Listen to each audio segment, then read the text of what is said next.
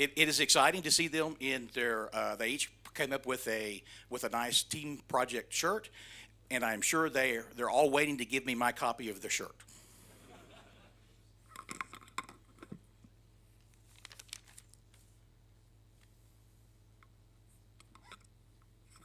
Before I get started and turn it over to the first team project, we do have a little bit of logistics that I want to talk through for today. So we do have a critical part of this program is we do have assessors online and in the room, and that is their job is to review the presentations. So at the end of each presentation, there will be a 30-minute Q&A session followed by an assessors meeting in a very secret location down the hall.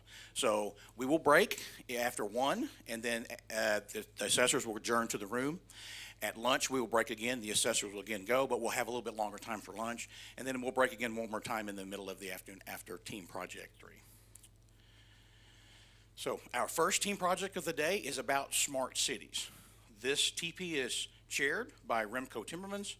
Associate chair is Kleber Nakarato, supported greatly by teaching associate Anisha Rajmani. I will now turn the floor over to Remco to introduce his TP.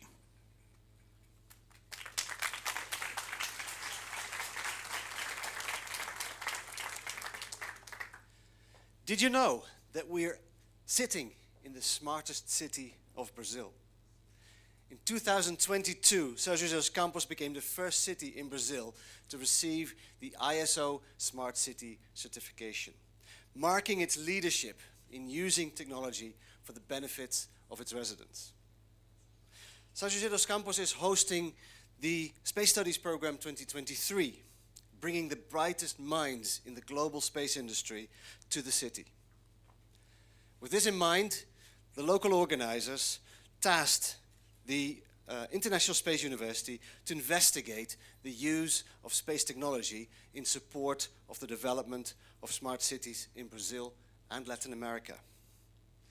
My name is Remco Timmermans, and together with my INPE colleague Kleber Nakarato, right there, we're honored to lead Team Project Space for Smart Cities. I'm very proud to introduce to you our final presentation, showcasing what a group of 22 talented space professionals can accomplish in a time frame of only 8 weeks. Ladies and gentlemen, Team Space for Smart Cities.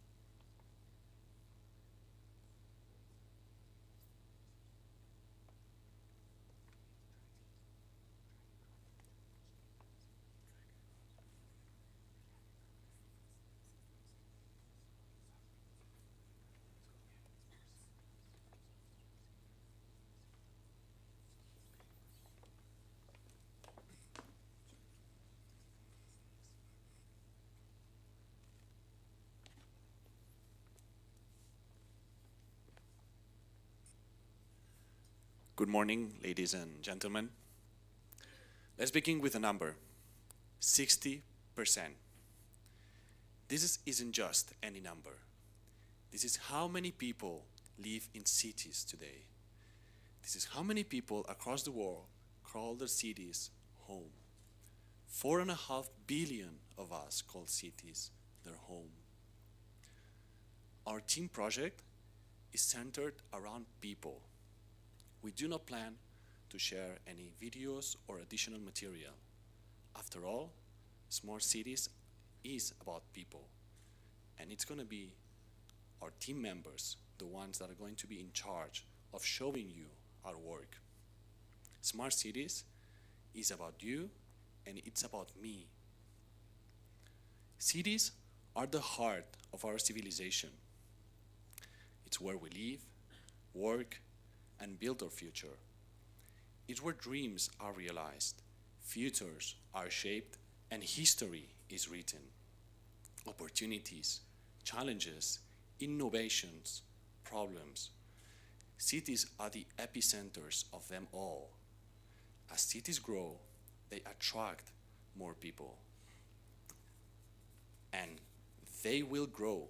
Picture this, 2.5 more billion people will call cities their home. That will mean over 75% of world population will live, love, and dream within the boundaries of a city. This growth is a challenge, but it is also an opportunity. However, growth has a darker side. By 2015, 25 years from now, out of roughly 8 billion city inhabitants, a staggering 3 billion, almost half of it, will live in slums under very poor conditions. This is especially true in places like Latin America, where cities are already experiencing a bloom which is growing at an unmeasured pace. We must not take a blind eye on it, because cities, slums, favelas are a real part of the city, and the word smart embraces the whole city. Growth, as thrilling as it may sound, it brings a set of challenges as well. More people mean more crowding, more voices, more footsteps, more heartbeats. Every inch becomes precious. Also, the gap between the privileged and the unprivileged keeps increasing, especially now after the COVID-19 pandemic. And also pollution, when our very air becomes our silent enemy. Our cities need solutions, and they need them fast. So, how do we create better cities for everyone? We talk about smart cities, but it's not just about technology. It's a whole complex and a multidimensional vision. Think of cities where new ideas and businesses emerge, where technology helps us find a way to create new ways to work and trade. Imagine a city where local artisans share the same space with tech companies, where technology fuels new business ideas every day. Let's take a look at Barcelona, Spain, my hometown. The city has been transformed into a digital hub, with areas like Poblenou district turning former industrial zones in innovation centers. This mix of tech startups, universities, research centers has renewed the economy of Barcelona and has turned the city into a true digital innovation hub. In a smart city, every younger and elder person is connected, learning and growing together. People are connected, sharing ideas, dreams, regardless of their background. Citizens are conscious about the place where they live. Here in Brazil, Recife Porto Digital is more than just a tech park. It's a hub where technology meets education. By offering training programs and supporting startups, They are not only building businesses, but empowering a new generation of citizens. This right here, this is about trust. A city that listens, acts, and involves people, where good quality public services are efficiency, when you have to say a say in the streets you walk and the air you breathe. Sao Paulo, Upper Government Initiative, has been a move toward transparent governance. By making public data accessible to everyone, it encourages city participation and it ensures accountability in public administration. Imagine moving around easily, buses that come in time and routes that are clear and fast. Let's turn our eyes to São José dos Campos, which has embarked on a pioneering journey in Brazil. The city is leading the race by being the first in the nation to complete a renewal of its whole public transportation fleet into electric vehicles. This move not only paves the way to clean energy, but also promises quieter streets, lower emissions, and a significant lead towards a sustainable urban future. Smart environment is where cities embrace green spaces, cities that care for nature, and where every resource is used sustainably. A place where nature is not just a visitor, but a resident in the city. Belo Horizonte commitment to preserving green spaces, like the Mangabeiras Park right here in the picture, serves as a lung for the city. Such initiatives prioritize the environment, ensuring that the city remains a harmonious blend of urban and nature.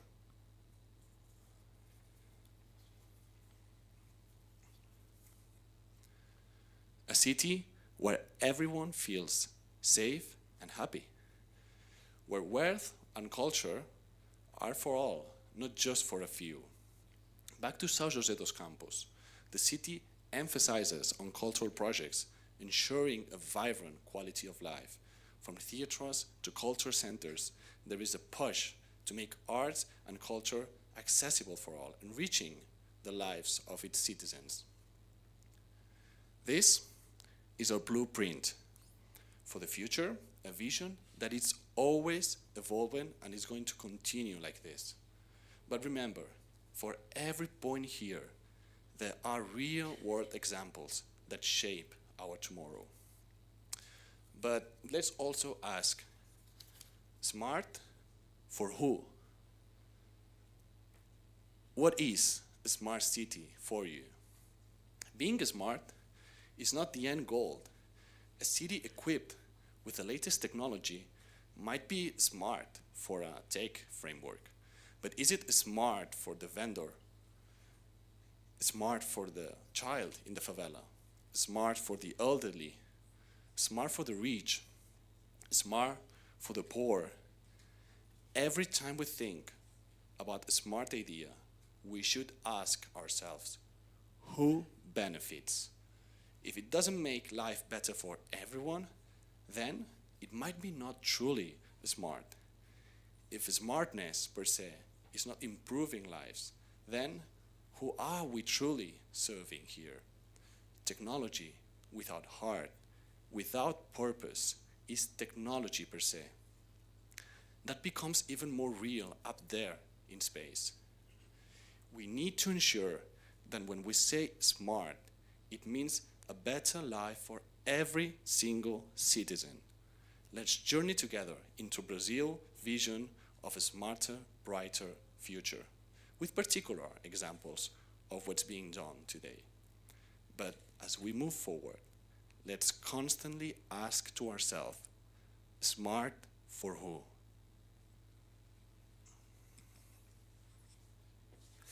We've come afar on our journey through smart cities, confronting challenges and finding solutions.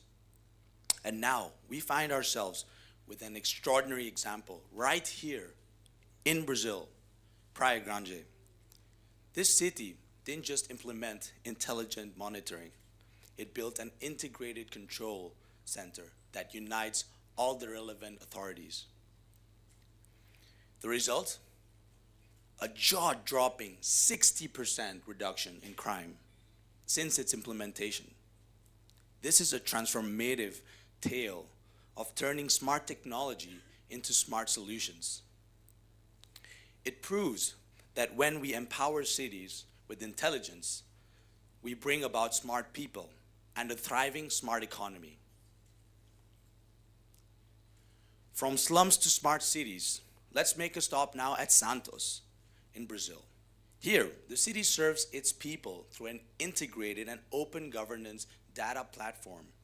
It's not just a municipality making decisions in isolation. Now, 6,000 users, including local companies and everyday citizens, use the Smart City portal for a more productive lifestyle.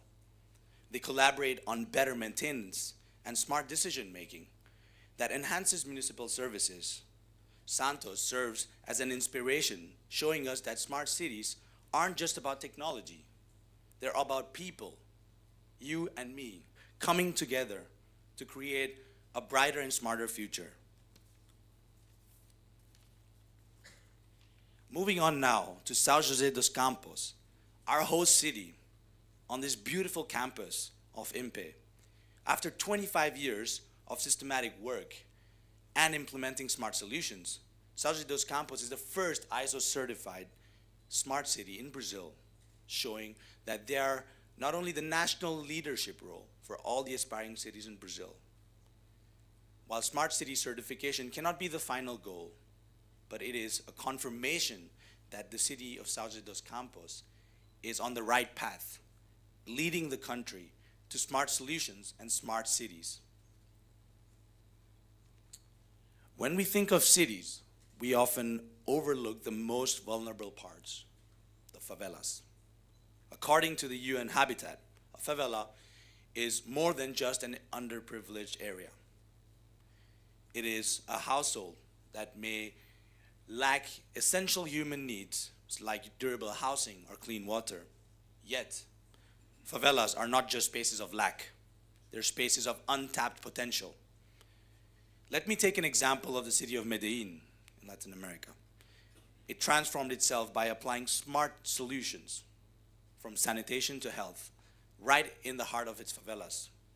Whereas closer to home in São José dos Campos, they're using technology and social programs to uplift favelas by rehousing families into better standards of living and setting a national example. The needs are great, but the impact of smart solutions here can be monumental, rewriting the narrative of what a favela can really become.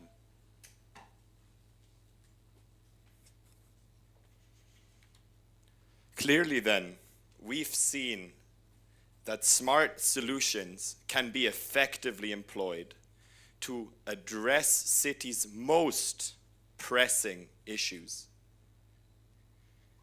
We've seen how security can be improved. We've seen how participation can be improved.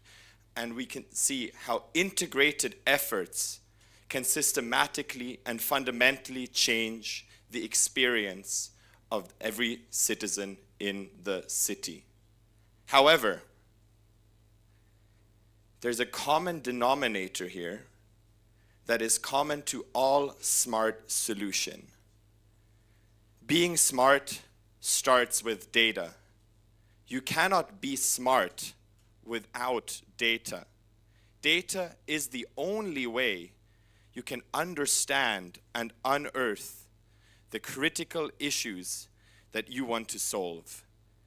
Data serves as the ultimate reference point to verify and check that what you are trying to do, the policies you are implementing as a city, the measures you are taking are working. Now, in favelas, where often the needs are great, where urban issues come to a head, there is an issue of insufficient data. They are urban data deserts. Why? The conventional way cities gather data about their citizens, about the state of their technology and their infrastructure, involves groundwork. It involves people engaging with the community, and this can be done to great effect. However, this depends on civic participation of these citizens. We see that there are security threats in favelas where it always comes with a risk to the people doing the work to go to a favela. We see that the highly dynamic environment of a favela often prohibits and the use of these solutions. We see that often ailing infrastructure and little digitalized assets also prevent us from getting a better insight into the state of infrastructure that is so critical to providing basic services to people. Space is data. Space offers the ultimate vantage point. Space is everywhere. Space is global. Space can cover every city and every community of this earth. So if we use space, we are provided with a rapidly implementable solution. The data is there. The knowledge is there, here in São José dos Campos. We're independent of ground solutions, which makes it cheap and repeatable. And we can rely on established methods to gain insights based on this data that can help real-world people. And this is what we're here to do today. We want to highlight, we want to promote, and we want to show to you how space data can be effectively used to enable smart solutions to cities' most pressing issues. Based on the 6 dimensions we presented earlier, we have decided to focus on 5 main verticals. We focus on social resources. How can cities provide the best services? Be it healthcare, be it education, be it transportation, the things we all need to live. This relates to smart people. This relates to smart economy. We focus on terrain. Do you know what your city looks like? Do you know what the state of the ground is that it's built on? Do you know who is building what at which time? And do you understand the risks that come with this? We focus on environmental resources. The environment is both crucial to provide urban citizens with the things they need to live. We all need clean drinking water. We all need air to breathe. But it can also be a hazard. Be it landslides, be it sanitation. These are all things we need to look into. We focus on people. How many people live in a city? What do they do? And what are their needs?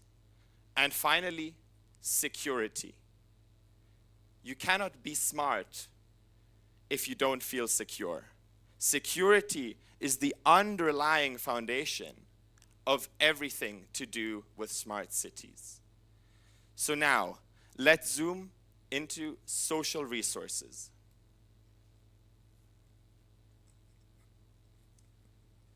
Let's talk about social resources. The municipalities across Brazil, they are trying to provide services to favela citizens. But there is a lack of resources. This lack leads to quality of life challenges, educational disparities, and transportation constraints. The municipality is struggling with this. We interviewed Marcelo Manara, the Secretary of the Urbanism and Sustainability at Prefectura de San José dos Campos. And he said that providing technology is the key point to foster development in these regions. And the main priorities are health and education.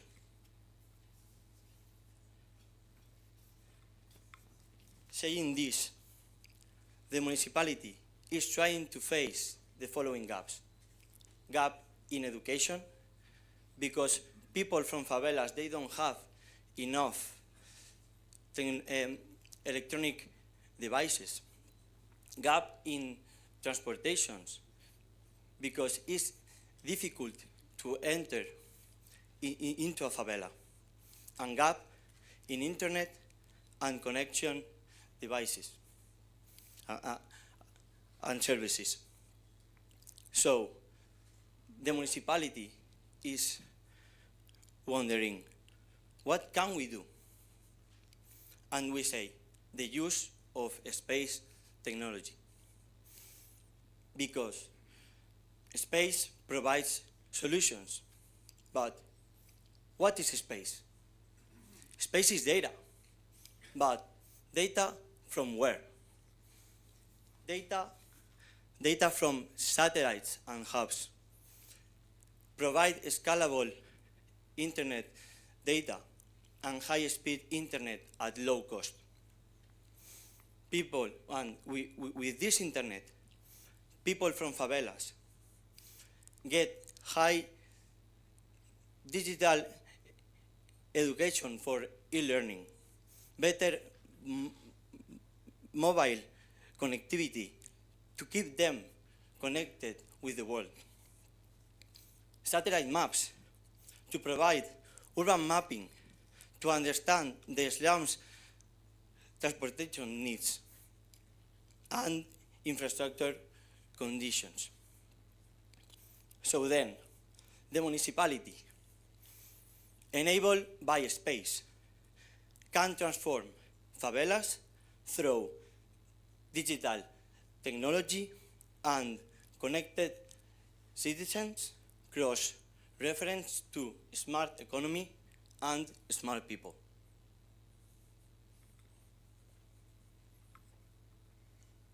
Terrain can also have a big influence on how and where slums arise.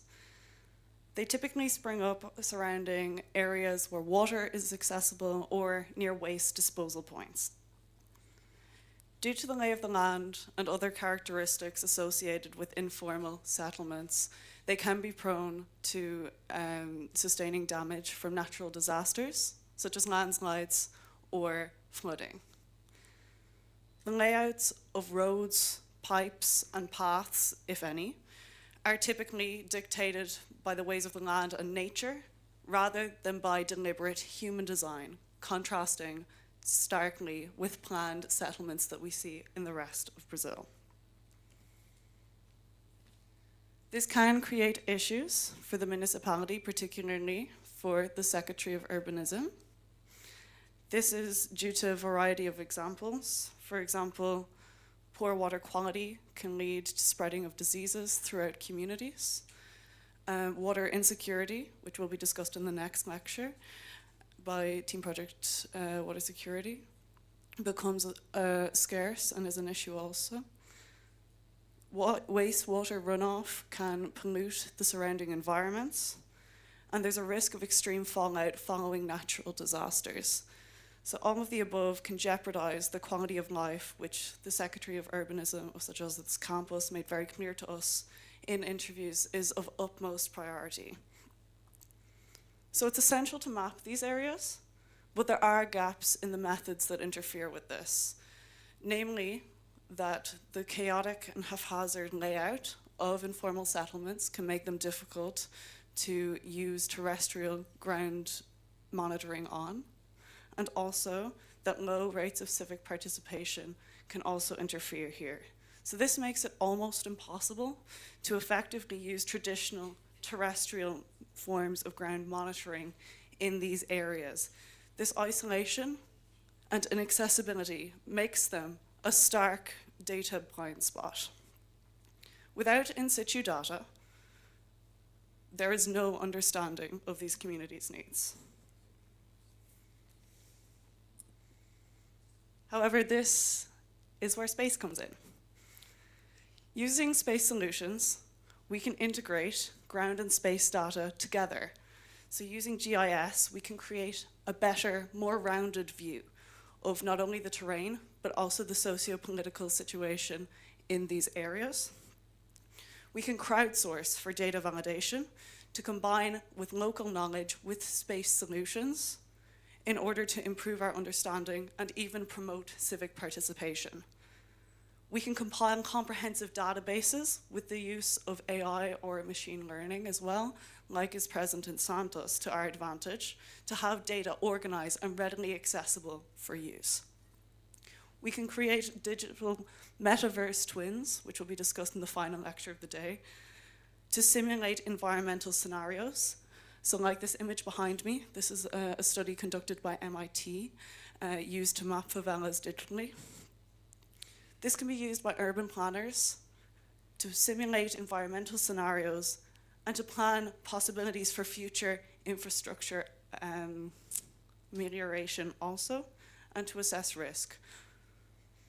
Ultimately, these recommendations are intended to bridge the existing gap in the data without the constraints of just ground-dependent ways of monitoring. Circumventing these issues will mean that we can gain insight without sacrificing anything. These are vital not only for promoting the quality of life of the people in these areas, but also for the management.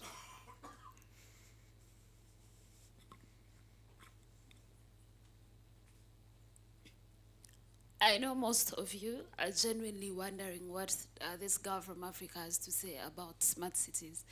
And they put a country for you so that you have reference to say, no, there's no smart city where she comes from. There's none, and that's probably why I'm here. So when we talk about environmental resources, some of these things form the core of human interaction, whether in the urban centers, whether in the slums, or whether outside the urban centers. The United Nations in 2002 framed some of the issues regarding environmental resources like access to clean water and sanitation and hygiene as basic human rights. And that can be buttressed in the SDGs, the United Nations Sustainable Development Goals from 2015. And that shows the consensus within the international community that some of these things are just basic human rights, not for the uptown people, not for the people in this room, but generally for everyone. So the question we ask ourselves today is, if these things have been realized as human rights, fundamental human rights for everyone, are they actually being realized by everyone, or is it just a preserve for the people in the uptown and most of the people that do not live in slums? So when we talk about environmental resources in the concept of slums or favelas, we are talking about things like waste disposal management. How is the waste being disposed within the slums? We are talking about issues like still water. During one of the TP visits, we went to Santos, and when we were coming back, this is like a slum that is by the river, literally hanging. Ordinarily, that would be a cool place to stay, except it is not, because you have infrastructure issues. You do not know when the building is going to crumble down. So those are some of the issues. Another slide, please. Thank you. So those are some of the issues regarding environmental resource utilization within some of those places. So then we ask ourselves, what are the gaps? What exactly can space do? Where does space come in? So some of the gaps is inefficient data collection. And then even when the data is collected, sometimes it's not analyzed because the data is inefficient. It's not representative of everyone. And then there's limited community involvement. So on a personal note, at my third year, because I did law, and during my third year at university, I did 2 modules, and they included some of us just visiting the slums and giving pro bono legal aid to the people that stayed in slums. And the people in my TP were very excited to go to the slums of favelas. I was not excited about that. And the reason I was not excited is because it's very hard. Some of those people, just their personal life, and they do not want to let you in within the communities because it's just like, you're coming from outside, and they do not want you looking down from outside and maybe dictating what is supposed to be done, and it's also not safe. So the slums everywhere, at least from where I come from, usually there is little goodwill from the community members that live within those slums to get people from outside, and that can be a problem, especially when you want to generate the data. They are not willing to give you the information, and for various reasons. So those are some of the gaps that then inform where does space come in, or if space comes in, how best can it solve some of these issues that we talked about, like poor housing infrastructure, the poor drainage, the poor waste management disposal. So these are the recommendations, and our recommendations are twofold. So one is that you use the space-based applications like remote sensing and like Earth observation. When you zoom in, then you see the poor infrastructure, and you know how best to solve it. When it comes to drainage, you know, you know whether drainage is required and what kind of drainage you need to do to improve some of the issues like sanitation and health for the people that live in those places. But on the second fold, you can also develop AI-based models. So once you've done that, say for Rio, and you've gone to the slums and generated the data using Earth observation and remote sensing for you to know the kind of infrastructure that's there, the drainage and how best it can be improved, then you can always use that data that you've generated to create the models that then you replicate and use in other slums. So maybe if there's other slums in Santos, you can always use the same model. You can always use the same model to best improve the slums elsewhere.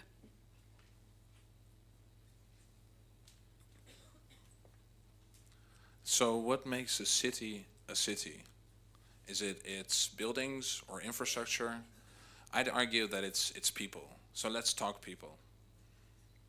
Speaking of Brazilian cities and their people, you imagine a vibrant culture, you imagine history, but behind that tapestry is a network of organizations that works hard daily to ensure the basic needs of disadvantaged communities are met.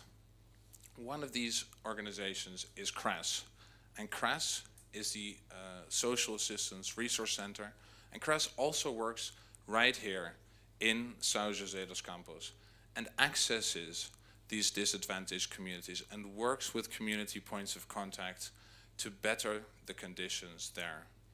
But CRAS relies on accurate information of who lives where.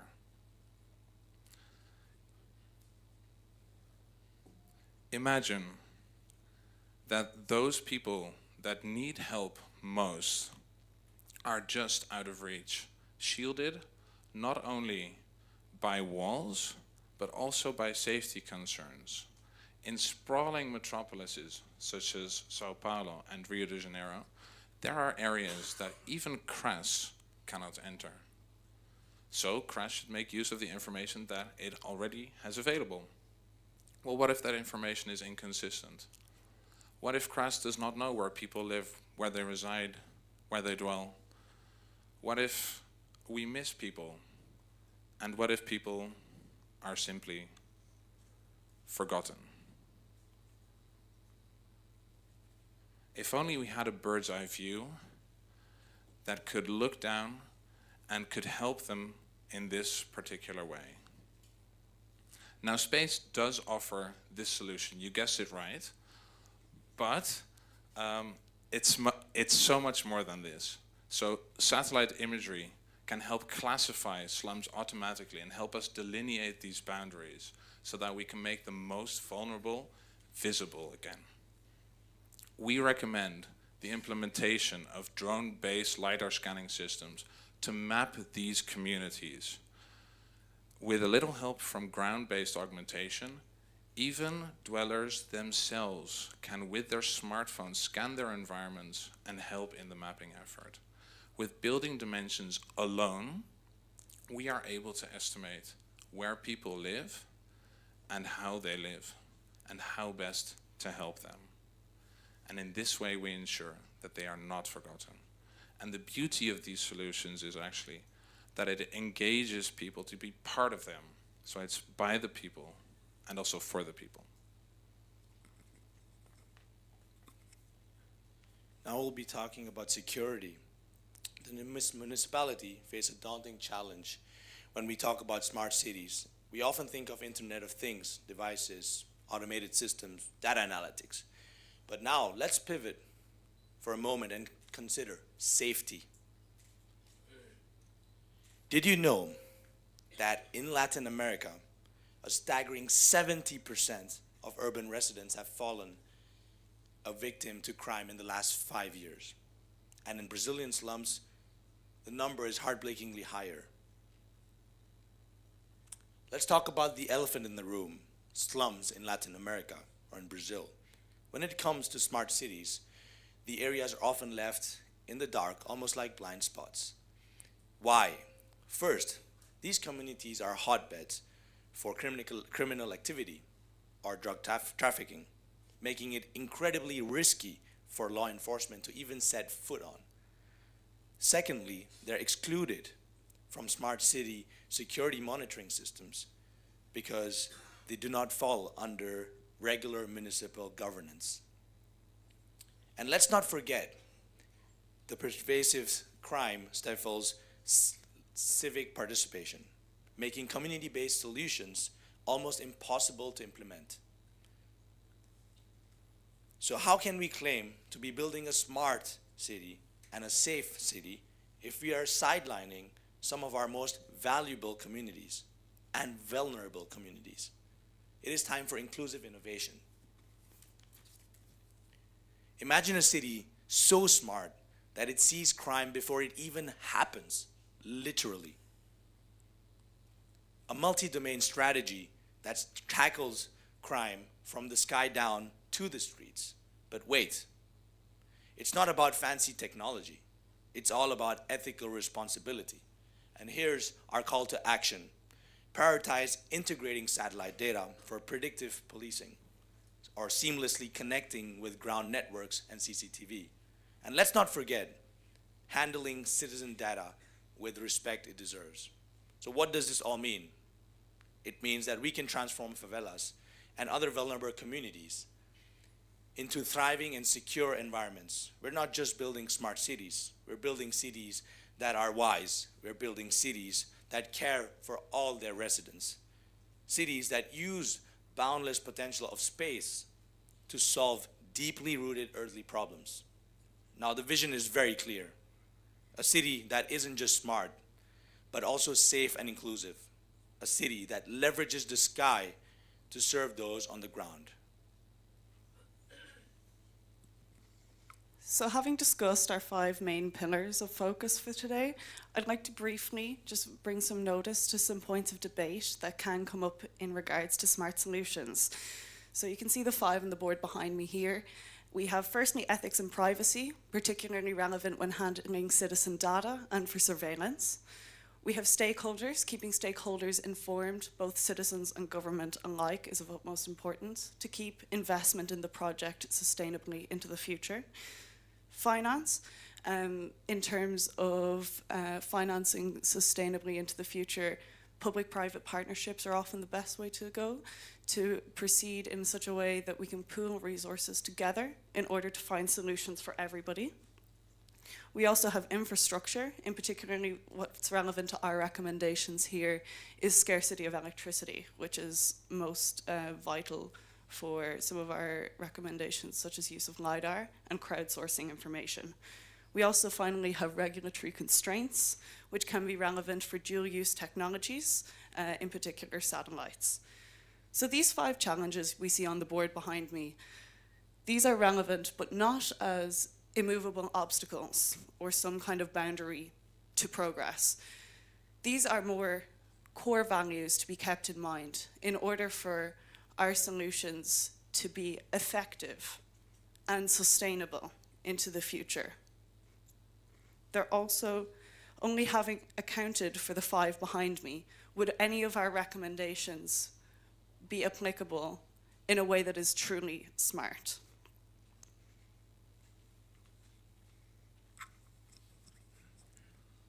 So we recommended to you a range of smart city space-based solutions that really make a difference for slums. We compiled these for you in a roadmap. So first we recommend that a data backbone be set up to get the much needed information from these data deserts to users. Then, with enhanced positioning, we hope that residents will not only know where they are, but where the future might take them. By connecting, by informing, and by educating them, we hope that they can imagine this brighter future for themselves. Next, we want them to take up this future by crowdsourcing data from their own environments and learning more about their world from space. To harness all this information, we require ecosystems of entrepreneurs that take stewardship of digital city models, which we call digital twins, and build thriving commercially viable ecosystems around these. But finally, the government will need to support all of these initiatives.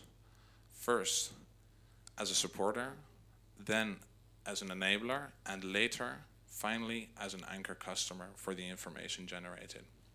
But that's not all. To amplify the effect of these solutions, we recommend investments in drone-based LiDAR scanning systems and other remote sensing technologies such as satellites to harness this and to amplify the effects. We are very excited about this roadmap and cannot wait to take you on this journey with us.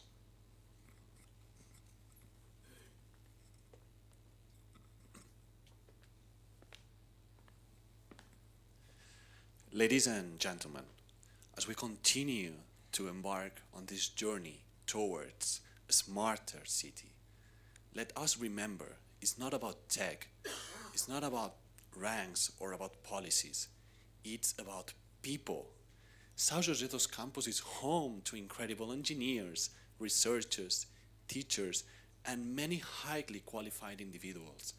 With such a diverse and talented population, if everyone, including institutions, research centers, universities, move towards the same direction, we can continue to make São José dos Campos even a smarter city.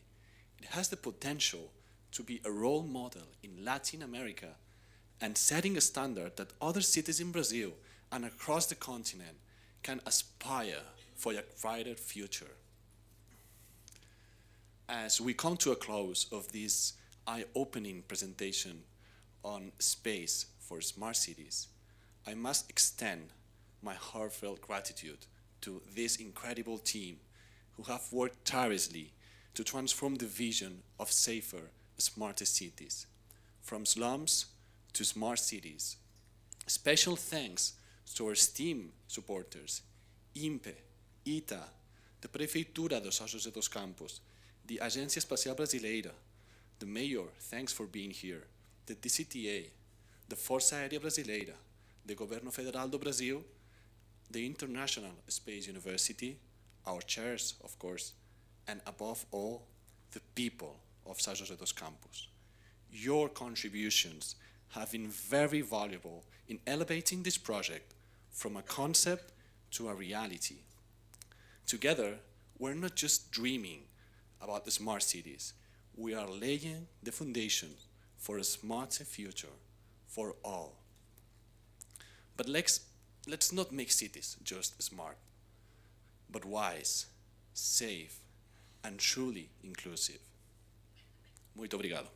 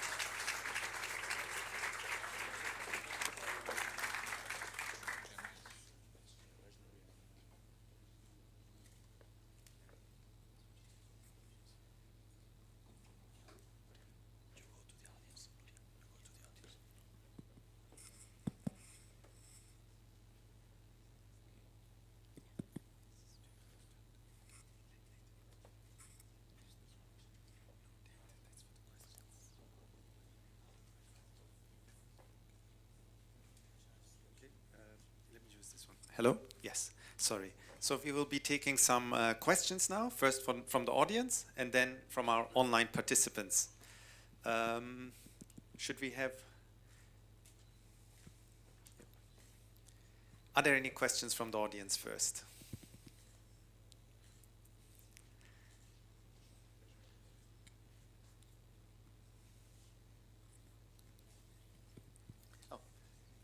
Oh, yes, okay. Hi, good morning. Thank you for the excellent presentation. It was really well done by the group. I just have a few maybe thoughts or inputs that should be reflected. I think you captured the key issue around the civic participation and data not forthcoming from the slums. And I think that's still going to be a major challenge, because the key aspect for these solutions is not developing the solutions for the slums, is developing the solutions with the slums. Okay, and that's going to be the most critical point of the success of this project. Have we thought about what the end state would look like in terms of the ideal? Are we talking about moving the slums into the smart cities? Are we eradicating the slums, or are we just making them smarter?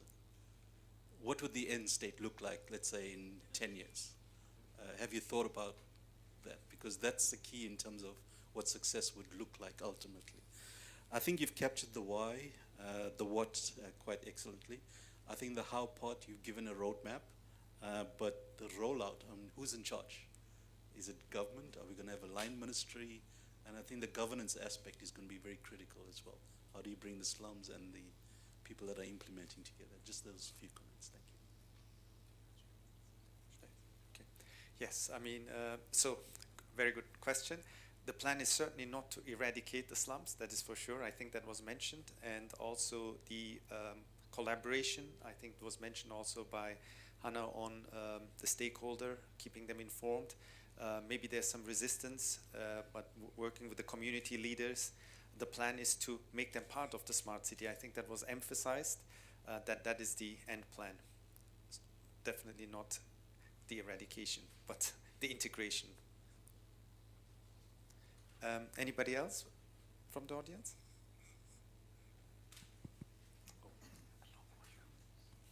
Thank you. Congratulations, really, for this very good presentation, really clear and very well structured. You presented really clearly the challenges and potential solutions. So I'm coming, I have a question which is focused on technology, I would say. You mentioned regarding security, a concept that you called predictive policing. Could you please elaborate a little bit on this, how what it means? Thank you. Should I take that? Or do you? Yes, of course. I'm sorry if my accent wasn't clear. So it's not policing, it's policing. I'm sorry if I think I was given that comment even by my chair earlier. But yeah, predictive policing is really, for example, we visited the CSI, which is the Central Security Agency, where they really try to make sure that areas are secure. So 60% reduction in crime was measured duly because people felt safe, and robberies and crime was reduced automatically because of these implementations of the 3,400 cameras across São José dos Campos, for example. We can monitor this via space, and the question in particular that you asked was really making sure that the authorities are providing specific solutions for areas that are prone to some high crime activities, for instance, to provide a safer environment in these particular areas which are prone to more crimes than in other areas. And this is very smartly done by the city already. But what we proposed was also incorporating infrastructure in the sky, in space, and then linking this with the systems on the ground to have real-time data, for example, and tracking real-time. This is what security predictive policing was meant for. Yeah. How do you balance? sorry, let's just bring the microphone. Do you have the microphone? Okay. How do you propose balancing the need for safety with that for, I don't know, privacy? But what you describe is basically a surveillance state that is run by private companies in private-public partnership, which doesn't sound very reassuring. It's not something that I personally would like to be subjected to. So how do you propose the implementation of this idea in a context that is already, let's say, skeptical about the intervention of the government? Firstly, thank you so much for your question. This is really insightful, actually. Of course, as citizens, nobody wants to be observed. That's quite important. How we feel going about our everyday lives it's largely dependent our security on our right to privacy, right? That's what we all want, to have some time alone, some time isolated. No one wants to feel surveyed. So what we're proposing here is very much a rights-based approach to privacy, not doing the bare minimum, but rather treating it as a human right.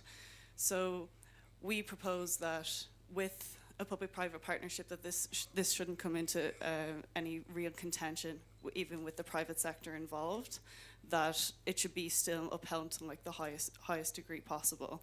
Just because we have cameras doesn't mean that we have to overly infringe on people's privacy, and I think you address a really good point there.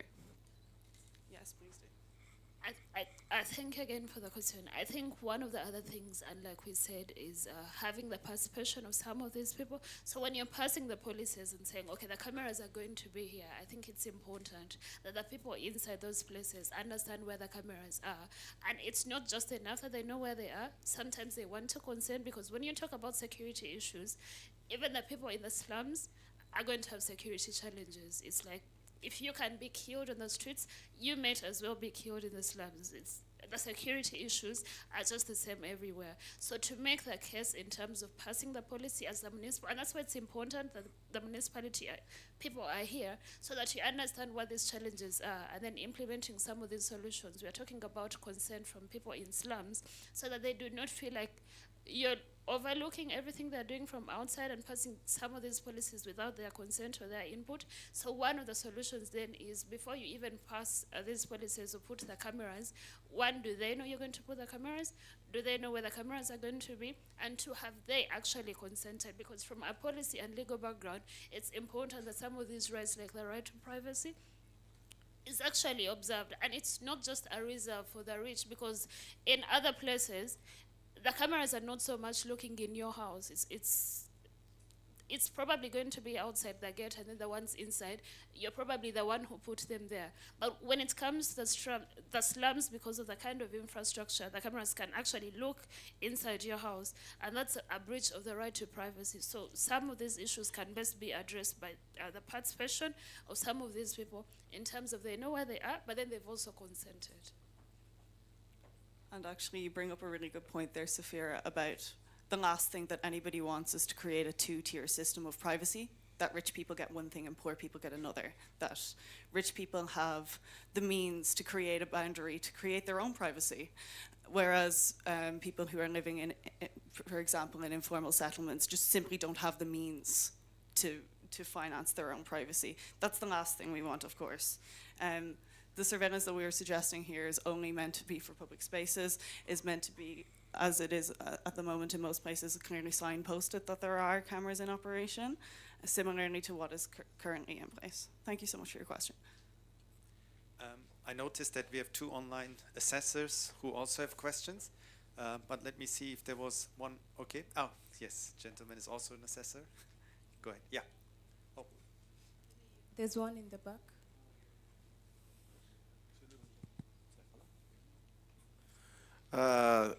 So congratulations on your work. I'm Anderson Correa from ITA.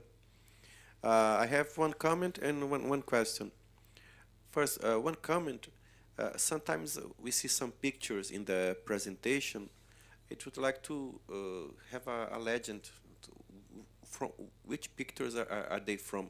If they are from Brazil or Latin America, elsewhere. if they are from São José dos Campos, other cities. So we belong to our town. So sometimes I see the picture, I say they are from our town or from elsewhere, and because there are many international people as well, it could be this is from the exact place. Second point is, like in the beginning, you mentioned that our cities are smart city, as you mentioned. We have some controls and have some data that is being used. What exactly is the purpose of this project? I mean, what are the differences that we are proposing that are not being used today? So, what is the advancement? Because we know that I was watching some presentation from the mayor or the former mayor, I don't remember exactly, that São José dos Campos used to have 9 slums, and now they have 2 slums, according to the presentation that I watched. And he was mentioning that this success was due to more data, more control, and more legal support as well. So what exactly is the new point in the project? What is not being done that you are suggesting and that can be achieved now? Thank you so much for an excellent question. It's very insightful. I think the main issue we're proposing is not one of technology. Space technology is here. There's great examples across Brazil, but especially here in São José dos Campos, that we've been able to witness how space is already being used effectively. What we are proposing to you is that the gaps are in integration between facilities, are in bundling the resources, and that you can use already established methods that are published and that are often already used in many other areas where it's not being used. What exactly? Because, you know, we don't just have space in São José dos Campos. We do have, but we do have the use of space in controlling the areas, of controlling the infrastructure and how to integrate the dam. Otherwise, we wouldn't be reduced from 9 slums to 2 slums. Not only police, we are using technology here in our town. What exactly the differences that I would like to understand? So from the methods that we've been able to observe, we've seen that São José dos Campos, for example, uses space technology to measure building, construction activity, conversion of land, to control how people build. They use it a lot in urban planning. I believe that from what we have been able to observe, the major gap in São José dos Campos is in the integration of even more applications. For example, the use of AI models to estimate population from remote sensing data is not something that we've seen here. We have not been able to... I'm sorry, we do have this. Okay. We have algorithms to estimate the population. This is not new. I was looking for something really unique. Otherwise, you don't present a product. So I'm sorry to interrupt several times, but I would like you to highlight what exactly is the new point. Otherwise, you only provide a lecture on how to use space in the technology, and or else you were interested to apply this to other cities that don't use this. Otherwise, we are not improving what we have today. So, in my opinion, and from what we've been able to see, and what's been presented to us, I think indeed São José dos Campos is doing a lot. So our focus has not been on coming up with a new method. Our goal was to gather all the methods, and I believe you can check it out in our report as well, to gather them, to synthesize them, and to highlight the fact that São José dos Campos, with its current technology leadership, should be expanding to other areas. The gaps... Okay, that I understand, and I think that's why I asked the pictures, where are they from? Because, you know, we have a huge challenge in Brazil. If you compare the city of São José to the rest of the country, there's an enormous gap. I think that applying those technology to Rio de Janeiro, for instance, the Yes. crime in Rio is Yes. immense. That's- in yeah. I'm from São Paulo. I was born and raised in São Paulo. There are dozens of favelas with crimes there. So I think to export the new product with some applications, some improvements, but to apply on a national base or a Latin American base, that I think that's That's exactly important. Yeah, that's thank you. exactly our recommendation. Okay, thank you. Okay, I think there was one, the gentleman. Oh, Sorry, I'll jump. There's one in the back. Tolga? Hello. Online? Okay. Yeah, it's okay. Yeah, I'm George from ITA. In the way of the first question, the goal of this group is not to get rid of the favela or Islam, is more to integrate and to create a better environment.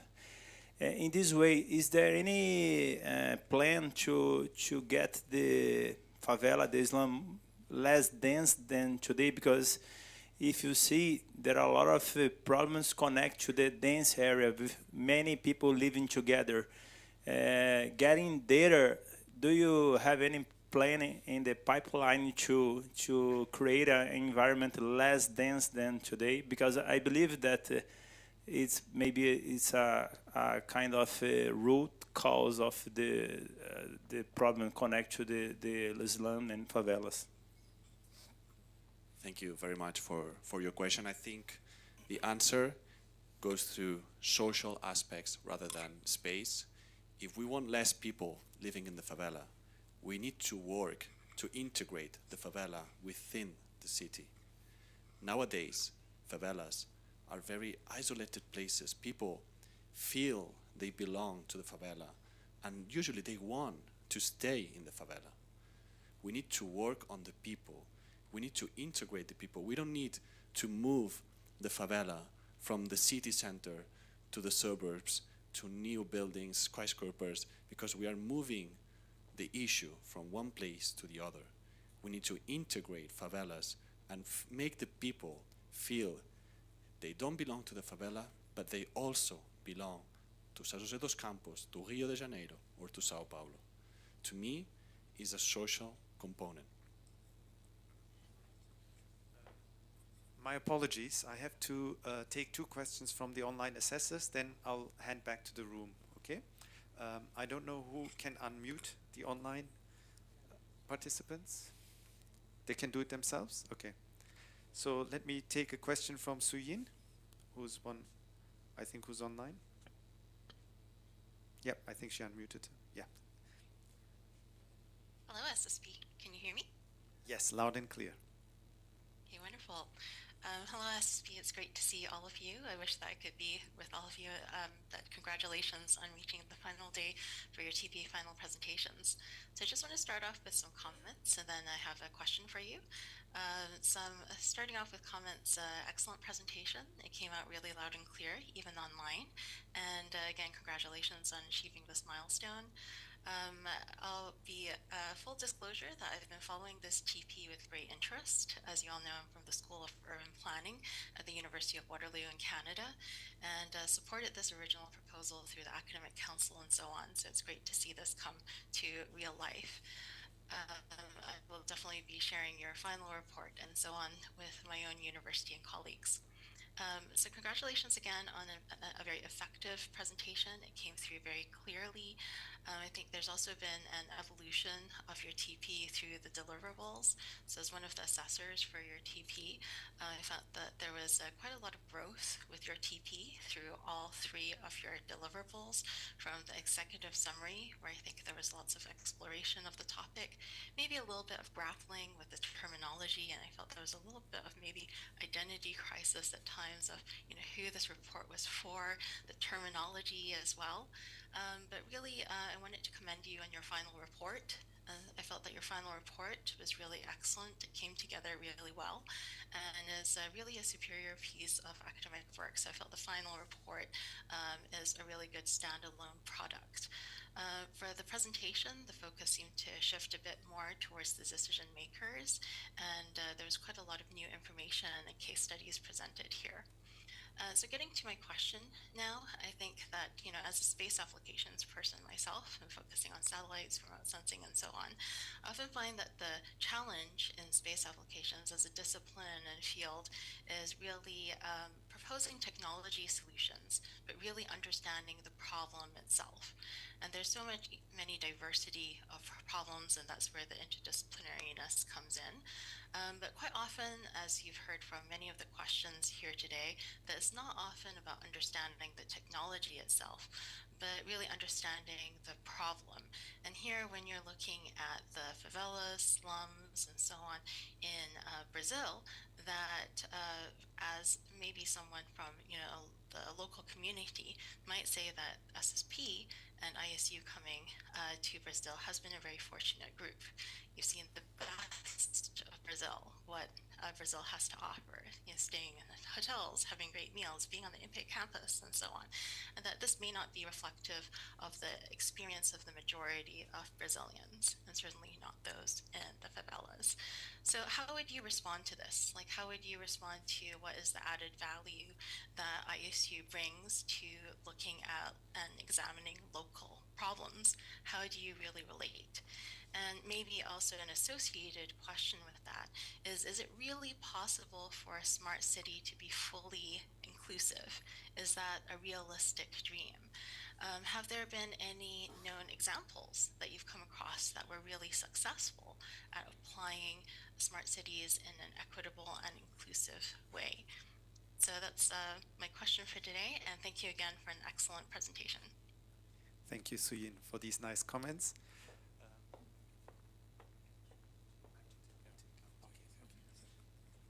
Thank you, Suyin, for the excellent comments. We wish you were here with us. I'll tackle the questions in two parts, and you might have to repeat the second part again. But the first part, I believe, was relating to our experience here and how this relates to the topic that we're treating and whether our assessment adds value there. I think we spoke to stakeholders across the spectrum from multiple municipalities, but also from CRAS, for example, that are on the ground helping people there. So for us, it was important to get these perspectives and to interview these people and to understand the issues that they're facing in helping communities develop in a sustainable and inclusive way. So I believe that being here on the ground really added value to our team project in the sense that we had access to local stakeholders and were able to interview them and to spend time with them here in Brazil. So that was the first part of the question. The second one was? Yeah, the second part of the question was really about in your environmental scan and literature review, did you ever find some good examples where smart city technology application was successful in terms of inclusivity and really catering towards some of the poorer neighborhoods such as slums, for example? Yeah, of course, the obvious answer would be São José dos Campos, where we are now. We just heard that the number of disadvantaged communities was reduced to 2 here, so I think that's a prime example of how smart city technologies, but also coupled with people and with policy, really make a difference here in order to integrate through what is in Brazil called regularization of slums into the cityscape.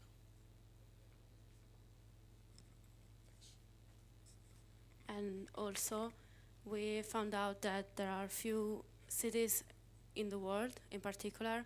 One example is in Nigeria. We have Makoko slum in Lagos City, where NGOs manage to stay in contact and include people from the slum into the mapping of the city with mobile phones and with apps. So I believe that's something that can be done. Like, you can involve people. You just need a little more effort. Okay, one last question. I think we have another online assessor, Juan De Dalmo. Yep. Hello and greetings. I wish I would be talking to you from Bangalore or Bangalore and celebrate the successful soft landing of yesterday, but in fact I'm only calling you from another city with a similar name, Barcelona, where I would like to invite you all to come to next November's Smart City Expo World Congress from the 7th to the 9th of November. I think that many people in this room, including the VIPs and assessors from the Brazilian hosts, would have many things to present and to teach to the delegates. I can recommend you to come to Barcelona in November. I think it's a pioneering congress on smart cities. So put it on your agendas. I'm very glad to see so many ISU alumni like myself from 1989 in the room, faculty members, and also our very own Chancellor, Dr. Munsami. My question is about the process that you have followed. We all know that ISU team projects are about product and process.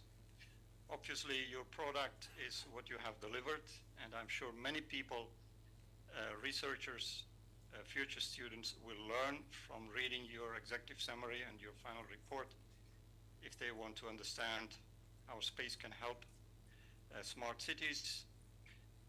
But maybe you can share with us now, especially with the audience in the room, about the process. What have you learned through the team project process in terms of interpersonal communications, team management, timekeeping, consulting with externals, brainstorming, coming to agreements, decision making, and delivery. I'm sure you have learned a lot, but this is not in your report. So please share it now if we have time. And briefly. I would welcome that people who have not spoken so far be the first ones to speak. Thank you and congratulations.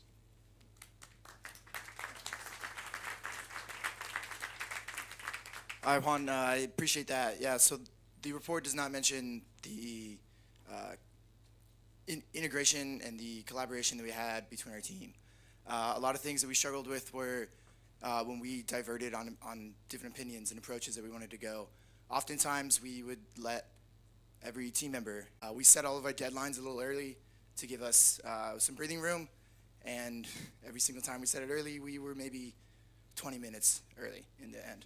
So that was something we learned about time management and schedule. I think when you bring people together from very diverse backgrounds, you, have a lot of conflict, but you also get a lot more opinions, a lot more ideas, and a lot more innovation.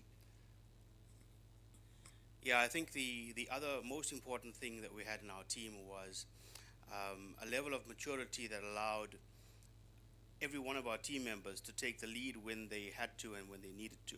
And that was the most important thing that ensured our success on this project.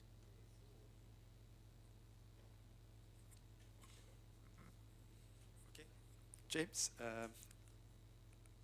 Okay, I think we're going to wrap it up right here. Let's give these folks a big round of applause. And I'm going to make another comment, and then we'll break.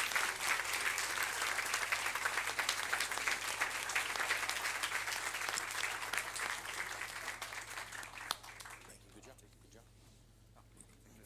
Good job. Nicely done. Well played. Well played. Okay, so I'm going to make one quick comment before we break for the coffee break and the assessors leave. And I think it's actually worth mentioning, and I'm going to look sort of at Mayor Anderson, because I think one of the points that's important to make here is it takes great leadership to have a hard conversation in public And so it's very, very nice that we have strong leadership here in this. And so I want to say that I'm proud to be here because the municipality, this is a hard subject. And for the municipality to be willing to have a hard conversation in public comes from great leadership. So thank you, Mayor.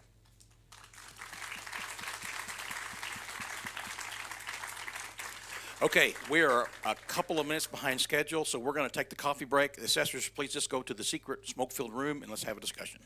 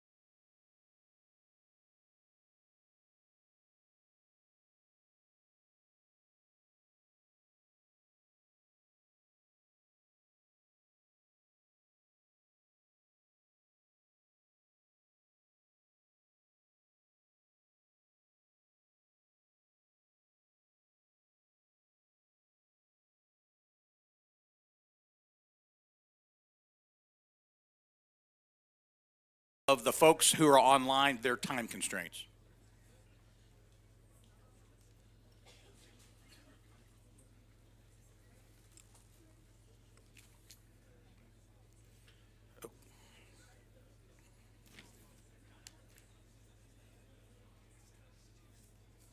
Okay, our next TP presentation today is about water security.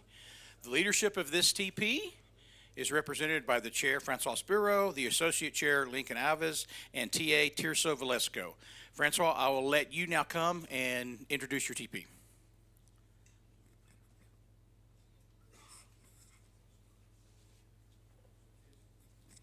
Thanks a lot, James, and good morning, everybody. It's my pleasure to be here with you. So my name is Francois Spiro, as was just said, and I had the honor and the privilege to chair this team project on water security. I would first like to recognize my associate chair, Lincoln Alves from INPE, from the great local institution INPE, which gives me the opportunity to thank all the local institutions and people who have been extremely nice, gentle, useful, and welcoming, and helping us a lot in the work for this team project. So big thanks to the many local institutions and people. On top of that, I would also like to thank Tirso Velasco and João Paulo de Souza, who have helped us very well in this team project. And last but not least, I would like to thank and congratulate the 23 brilliant and gifted and enthusiastic professionals who have worked hard on the work for the issue, or the key issue of using space assets for water security and for disaster management. I think they've done a great work. I've seen them, we've seen them late at night and during many hard working days. So you will hear right now the result of their work. Thanks again to the 23 gifted and nice people we had the pleasure to work with. Let's listen to their presentation.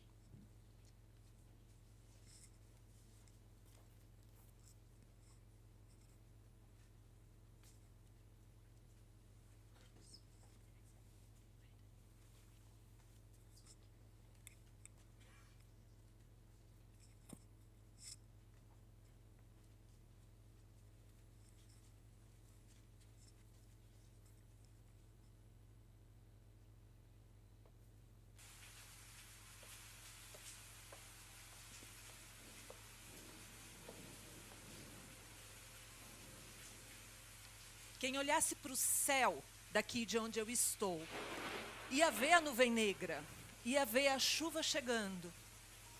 Anoiteceu e chuva veio. If you look up at the skies where I lived, you would have seen the dark clouds. You would have seen the rain coming. Anoiteceu, a chuva veio, veio forte, veio grande. Choveu noite adentro, foi toda madrugada. It got dark, and the rain came.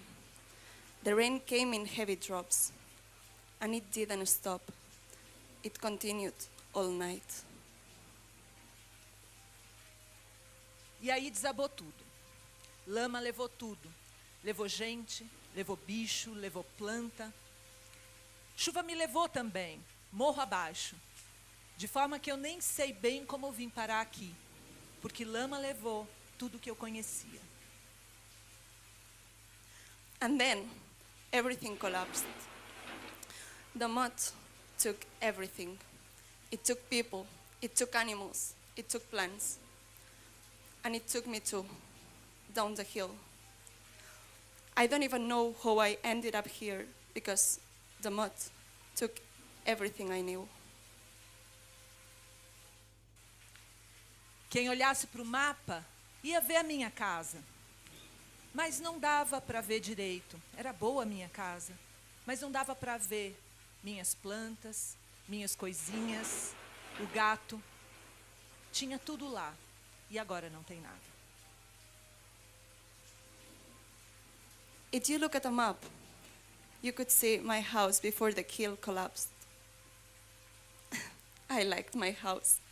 But if you look at the same map, you couldn't see my plants, my cat, my little things. They were there, but they are not there anymore.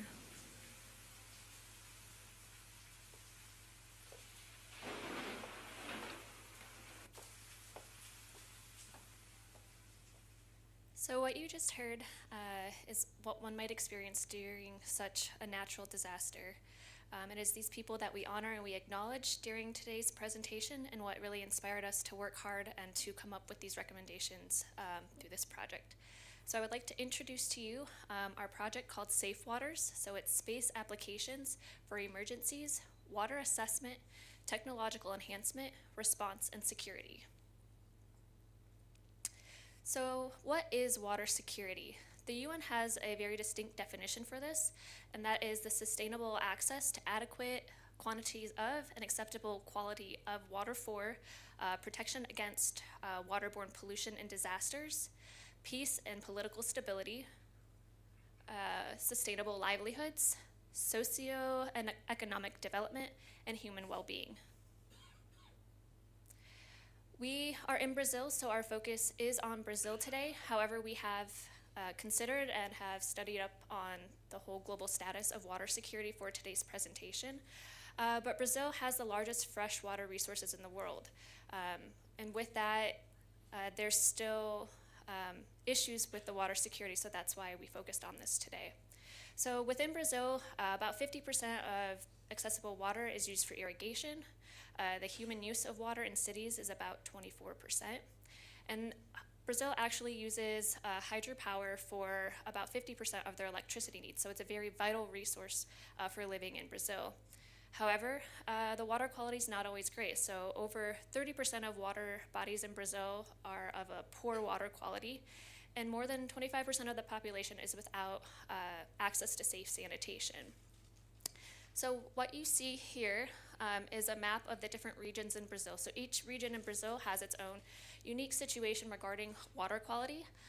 What you see here is something called the Water Security Index, which is a very complex way to measure what the access of water looks like in each of these regions. So we acknowledge that the Northeast is one of the most one of the regions that has the lowest water security. They have a lot of drought and desertification risks.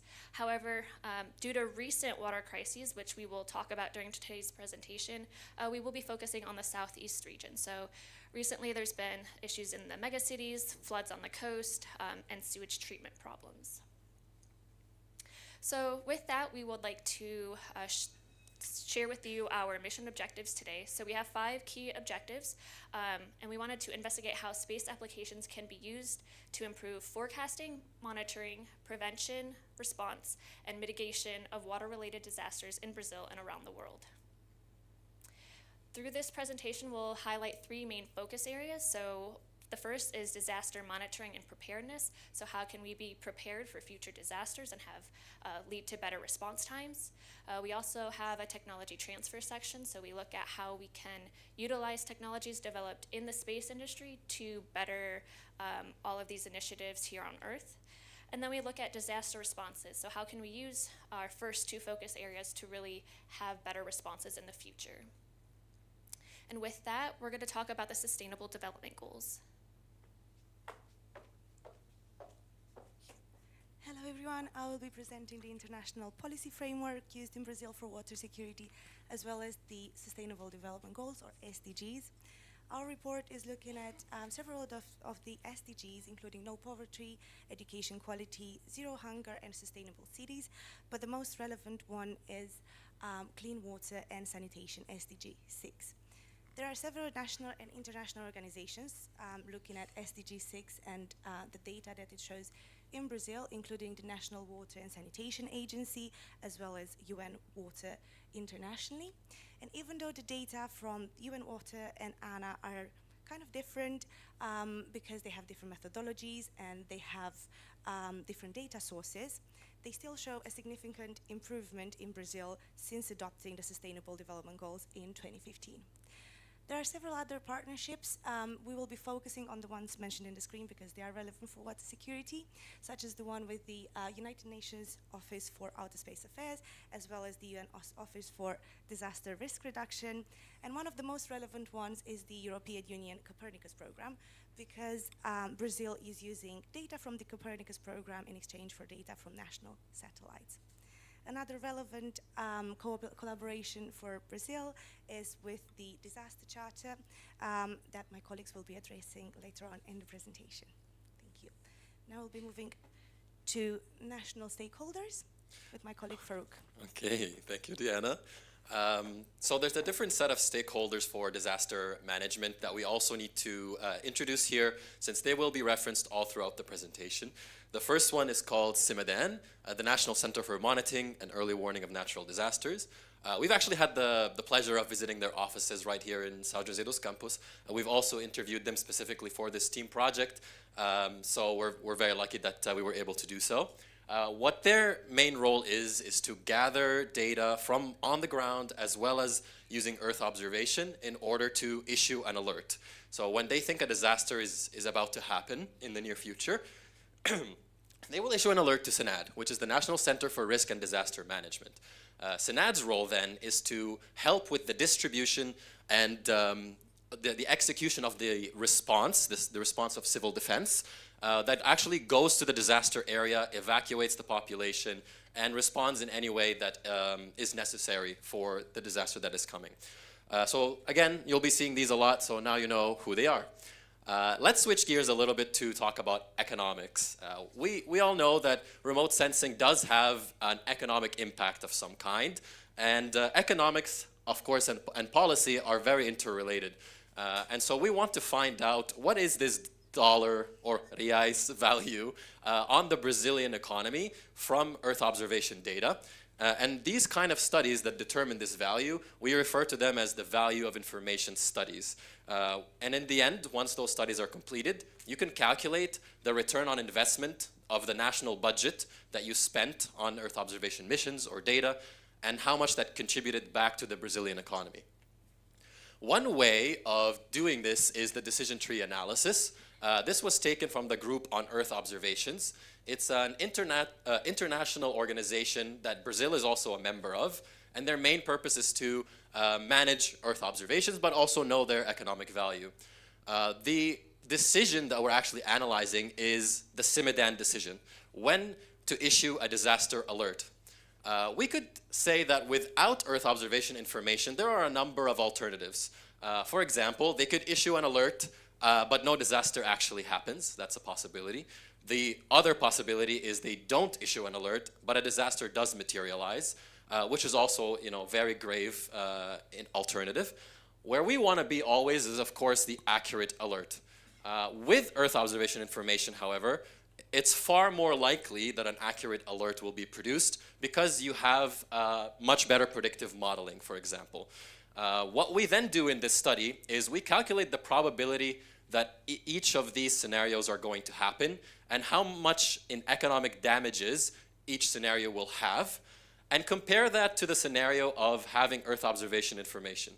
Now, down here, it's going to be less economic damages from this flood scenario that we're analyzing, and the difference in the damages is what we would call the value of that Earth observation information.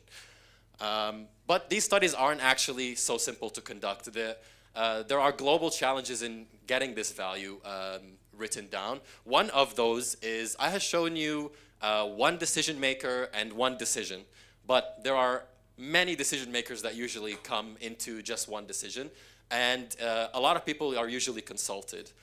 You also don't know how much the Earth observation data specifically contributed to that decision. So that's called the attribution problem as well. Another thing I want to highlight is the non-economic benefits of Earth observation. So talking about humanities, for instance, you could look at a beautiful picture of Rio from space, feel inspired, and become a scientist and go into Earth observation, which will contribute to the GDP of Brazil, but how do you really calculate that? So that's what we call the non-economic benefits. And usually, non-economic benefits are actually much larger than the economic ones. So because of this, from our research, we've noticed that Brazil still needs to do a lot more work in knowing the GDP contribution of Earth observation, either as an economy or during specific use cases, like during a flood. And we recommend partnering with countries like Canada and Australia, who INPE is already in talks with, I believe, to come up with research about how to value the GDP contribution, again, of Earth observation information. Canada has actually already done a study on this, as you can see here. In 2013, Earth observation contributed 20.7 billion Canadian dollars to the economy, which made up 1.1% of GDP that year. So it's still a significant contribution, and we can probably expect that this number is much higher now. However, due to the, again, time and resource intensivity of this study, we don't have more recent figures. So this is a global gap, not just here in Brazil.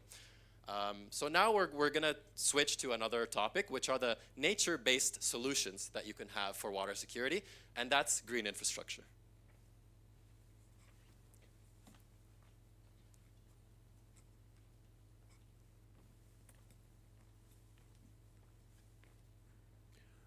Good morning, everybody. We are going to talk about green infrastructure, and we want to start with a question. Does anyone in the audience know the man, who is the man in the picture? Marco?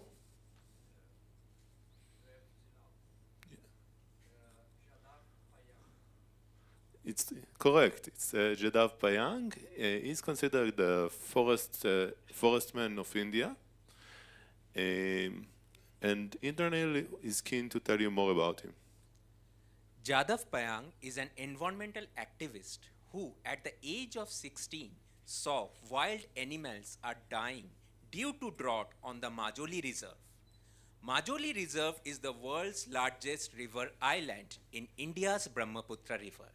So, he started planting trees for 40 years to convert that barren soil into a green zone, which became home to hundreds of such elephants in that forest.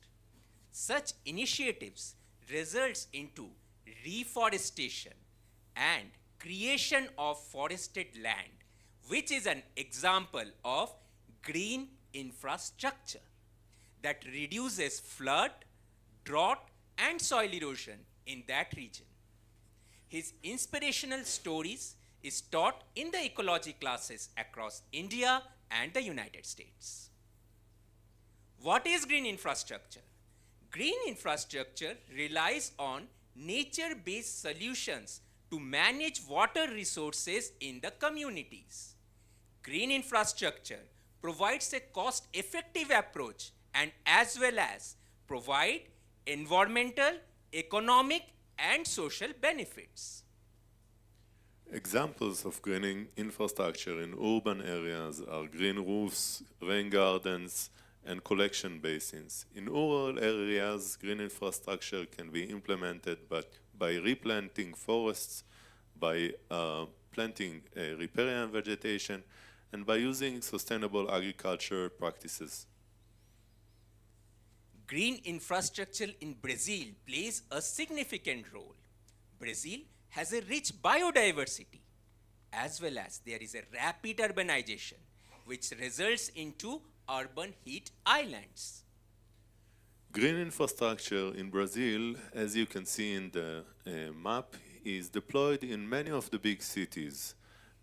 Examples of green infrastructure in Brazil can be found in green roofs, urban forests, ecological parks, and sustainable drainage systems.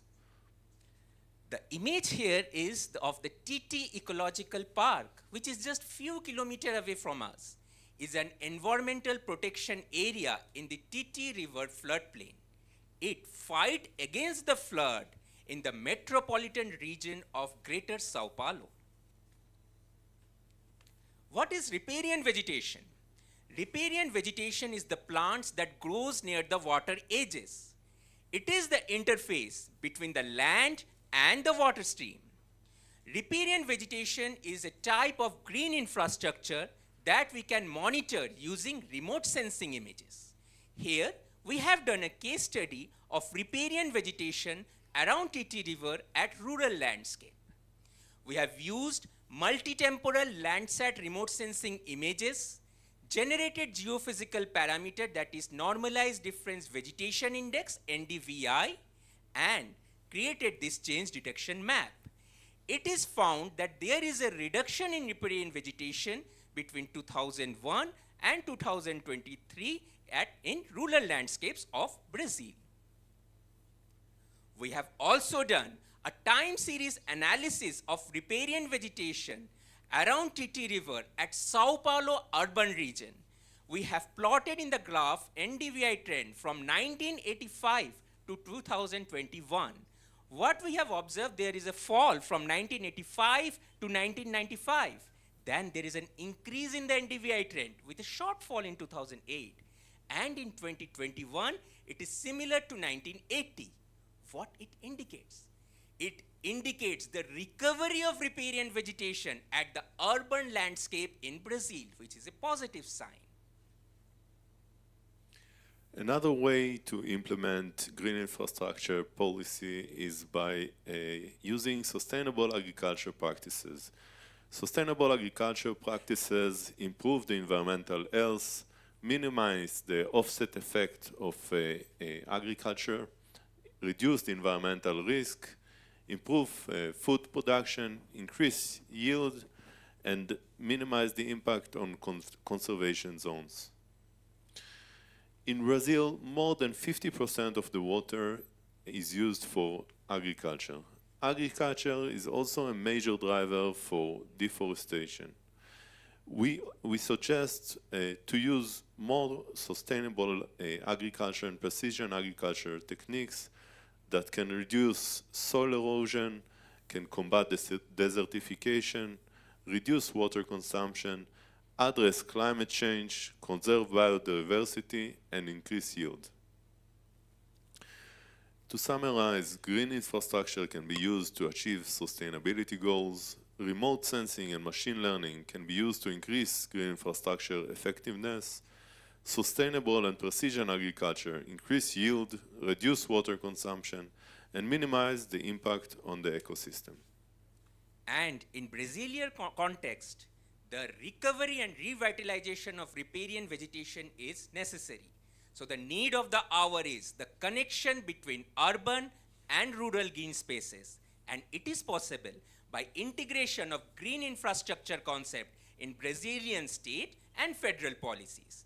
Here is an example of vertical forest building located in Milan, Italy, known as Bosco Verticale in Italian, which is an example of urban green infrastructure.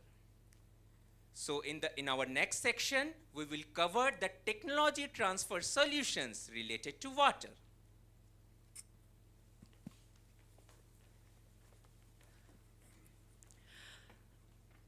So talking about the technologies can be used in the disaster response. Since we get a high efficient water treatment and life support system in space station, we were considering maybe we can get some inspiration from space technologies can be used in disaster response, especially for water treatment process and also green infrastructure. Actually, there are many technologies originated in the space, have been better developed in the response disaster, like reverse osmosis technology. So talking about the membrane technology can be used in the water treatment process, we got three: osmotically driven, pressure driven, and also thermally driven. The RO technology, which belongs to the pressure driven, have a high rejection of a wide range of contaminants. even including the radionuclides. And so they have a better facility, especially when the water quality is uncertain. And also, we got some membrane technologies can be used in Brazil after the disaster, like ceramic filter and live straw system. Now, let's focusing on the technology can be used in green infrastructure. Okay, thank you.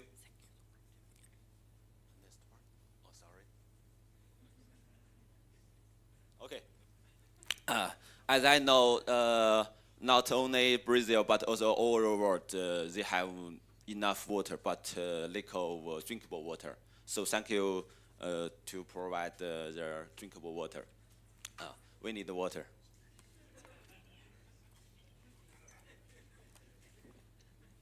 In different way. Water gave us life, but also can make us look better. Right?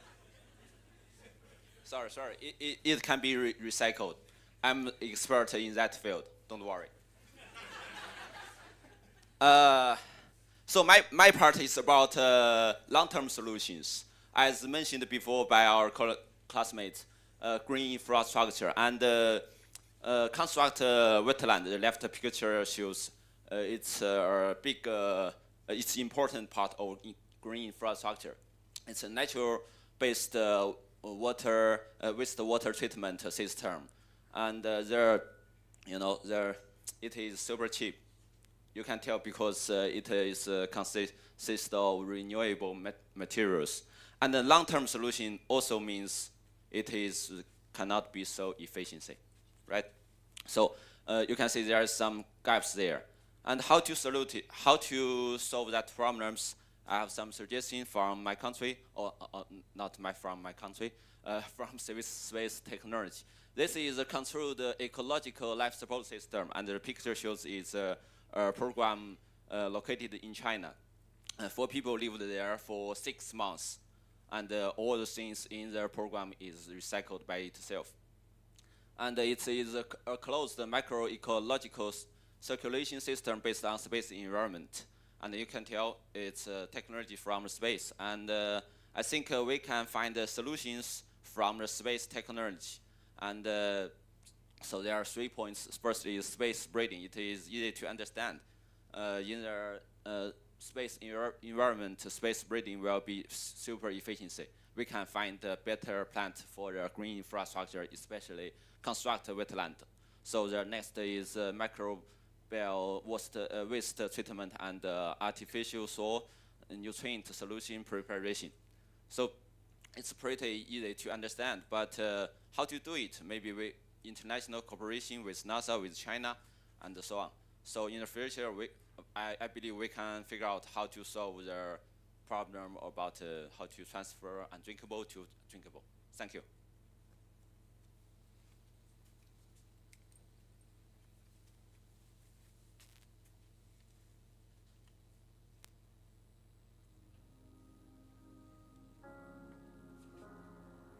The planet can survive without you.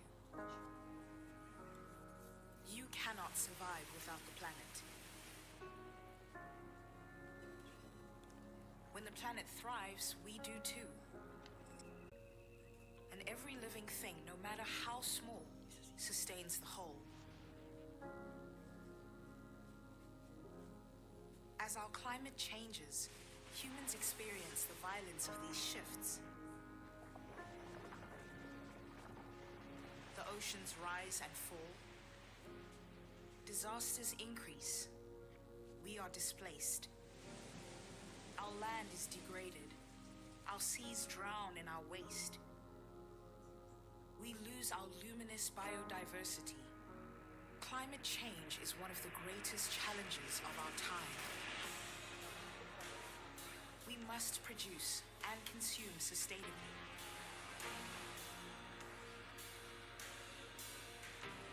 Fight desertification and flooding. Be more resilient, more adaptive. Support sustainable cities and human settlements. must conserve all that we love, protect our oceans. We can guard that which gives us life. This is the story you are shaping.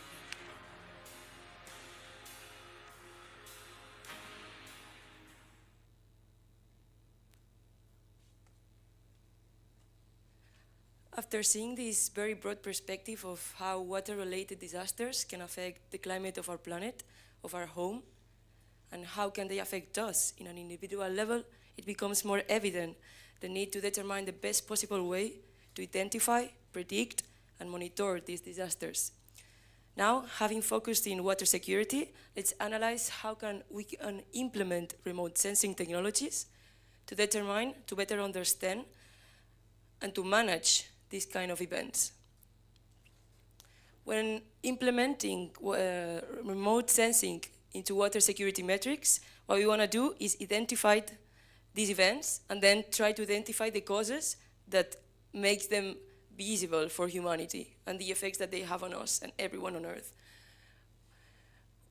With in-situ measurements, we use local data, which also is cost-effective in urbanizations.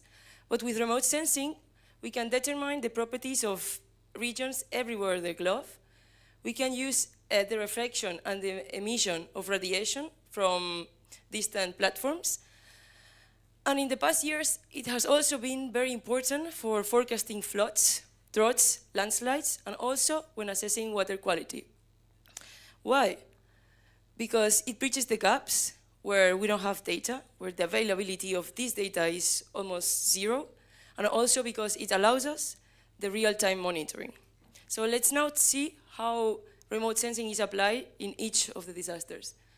Floods. Floods have devastating consequences, not only for the infrastructures, but also for the humanity itself.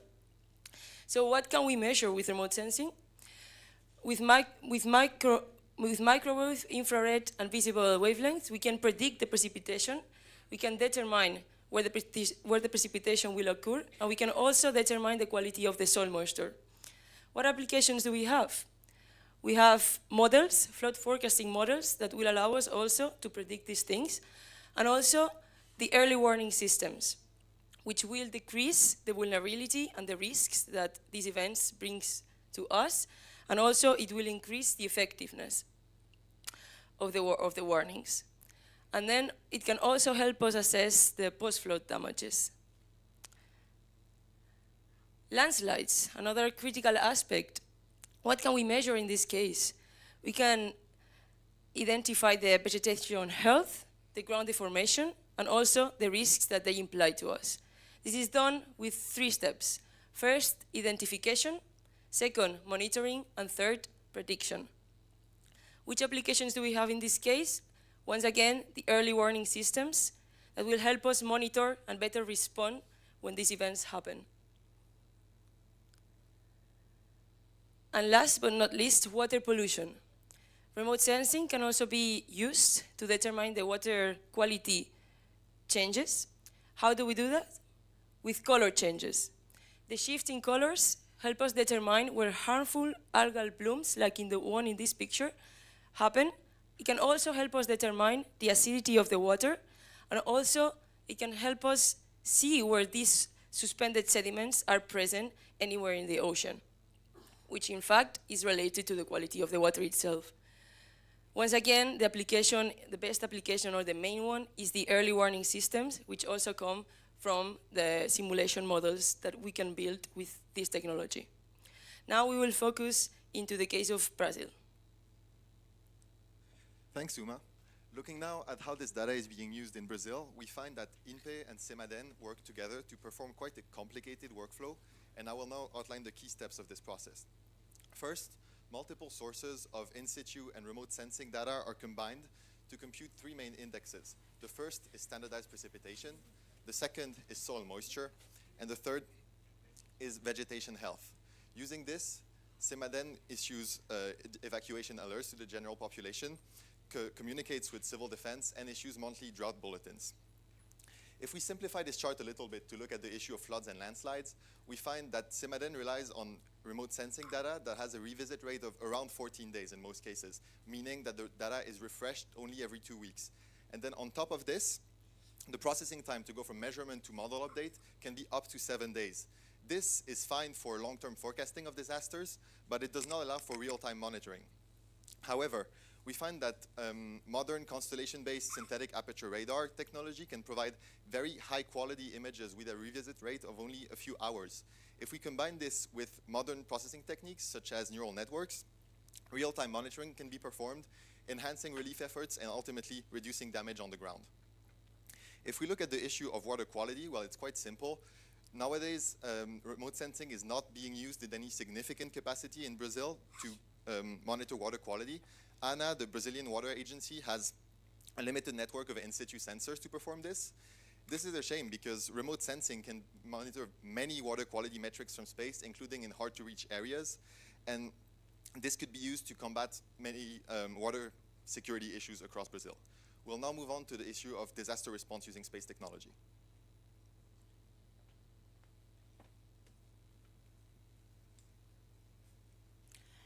We will now be speaking about disaster response. So water-related natural disasters cause challenges for water access, security and quality.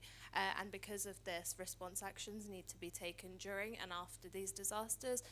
And some of the components of those response actions are resilience, effective communication, effective resource allocation, and community engagement, just to name a few. So it's really, really important to take a coordinated approach to mitigating and managing the aftermath of disasters. This is important because you need to make sure that the resources are deployed to the right places, to the right people, and they have everything they need for aid in that moment. Satellite data is vital for understanding the impact of the scale of a disaster and also for making fast decisions that could potentially save a lot of human lives. So in the International Charter for Space and Major Disasters delivers remote send satellite data for areas impacted by disasters. And this is usually done within a matter of hours or days, and the charter was activated for the February 2023 floods in Brazil. So just a bit more of an introduction to the International Charter. This is the process that it goes through. This is the kind of chain of command, if you can call it that.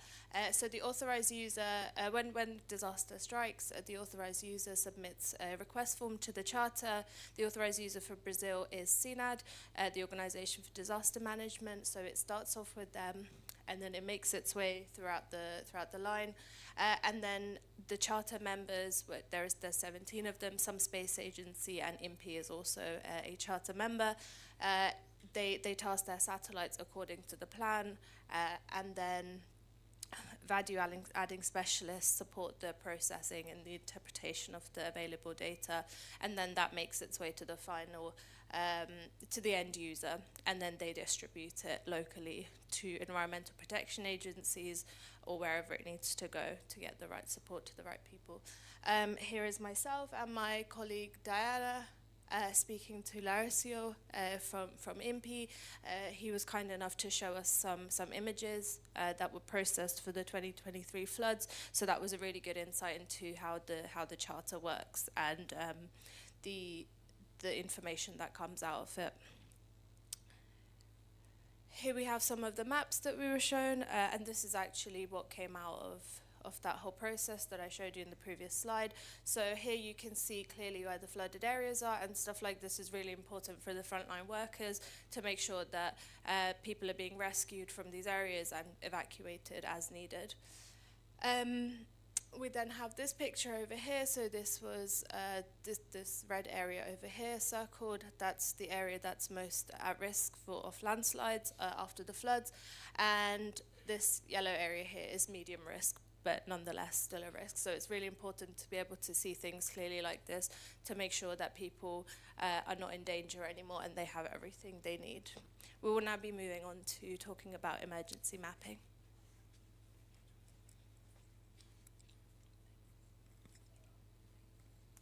So the International Charter provides satellite images for emergency mapping, and emergency mapping is important to provide information about the extent of floods or landslides, and also give information about transportation routes. Landscapes can change after disaster, and this is why it's important to use pre- and post-disaster images in order to navigate through the new environment. In our report, we focused on community mapping and supply route planning. Community mapping combines use of geographical information systems, so GIS, together with information that is provided from volunteers from ground. And then we have supply route planning, which gives information about transportation routes. So to understand better what is emergency mapping, we conducted a case study. We focused on the Sao Paulo events that happened earlier this year during the Carnival week. So on the 19th of February, 682 millimeters of precipitation in 24 hours caused several events, landslides and floods. The ones we focused on is the Caraguatatuba flood, which is shown here, the blue area. That's the coastline, and green represents vegetation. The image is a combination of 3 different wavelength bands from the Sentinel-2 mission. And for the landslides, we focused on the Chucray landslide. In order to compare the area before and after the disaster, we made 2 maps. So what we can see here is the dry season in January this year. Again, we used Sentinel-2 data. And on the right-hand side, we can see the flood extent on the 20th of February, so this area. Green is again vegetation, yellow is soil, and blue is the water. For the landslide, we used, again, Sentinel-2 data. We combined that with digital elevation maps. So the 2 dimensions from the satellite image, together with the 3rd dimension from the DEM, allowed us to visualize them. Again, on the left-hand side, we have the dry season, so green is vegetation again. On the right-hand side, you can see the landslides here in the brownish color. The landslides cause communication infrastructure to be damaged, and communication is important for assessment and especially for coordination of different teams, especially for medical teams. So speaking about health, space technology can be used and should be used in post-disaster discovery. We have different tools. As I mentioned, we have GIS and emergency mapping, which is used for the assessment of the available health infrastructure. We can use it for water quality monitoring, as we heard before, and in that case, we can also deploy different technologies, such as water purifiers, in order to prevent the spreading of diseases. We have GNSS, which helps in long-term recovery of infrastructure, and for droughts, we can use it to monitor crops. On the side of education, it is very important to know how to use all those tools I just mentioned, which is why it is important to incorporate it into the curricula of universities and also schools. And studies show that educated society recovers faster from disasters. So thanks for listening, and now we're gonna come to the conclusion of our presentation.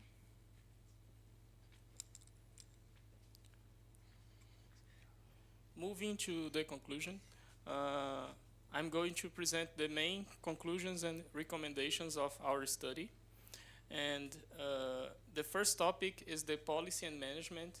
We have seen that the water management system of Brazil has a complex governance with more than 200 agencies on this sector, and it would benefit from a simplification.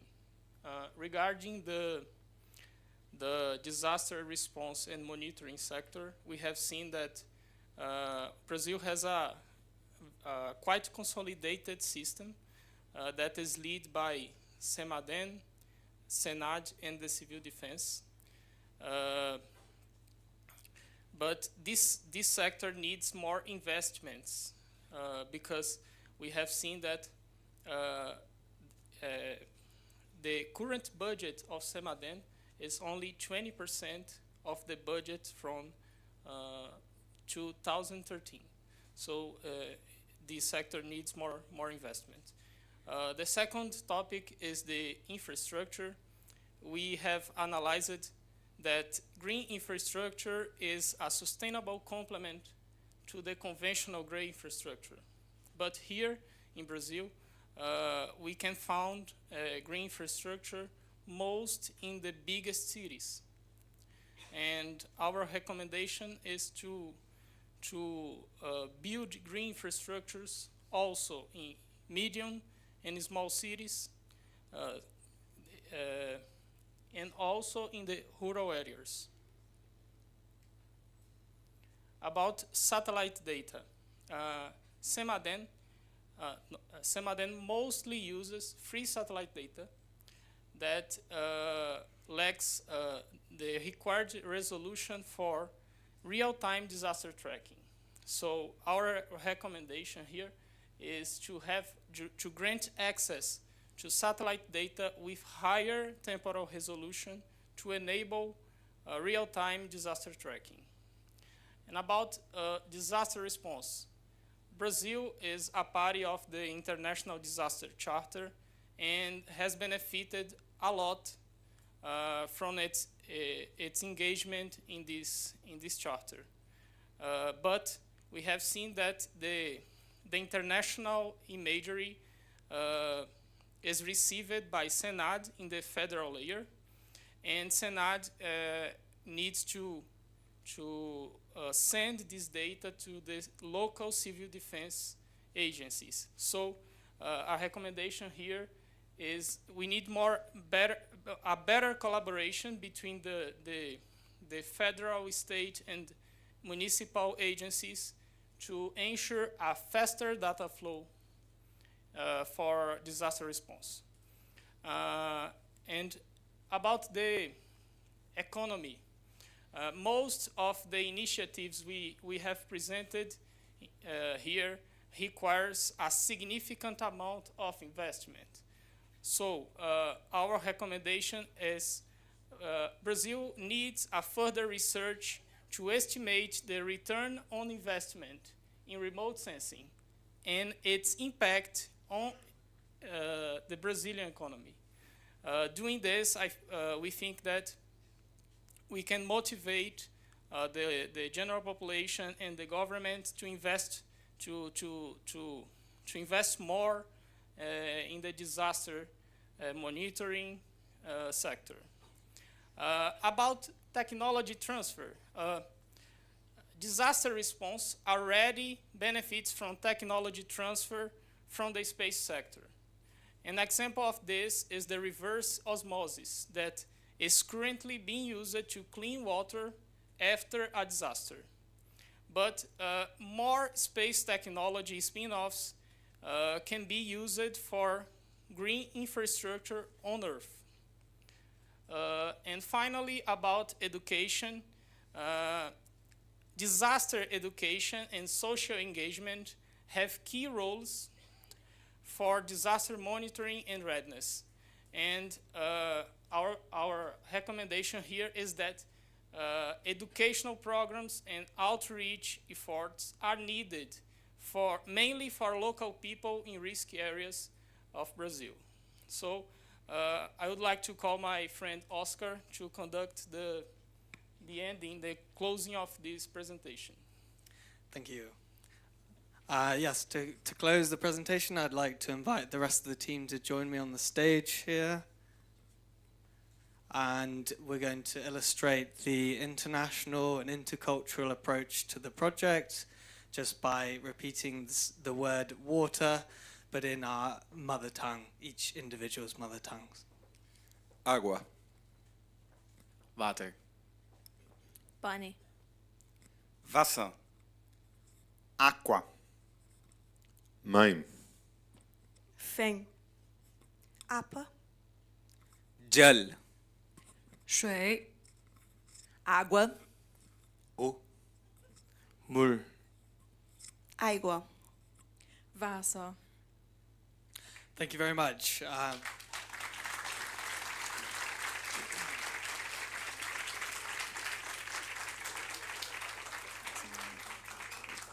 So we have some time for questions. If you have a question, please raise your hand. That's in the room, but also virtually. I'll look to Zoom as well. And we have a mic for the audience and also for answers. So please go ahead.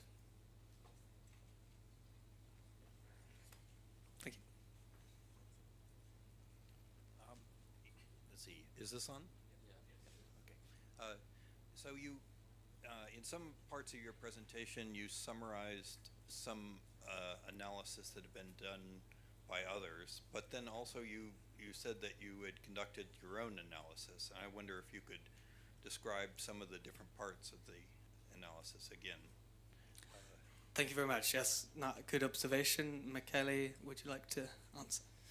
Yes, so the basic idea was that we were making proposals and assessing the situation here in Brazil.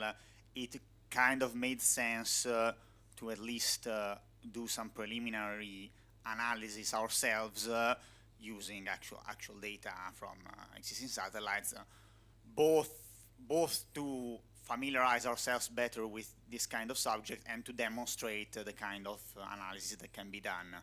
So among the parts that were illustrated in the presentation, the analysis that we did were the one of the flooding and landslides, which, as you saw, it kind of mirrored something that had also been supplied to us. So it was fairly similar, not completely identical. In addition to the source that you saw here, we also used SAR data and other forms of data. We actually tracked how the flood waters retreated over time. So it was a bit more complex analysis than probably what in the end came into the slides. So again, it was to actually see how it could be done. And then the other part was you saw them in the green infrastructure section.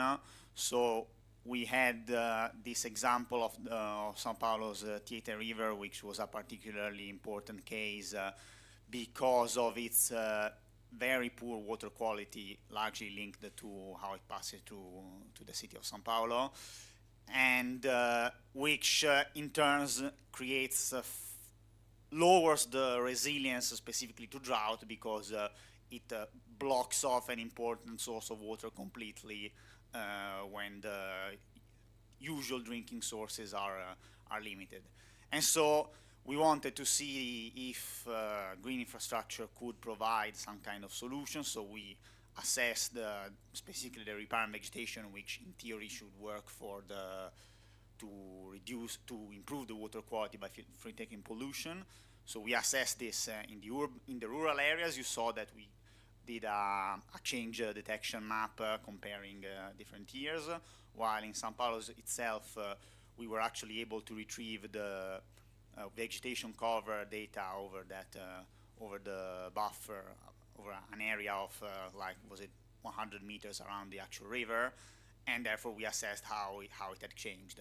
We didn't show actually in the slide if we managed to link it with the water quality, because we actually realized that the effect there was minimal, probably because any effect of green infrastructure is overshadowed by the lots of irregular sewages which pour waste into Sao Paulo, into the river. But it was still an example of how we can use remote sensing to track the effectiveness and the evolution of green infrastructure initiatives. So those are the main analyses that we did for ourselves. I hope it answers your question. Thank you, Michele. Excuse me. And if you'd like to learn more about the analysis, is captured in the report. So I'd encourage you to have a look. I can see Suyin's got her hand up, so please unmic yourself. Thank you. Okay, thank you. Can you hear me okay? Yes, we can. Okay, fantastic. So congratulations, TPA Water Security, a very interesting presentation as well as interesting deliverables as well. I'm probably a little bit positively biased because it is very space apps related, but I found all of the material very fascinating. It was a very comprehensive report as well. I think for the presentation, I also wanted to comment that it was I really liked the different interactive elements that you had in your presentation. The very beginning was very attention grabbing, very emotional as well, and thank you for including all of those different bits and including all of your members in your TP as well, and emphasizing the interdisciplinary, intercultural, and international aspects. I do really want to also emphasize that in your report, as well as your executive summary, I really liked the interdisciplinary aspects. You touched on business, humanities, health as well. So I think that there were a lot of elements in there and many components to the project. Getting to questions now. I do have two questions for you. I may have more depending on time, but for now I'll stick with two. The first is I noticed, probably because your presentation is right after Smart Cities, but I wondered whether you could comment at this time and also reflect on any potential overlap or points of collaboration that you might have with smart cities, because you touched on urban heat island effect, the urban riparian zones, for example. Is there any potential for integration of smart technology solutions, particularly since you're talking about impacts on population in cities as well? And the second question is somewhat related. I think this was also asked in the previous TP presentation, but could you summarize what is really new in your TP? You include a lot of literature review and excellent environmental scan, particularly of IMPE's work. But could you summarize, what is really newly proposed in your TP? And that's it for now. Thanks again for an excellent presentation. Thank you very much for the lovely comments. I think Michele would also like to answer the first question. Thank you. So, I'll answer the first one because it's still a lot linked to green infrastructure, because I think that's where we touched on the urban issues the most. And yes, of course, there could be overlaps with smart cities. Actually, at the very beginning of the smart cities presentation, they also mentioned green spaces. So, let's say we got there from a different route because our focus was green infrastructure, and we also talked about, for example, its effect on urban heat island, but our main focus still was on its applications for water security, so flood control, better water quality, water storage that can help with drought resilience. So there are certainly overlaps. Green infrastructure also has benefits that we didn't cite here for the direct benefits for the human population in terms of better living environments. In terms of, since they mentioned a lot the slums, the favelas. We know that in Brazil, favelas are at serious risk of landslide. Actually, the creation of Semaden was sparked in 2011 by a very big landslide in Rio, which destroyed a favela. And the green infrastructure can help with that. The right kind of green infrastructure can help with that by consolidating slopes and preventing landslides. So yeah, there are many similarities between the two projects. We just came to them from different perspectives, but of course, points of contact are easy. I'll answer the second question only related to the GI part, then others will say the rest. Green infrastructure has been implemented elsewhere, but with the sole exception, as far as I know, of the European Union, it's a concept that was born and stayed primarily in urban environments and in small-scale measures.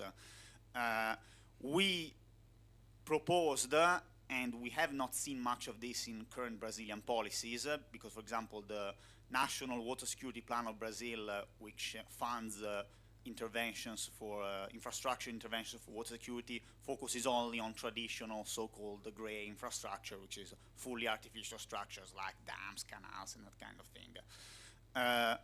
But the EU example, which I'm kind of familiar with, shows that actually green infrastructure is not only an urban concept, it can be applied at different scales, and an important thing is to create networks across the territory, and you can achieve this only if the policies are implemented at the correct level, because otherwise the economic system will always go for a gray infrastructure solution because it's easier, it's known, the economic system and who profits from it is well consolidated. So if you do want to put a network green infrastructure which is sometimes more effective, you need a policy at the correct level, which here in Brazil is state and federal. So I think that's the kind of new proposal in our field. Thanks, Michele. And yeah, Guillaume, would you like to add on the data side of things? To answer your second question from a remote sensing perspective, I think what we propose is not really new technology, but it's really highlighting the benefits that the latest and greatest in remote sensing technology can bring on the ground, and then finding ways to integrate that into the way actual agencies operate, and bringing in the business and policy aspect to show the value of information and show the return on investment that this technology can bring to justify the necessary resources that would have to be dedicated to this technology. Totally agree. I think interesting to consider. Maybe it's been shown feasible globally, but it may be new to implement in Brazil. So definitely agree. So I see. Oscar?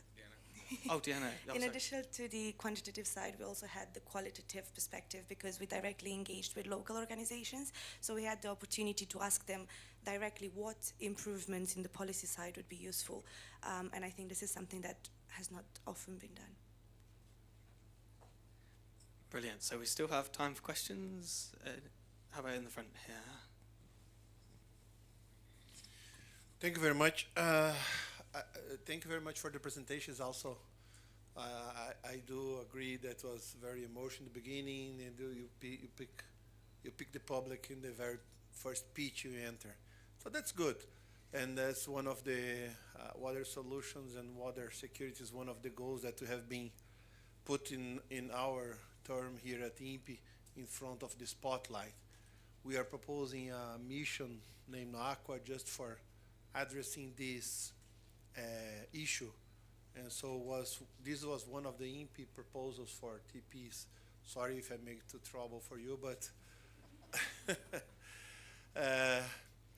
just finishing commenting the previous TP, I like what the Smart Cities TP did, doing a compendium of what have been done and extending like a roadmap that can be used to the other cities in Brazil. And they select the favelas or the slums, as a guide for the TP. You instead decide for flood and landslides and that. The question is then, I understand that there's a bunch of opportunities inside of this topic that you're being assigned to. But the question is, why that? Why not the dry season? Why not the scarcity of water? Why did you pick water instead of absence of them? It's in the problem as well. And that said, how do you understand, if you did not think about that, how do you understand this green infrastructure would apply to dry areas, like in the map that you mentioned from the National Water Agency? Remember in the very beginning of the presentation, there is a red area in the northeast of Brazil, in the very south of Rio Grande do Sul, close to Argentina. And you have also in Argentina several places like that, in Chile several places like that, in Africa there's a bunch of places like that.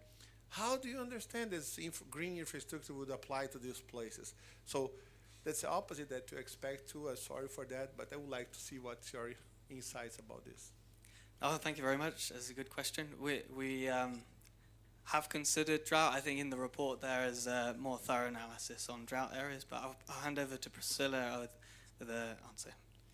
Yeah, thank you for this question because it highlights the difficulties to choose in a very broad theme as we had as water security, what we should as a group to be with and to deliver something that is valuable and important to Brazil.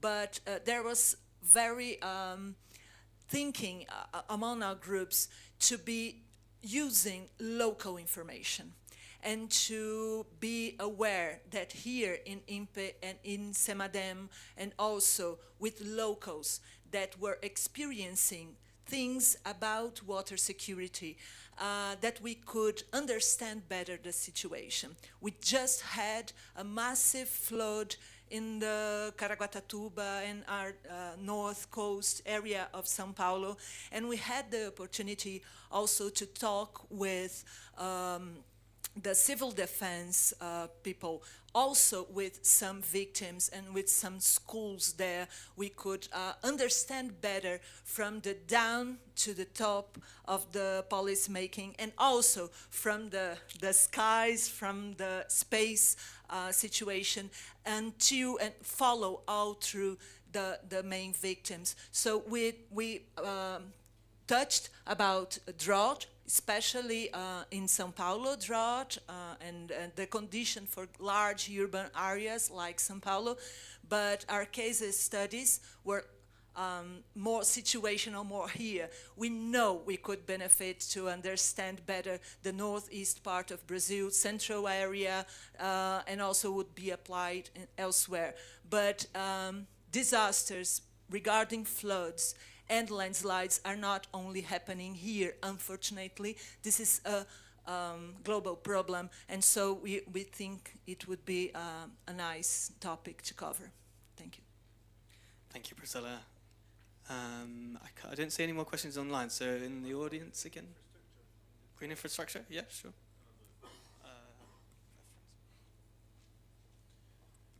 So essentially in the green infrastructure section we mentioned sustainable agriculture and precision agriculture, and to combat drought and the shortage of water, precision agriculture have been proved to be able to minimize the use of water, sometimes reducing the consumption of water by 50% while increasing yield. So it's a way to combat the shortage of water in certain areas in Brazil while increasing the yield.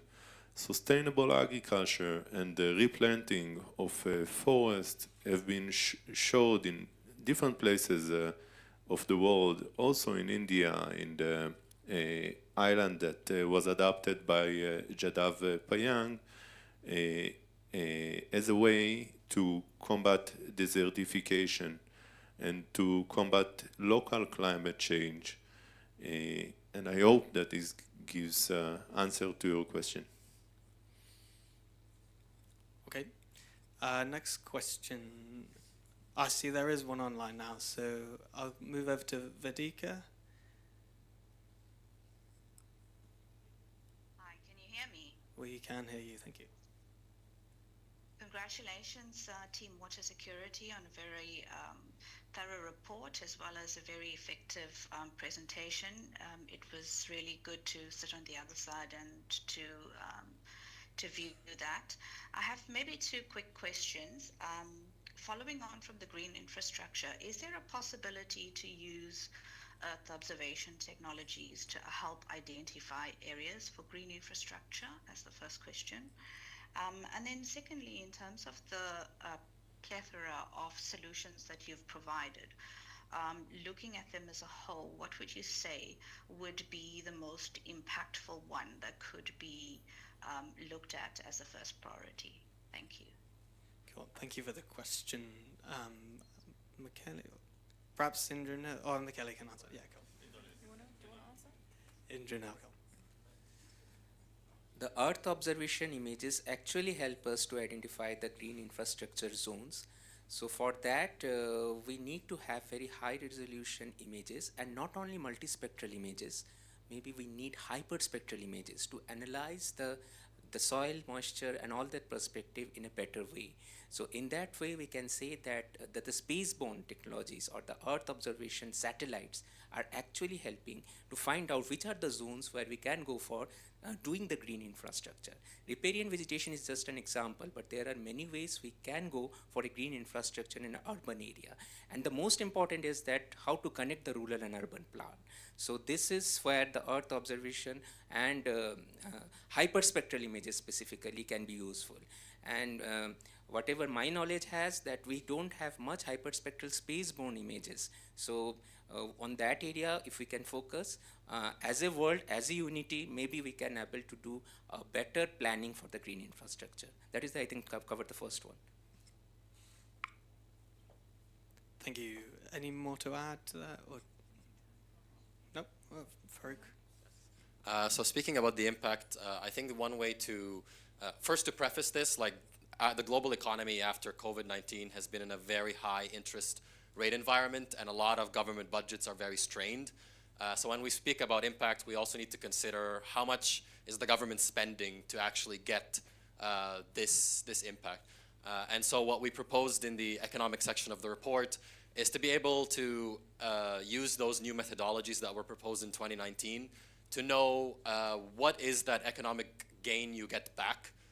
So that's how I would classify that word impact, is how much am I actually receiving.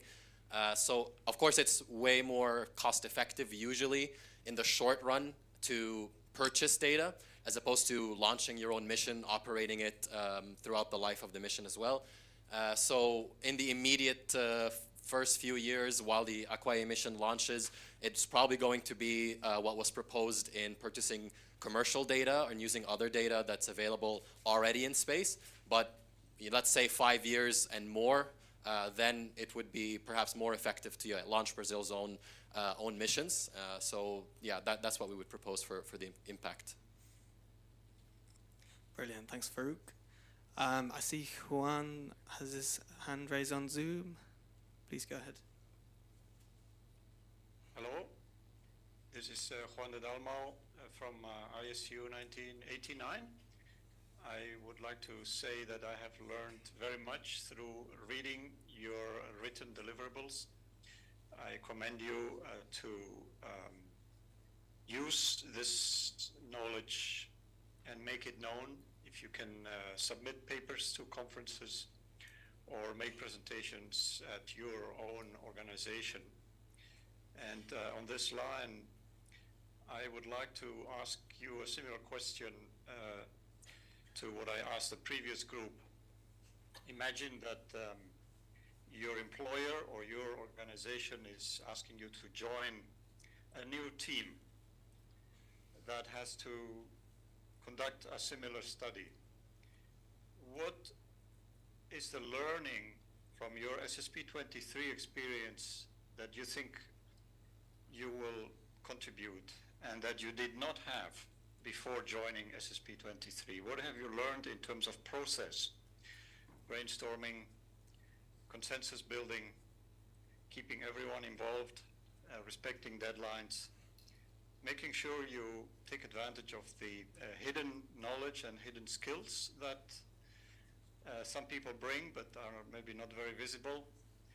Anyone wants to share what you have learned from the process? Thank you and congratulations. Thank you, Juan. I think Fran will be best to answer this one. Yeah, I think I'll answer this one. So I have to think fast. That was a really big question, but I'll try and think of the quickest things and maybe most notable things. I think we all came into this not knowing each other, and we have a lot of very different backgrounds, whether it's where you're from, or it's how you work, or whether you usually work in teams or you don't. Everyone's come from a different background, so it's important that everyone is flexible, everybody respects each other and each other's boundaries, but also how we intend to work. But I think bringing those people together means that you can come up with really good ideas.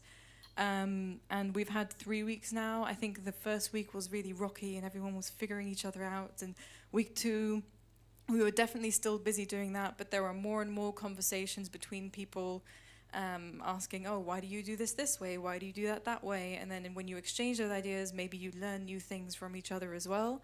And now that we're in week 3, I think we actually have a really cohesive team. People know what to do, where to be, and how to do it. And I think if this team were to continue onwards, we could work on the long-term goals, which would be to have everyone find their place into the team, everybody find something they're comfortable with, and really kind of work on making a really stable team to solve more challenging problems. I hope that answers the question.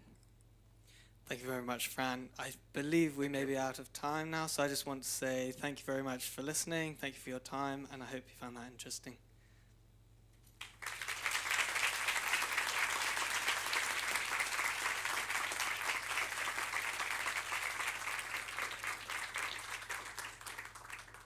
Thank you again for that presentation. At this point, we're going to break for lunch. We're going to arrive back here very crisply at 1. The assessors, if you'll please go back to the assessors room. We'll see everybody over lunch or when we get back started. Thank you.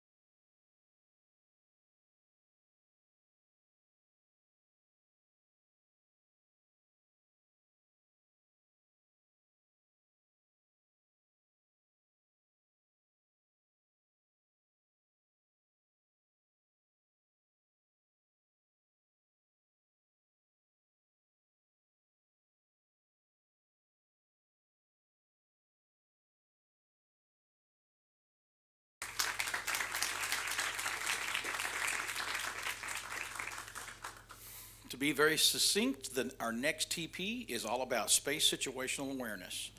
Their TP leadership includes the chair, Eric Dahlstrom, and an associate chair, Captain Carlos Amarala. And the TA was Kirill Bistrov. For this TP, they will introduce themselves.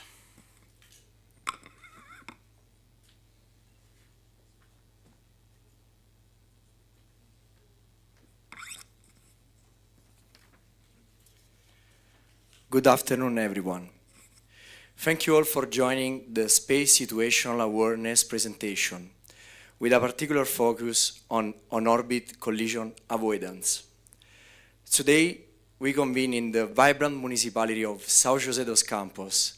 This city, under the visionary leadership of Mayor Anderson Farias, stands as a beacon for our collective space aspirations and showcases the forward-thinking spirit of Brazil's contributions to space and technology. Mayor, your commitment to São José dos Campos has catalyzed a period of remarkable growth and creativity. We are deeply honored to greet you. Our heartfelt gratitude goes to the ITA. With their state-of-art facilities and unparalleled expertise, they've been a guiding light in our journey. Rector Anderson Ribeiro Correia, your unwavering commitment to ITA and its tradition of excellence is truly commendable. We are grateful for your leadership. We extend our sincere appreciation to INPE, our gracious host for today. Their dedication to pioneering space research is a testament to Brazil's commitment to space exploration. To the ICU community, your continued support is invaluable.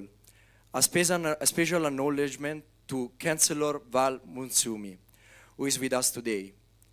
Chancellor, your leadership and vision for ISU are a constant source of inspiration.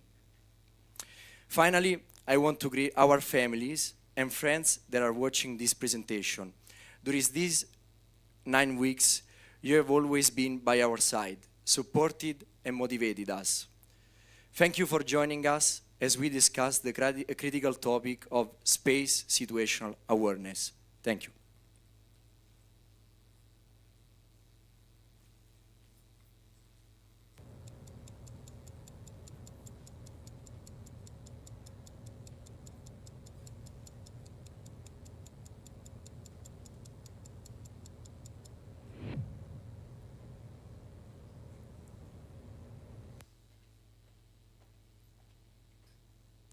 That was terrifying. It's clear that we're facing serious problems in space today. But to understand this better, let's put things into context first. I'd like you all to imagine you're on board the space station. Imagine you're in zero gravity, doing flips and drinking bubbles of water. I think it would really help to revisit a special SSP moment when a few weeks ago, we had the incredible opportunity to speak to astronaut Sultan Al-Nairi and learn about life on the International Space Station. So let's hear from Sultan. Honestly, we trained for years to conduct all sorts of emergencies training and how to react to different emergencies. So the station is obviously orbiting on top of the Earth 400 kilometers, and it is orbiting also with a high speed, 27,000 kilometers per hour. So this is susceptible to space debris interaction, and this is something that we train on. But so as Sultan described, there is a serious real threat from space debris to the space station, and the risk of a collision happening at any second. Let's take a closer look at this issue of space debris. So currently in orbit, there are over 8,500 active satellites and more than 30,000 objects or debris that are traveling 10 times faster than a bullet. With this large amount of traffic and objects in space, satellites often need to perform collision avoidance maneuvers based on a conjunction analysis. A conjunction analysis can be an expensive process which uses data from satellite sensors to identify close approaches between two objects in space. Now, with this information in mind, let's go back to imagining you're on the space station. You're happily conducting experiments when you start hearing alerts. Ground control informs you that there's a rogue foreign satellite heading your way on a collision course. There's a small window to perform a collision avoidance maneuver, and it would be most efficient for the other satellite operator to do so. Now, this is a bad day, but things are about to get worse. Ground control is frantically trying to email and reach out to the foreign satellite operator and the host country, but there's no response. Even in this day and age, emails are actually the primary mode of communication between satellite operators, whether it's governments or private companies. There's currently no standardized international framework for conducting space traffic management or communications. All right, so here's the situation. You're on the space station, there's a satellite heading your way on a collision course, and your emails are being ignored. I think it's fair to say that Houston, we have a space traffic management problem. So now that we know a little bit more about the problem, let's try to go from that problem to a solution. To do this, the team first identified the different key players and tried to really understand what all the different connections are between these key players. We tried to also understand more about their motivations, what really drives their decisions right now, and what will be the drivers for the decisions made in the future. We also tried to already involve them from an early stage onward to really get the conversation going. One of the things that we did as a team was send out a survey, a global STM framework survey. In this survey, we asked the people, how do they perceive the problems at hand, and what are their underlying motivations that I just talked about. So in this, the very first question that we asked is, what is the current role of the survey respondents, so of the people that filled in the survey? And in this beautiful pie graph, the pie chart that you see over here, you're actually able to see that we managed to talk with all the different key players. So we have the government, military, space agencies, academics, SSA, STM companies, satellite operators, and others. And this is really, really nice because this makes sure that we were able to really see the problem from all these different perspectives. So the second question that we asked was, do you believe a global framework for STM is necessary? And in this graph, you can actually see that the vast majority either says yes right now, or that it would be helpful but not necessary. Only one person says no, which is quite interesting, because if we go to the next question, which is, would you be in favor or against an international third party in charge of STM? Already 14% of the people were voting against. And then if you combine it with the next question, which is, would you trust a commercial entity to be responsible for this framework? Only 9% of the people said yes. The other majority says either yes, but under certain conditions, or no, which really shows you a little bit more about how complex the situation is and all the different things that we as a team had to take into account when proposing a solution. So this next question is my favorite. It asked, do you think there's a need for an international communication protocol to address collision risk and maneuvers? And here you can see that basically everybody agrees. So please also keep this in the back of your minds for the rest of the presentation. Communication is key. So we did not only ask closed questions, we also asked a couple of open questions. And I would like to quickly share a couple of quotes with you. This very first quote is about the current situation. It states, we lack an integrated platform where operators can seamlessly coordinate. And then the second quote is really about what we as a team worked on. It states, a unified framework with some serious international backing is needed. So yes, we are facing a very serious problem. The growing number of objects in space is posing threat for the satellite operators, the active satellite operators, and increasing the risk of on-orbit collision. But there is still hope. There is still hope if we find a solution, and the solution, we have to find it together. The operators need to talk with each other, no more relying on exchanging emails that can be easily confused or missed. We have to provide an effective way for them to communicate. But how can we do that? Well, first, the solution must work to everybody, from the operators of large constellation, but also to the operator of the smallest satellite. The solution must work to the most developed countries, but also for the southern part of the world. All operators must have the best information available to make their best decision to avoid a terrible collision event. I will show you three main aspects of this solution. First is that the solution must provide a safe environment to exchange data sharing, to enhance data sharing. Second is that the solution must provide a reliable conjunction information based on the most advanced best practice guidelines. And third is that the solution must provide an efficient international communication system, taking into account the challenges of international consensus. This is the final answer, is an international space traffic management framework. To understand how this framework can be applied, let's recap the astronaut scenario. So first we have a satellite rapidly approaching the International Space Station. This can be any satellite, like a CubeSat from a university from any countries in the world. Both operators have the most accurate position of their spacecraft because they have access of the spacecraft's telemetry, but how can they share the information with each other? The solution is that each operator will have its own space traffic management service supplier. This service supplier acts as the bridge between the operator and the whole STM system, providing the most the important navigation information and services to the operator. The STM service supplier can be public, can be private, can even be the operator itself.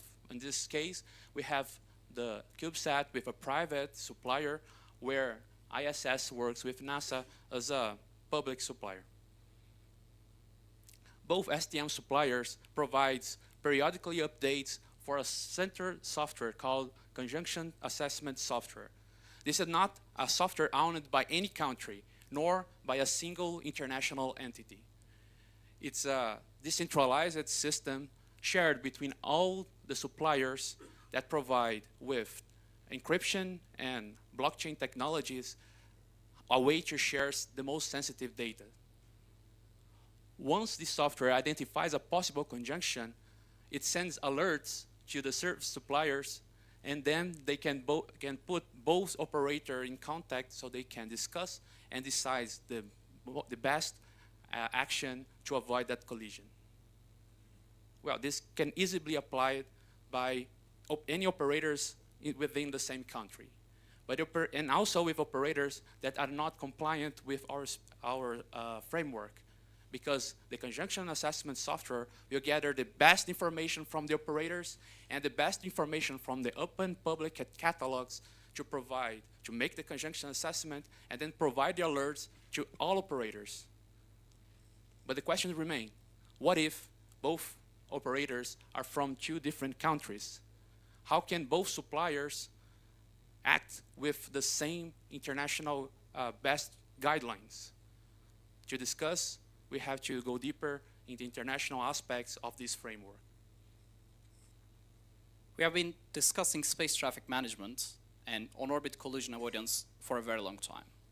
It is a big and urgent problem, yet we have achieved so little when it comes to international cooperation. We understand space is a strategic field. We understand some information are sensitive. That's why when assessing the legal and policy aspects of this framework, we had one question in mind. How can we propose a framework that is effective, yet takes geopolitical realities into account? We have analyzed treaties, guidelines, and national laws, the three areas of space law. We know that the most fundamental right in outer space is to use and explore outer space, which space debris puts into risk. We know that states are obliged to take due regard to the corresponding interests of all other states. And state responsibility in outer space is not limited to the only governmental activities of the states, but also non-governmental activities, also their operators. So while the treaties gives us very good principles that we can work on, they do not provide a specific framework on how to tackle this issue. After that, we looked at guidelines. We have analyzed IADC and UN space debris mitigation guidelines. And we believe these are exemplary because they show we can come together to tackle the issues that are relevant to all of us for the sustainable use of outer space. Having said that, these guidelines are limited to space debris mitigation, so they do not provide us insights with on-orbit collision avoidance. After that, we have analyzed many national laws. We have seen two common gaps. One, generally, there is no single designated authority that is in charge with all of the SDM. That can be problematic because sometimes you don't know which authority to go. And secondly, we've realized states generally have so little regulation on their operators when it comes to on-orbit collision avoidance. So what is the solution?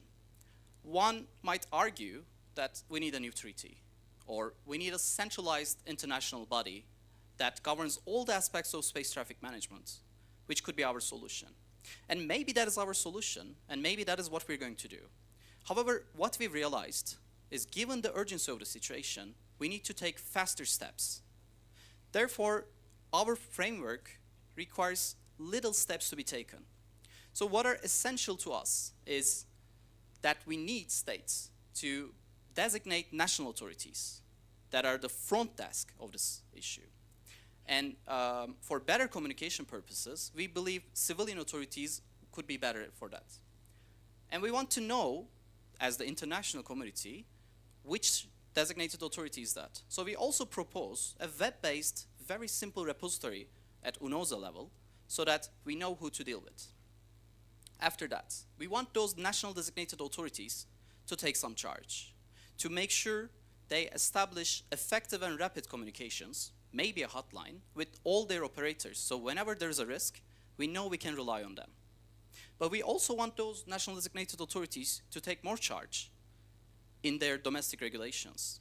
For example, if we have a collision risk between two operators from the same jurisdiction, that national designated authority can provide solutions, can be a dispute resolution mechanism, or if the situation so requires, can make the call on what maneuver needs to be done and who needs to do that.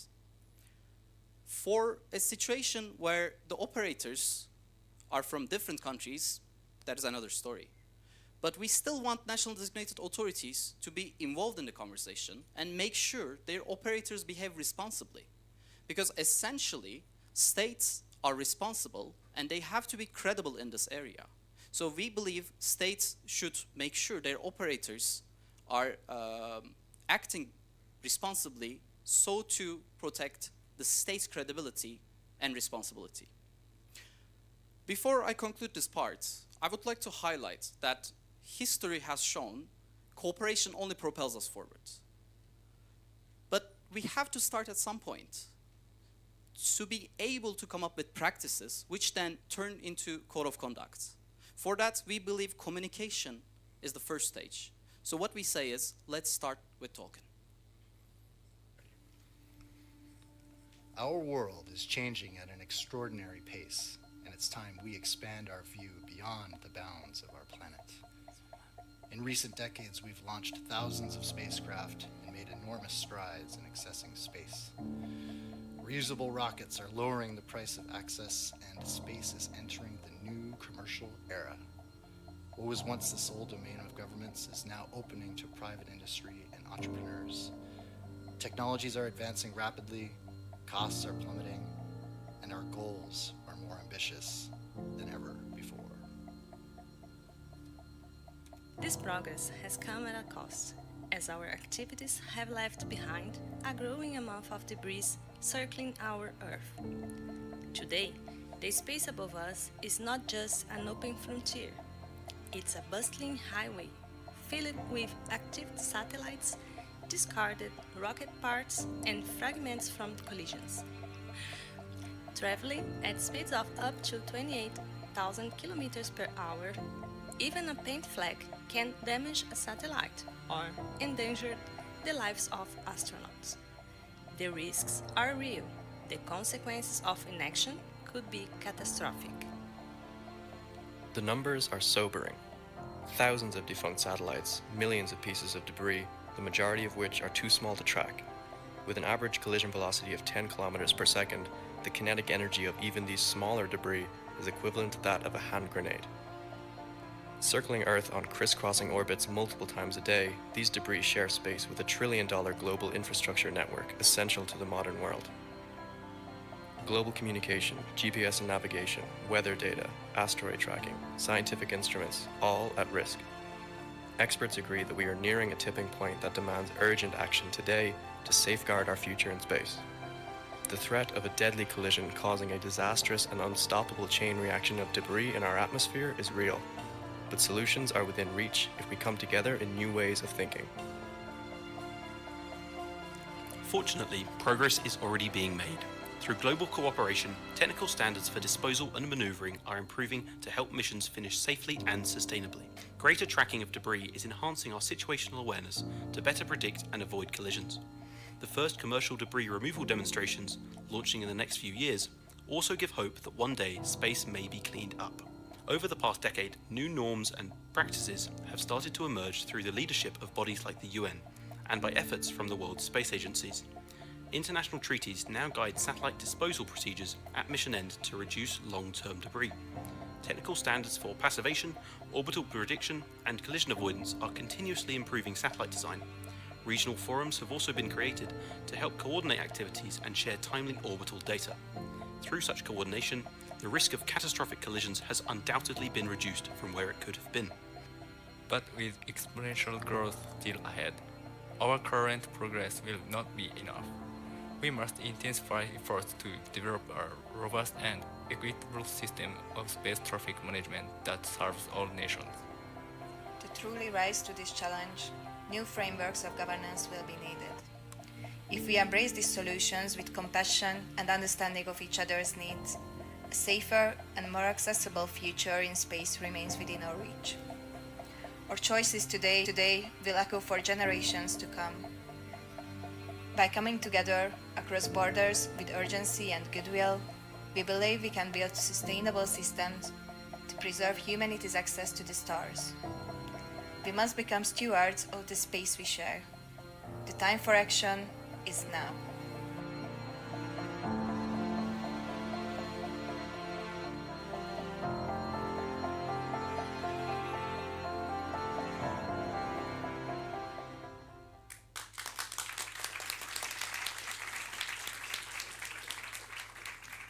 Now, some of you might be wondering, and I believe it deserves some re-emphasis, in this world of geopolitical tension, where national security and competitive advantage are of the utmost importance, what incentives do states have to join the framework that we have proposed? And it turns out that they are many. But it's really key that the key players are reminded of this so we can get the ball rolling in order to build a sustainable system. In an ideal world, everybody would recognize the magnitude of the threat that we face. It's hard to overstate that if we have a catastrophic enough collision, we could form a cage around our Earth that will prevent us from launching rockets in a safe manner, and it might take decades or even centuries to clean up the mess. But this is the real world, and interests need to align, and it turns out that they do. So let's start with our commercial operators.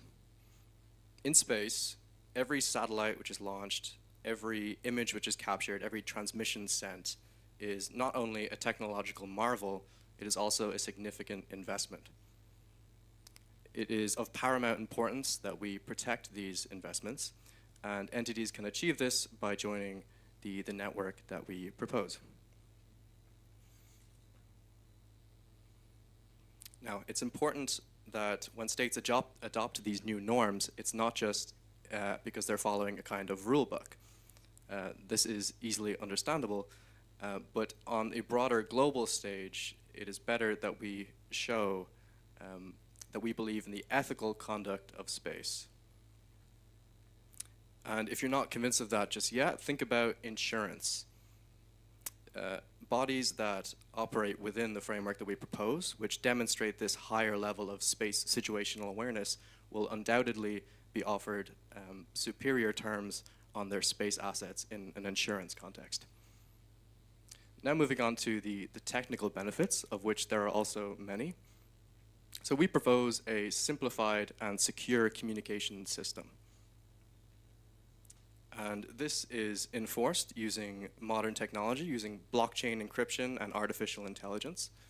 And using the onboard GPS and telemetry data, we can achieve superior collision avoidance assessments. And it's run purely through a need-to-know basis and an anonymized communication platform. This increased accuracy means lower uncertainty, which means that fewer maneuvers can be performed. Fewer maneuvers means a higher fuel efficiency, and this will result in satellites being able to dedicate more time to their mission. So these are the steps that we have taken forward, and now we need states to join hands with us and move forward together. As we develop this framework, it is important to identify who are the major beneficiaries and major actors in this space. We have had our analysis and came up with 4 major target audiences. They are the national governments and regulatory bodies, the international space organizations, commercial players, and research and academia. Nations are the main drivers of space activities and regulatory frameworks. They are responsible for enforcing and adopting the framework. Nations are also interested in protecting their sovereignty and control over the assets. That's why, while promoting an international communication and collaboration network, we are also promoting an increase in the oversight over the space activities of commercial space activities. Now, let us say nations all over the world want to implement this framework, but we need an interconnected and harmonized approach to this problem. Then only we will have a fruitful result. That is where the entities like UN COPUS, the United Nations Committee on Peaceful Uses of Outer Space, has a pivotal role to play. In fact, we proposed a web contact list of all national designated authorities under UNUSA, the United Nations Office for Outer Space Affairs, which is the Secretariat of UN COPUS. Next, this is the new space age. Governments all over the world are promoting new space companies and commercial operators in space. But they need an efficient and robust framework to manage the space traffic, to manage the traffic. So we had our business survey, and the major gap we found out was the absence of an international collaboration, international communication network. This is where our framework precisely addresses. Our framework will be able to provide an agile, predictable, and cost-effective manner to manage the assets of commercial operators in space. Finally, we need research and academia to chip into this problem and provide innovative technology solutions. Now, let us assume, what if we don't have the satellites? What if there are satellite collisions and some of the most usable orbits are lost due to these collisions and we are not able to use this? We are living in an interconnected world, and all the team projects that we discussed today, be it the water security or smart cities, all are assuming the space as a basic infrastructure. If we don't collaborate today, we are going to lose that basic infrastructure. Let us think about STM like an infrastructure or like a high-speed highway to the future. So let us collaborate together to implement this framework now.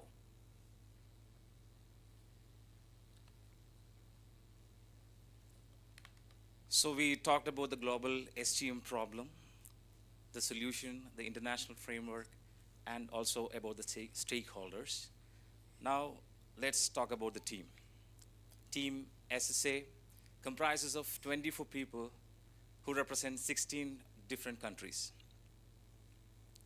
How this heterogeneous makeup of the team was helpful in doing this particular research, in addressing this particular problem of STM, is one question that we would like to address here.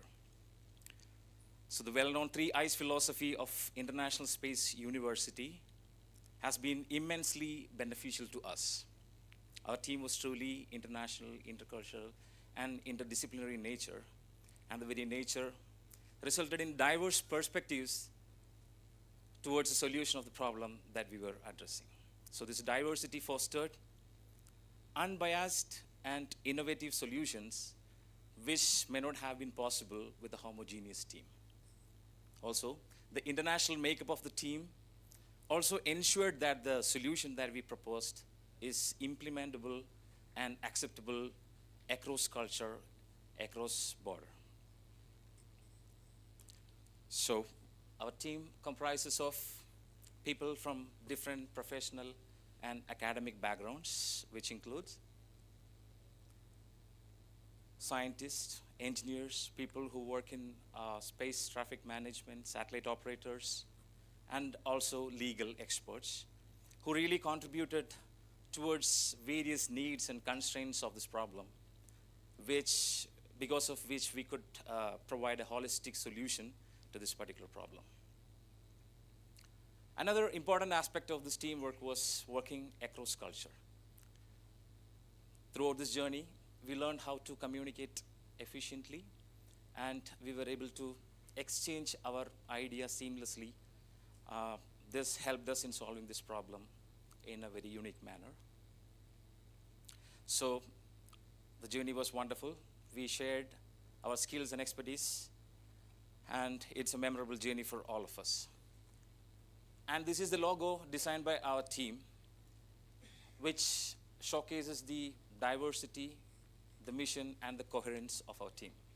The logo features 28 different stars of different size and brightness, which represent team members and mentors who are part of this project. So the 24 small stars represents 24 team members who worked on various aspects of this particular project.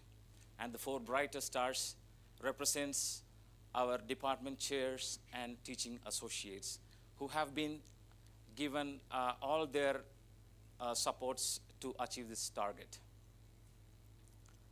So the space shown in the picture represents the mystery and vastness. And inside the circle, we have 2 hands, which embraces the Earth, space, and the satellite traffic which represents the human endeavor to safeguard the space domain.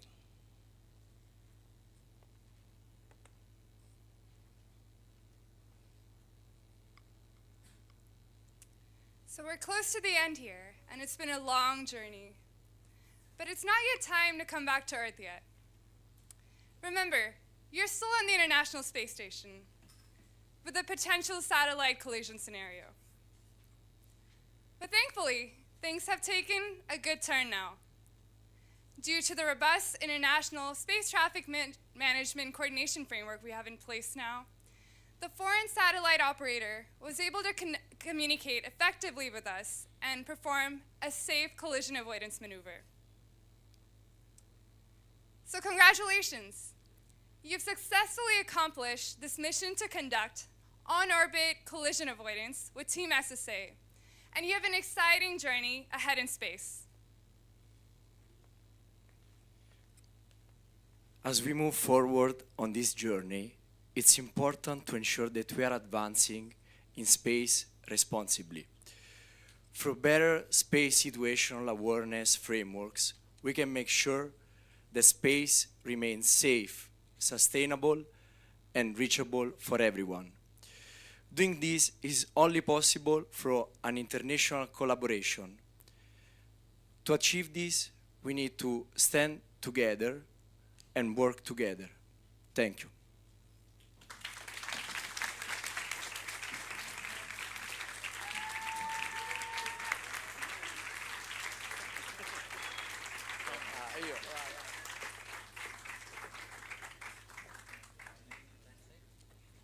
thank you very much. We'll now be taking questions. If you raise your hand, we'll have someone come over and give you a microphone. Or for our virtual attendees on Zoom, please use the raise your hand feature on Zoom and we will get to you as well. Any questions from the audience?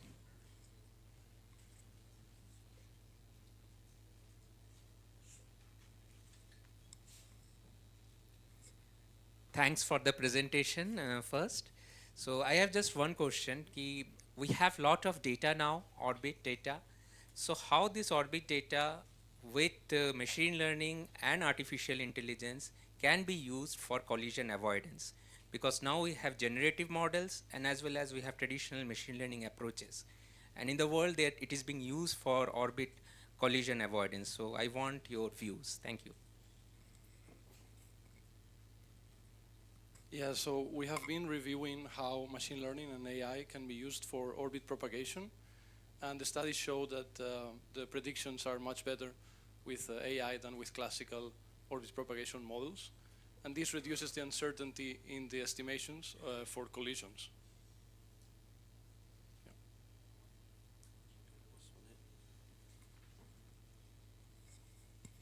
Okay, can you hear me? Well, firstly, congratulations to the team. I think this was an excellent presentation. Really well done. Just one reflection. I think you talk about collaboration and the geopolitical aspects. So the trust aspect is a very critical part of this equation. But I have two questions. We should have some sort of rule-based, I know we said let's steer away from the rule-based kind of rules of the road kind of scenario, but the UN has done a lot of work in terms of the LTS, the long-term sustainability of outer space. Have you taken that into consideration in this framework? And secondly, in this framework, you talk about, there's this platform that you're putting forward, but there's also the observational instruments, your radars, your optical instruments. Who owns that? Is this part of the solution, or is that owned outside of the solution? I can answer the second part. For our system, then we would like to use many commercial suppliers and keep them within our system, so we do not put them out of business. We want to work with the existing businesses. So that would be companies like Leo Labs, where they have their sensor network. We would like to buy their data. This data could then be used, if we can get the actual sensor data, we can amalgamate that and create more accurate predictions for these satellites. So we would want to put forward registered suppliers for this SSA data that we can contact if we need up-to-date readings on any satellites, but then we would take general data when we can periodically from them. For the first one, maybe I can address. In our report, we also talk about UN's long-term use of outer space. And what we've realized is we acknowledge there's a need, especially on maneuvering standards. But our report focused more on a more bottom-up structure, whereas we first have to establish some, let's say we have to have those situations, we need some transparency, we have to see how those are solved, and eventually we believe it will be easier to agree on that. But if it's already possible to reach a consensus on any standardization in this area, we believe that would be wonderful. Thank you. Yeah, we have a question online. Dimitra, do you want to unmute? Hi, hello from far away the Netherlands. Congratulations on a very interesting presentation. My question has to do with one of the risks involved in the very elaborate framework of factors and activities you have described. If I understand it well, everyone will contribute data voluntarily, and everyone who will make use of this framework will also do so for free. If that is the case, who should bear responsibility for a faulty assessment? Something was slightly off and two satellites collided or another damage occurred. Thank you.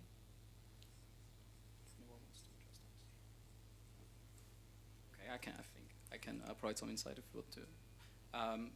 Good to see you, Dimitra. So she's also from the International Institute of Air and Space, or from Leiden University. She gave some lectures. It's really good to see, and thank you for the question. When it comes to responsibility aspects, the conjunction assessment software does not do that itself, but we use service suppliers. So the operators have to either in-house make those estimations or use third parties for that assessments. And we believe the responsibility lies with that. But right now it's really difficult to show fingers. But currently that problem already exists, and with our framework, I don't think we assume any responsibility on the software because it is just an encrypted database where everyone puts their information. And, yeah, Maurizio, if you want to say your question too. Yes. Congratulations for your excellent presentation and also for your report and your analysis. It's been a pleasure reading it, and really you tackle very challenging subject. I have a comment or observation and then a question. The first comment is concerning the example, the scenario you brought of a possible collision between the International Space Station and a satellite. Actually, sorry to say, I don't want to be too blunt, but it's not very realistic in the sense that luckily the International Space Station is very strictly monitored by several ground stations and authorities, and has its own operation, which is called DIM, Debris Avoidance Maneuver, which is actually actuated, unfortunately, quite often. So the space station moves out of the trajectory in order not to smash against a debris or a satellite, whatever. So I understand that bringing the human element is making the example very dramatic and more interesting, but it's not the real concern. The real concern is between different satellites or debris, or a satellite and the debris, and so on and so forth. And here the situation becomes a bit more interesting. At the best of my knowledge, the different operators are in touch among themselves, and be it a phone call or a mail, they find a way to inform each other and to agree on what to do. The problem is to find the agreement on what to do, is not to communicate. And I would like to bring a real example that happened a few years ago. Of course, I don't make names, between one operator of many thousand satellites, constellation, just to be clear, and a space agency, okay, very well known in the world. Apparently, the communication was, sorry, the risk of collision was between a very expensive, precious, and one of its kind satellite of the space agency and one of the thousand of the operator, okay? And more or less the operator said, I'm not going to move my cheap satellite. I don't give a damn whether I smash against this expensive satellite, because I have thousands. So if you want to avoid the collision, you move. I don't. That's the problem. Okay? That's the real problem. It's not a communication problem. It's on which grounds, and here Dimitra may help me, on which ground, on which legal framework the decision is taken. And then I'm coming to my point. I understand perfectly the rationale of your suggestion not to go through a quite cumbersome and complicated international agreement in order to find a way and so on and so forth, and to let national authorities to deal with the problem. But that's exactly what we are missing. We are missing an international authority, be it an intergovernmental agency or supranational authority, okay, implementing all that and enforcing, whenever necessary, all that, the rules of the game. Okay? So I understand you did a working assumption because you had to move ahead, and I fully agree with you that to have this authority may take not years but decades, and the problem is urgent and something need to be done now. That I totally agree. Nevertheless, the point remains that we are missing is supranational authority. First, bridging the gap between where we are now and where we have to be in a short while, shorter as possible, and second, enforcing with this authority the rules of the game. So, I would be glad if you nicely willing to comment on this point. I'll start with the communication piece. Part of our motivation was to get the onboard GPS data from both satellites. So you would have a more accurate conjunction. Even if they are in contact, they may not be sharing this accurate onboard data. So we want to make sure the conjunction is as accurate as possible. We also want to make a platform for sharing maneuvers so that they can be in a database and checked against each other. The comment about creating this international body, this is obviously a very far future step that we do not think currently countries would be willing to put in place.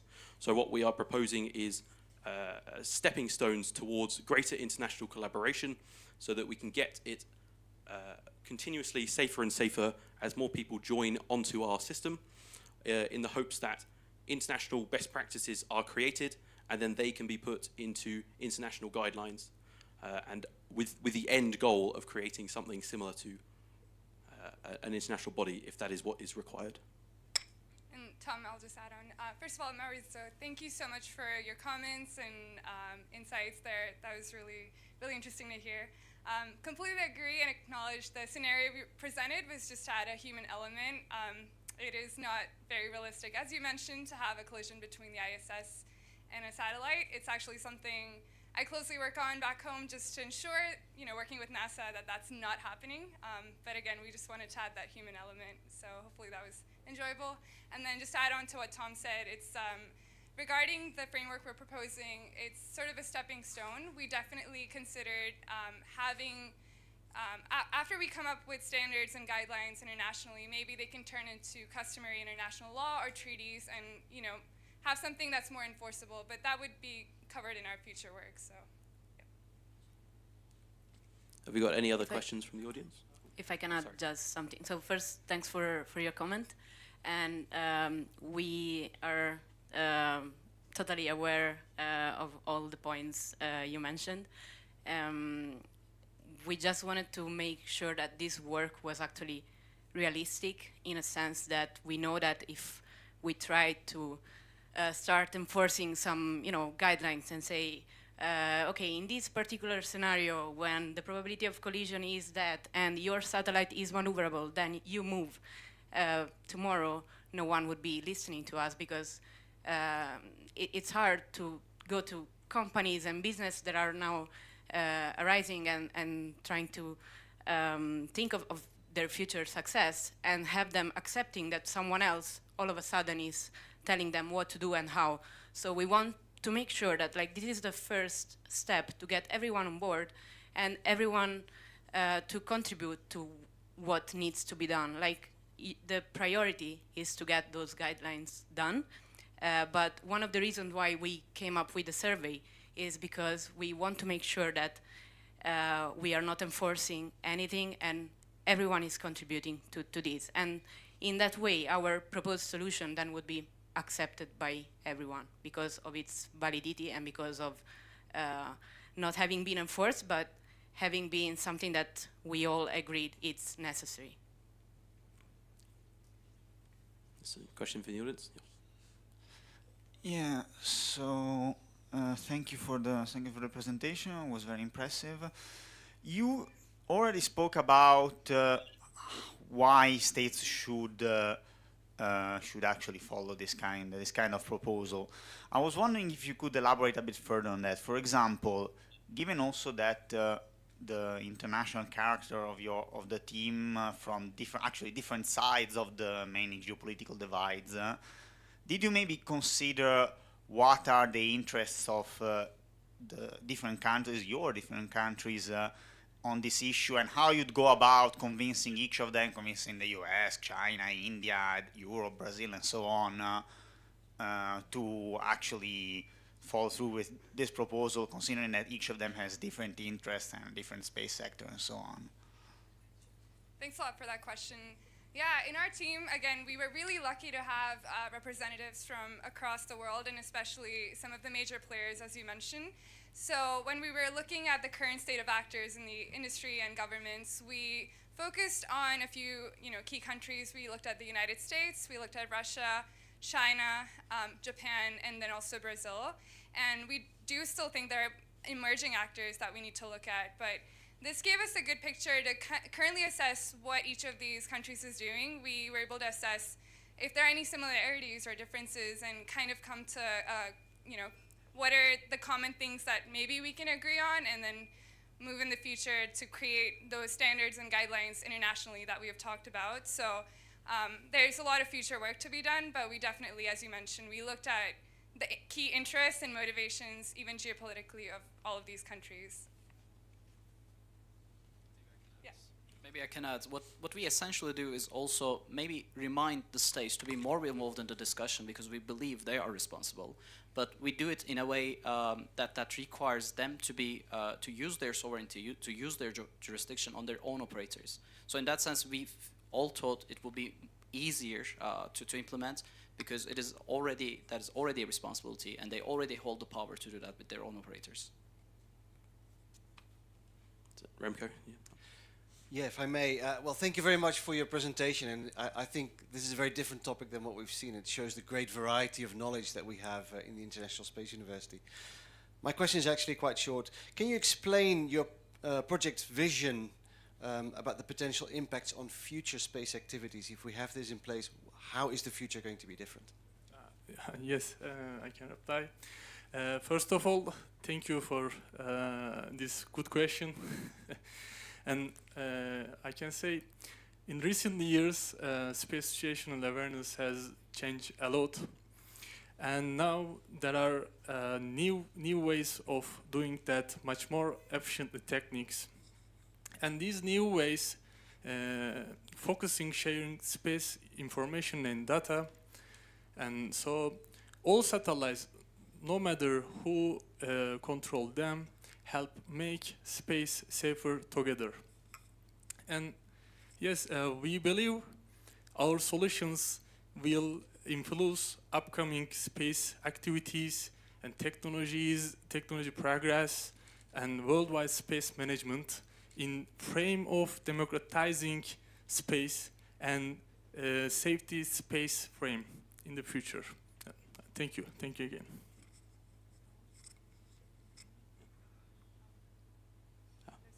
Sorry, one more question from the audience. I think a good presentation overall. I like the organization, I like the information.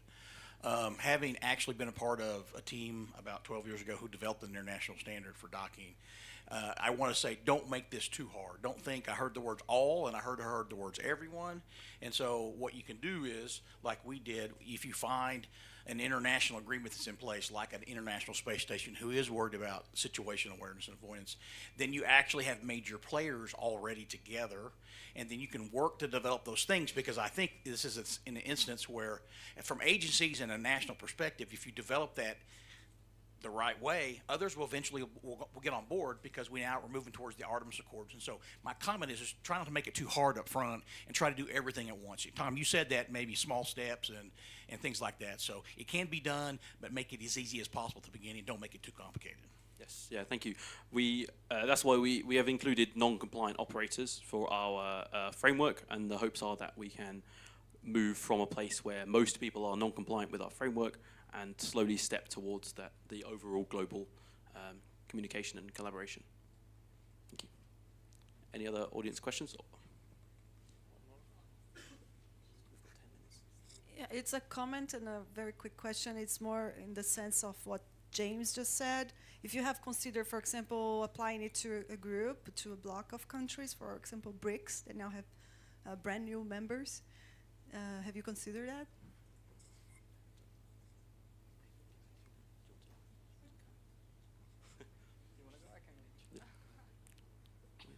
Yes, we were considering Brazil and China and Russia, but we have not considered any specific groups that we'd want to target yet.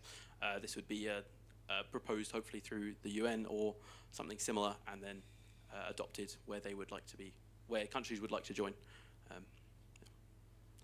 Maurizio, you still have your hand up. Do you have another question? Or no? Any other questions from the audience? So firstly, congratulations, SSA. I was just wondering about your ideas of encouraging international cooperation. So we've kind of seen a trend going on for quite a long time on the international stage of reluctance from states to sign themselves up to new rule books for a hot minute. And aside from kind of the monetary incentives regarding insurance, have you any ideas on how you would tackle attitudes from states to encourage them to sign up to some kind of agreement like this?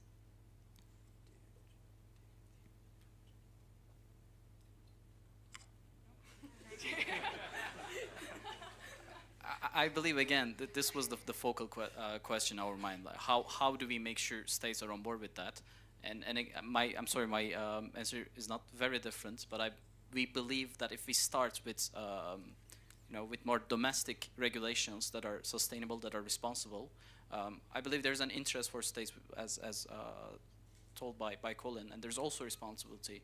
So instead of talking about agreements at this point, I think what we try to do is first show some responsible behavior in your own jurisdiction, and then see if it's followed. Hopefully it will be followed, and then we can come up with some bigger steps. I can add to that, Hannah. I've been in the Canadian Air Force for 20 years. I worked for NORAD. So it's hard to look away from what I've done previously, but historically, you can see a lot of collaboration between countries happening already. I know we always lean on the U.S., but the U.S. has over 20 signatories with different countries, including Brazil, on space situational awareness, and over 100 organizations. So I think we're going there. We're going in the right direction, and people are aware of what's happening. And I look forward to see more of that collaboration in the future. Thanks. That's it. Yeah. Thank you so much for your questions, and thank you for listening. I'll pass back to James.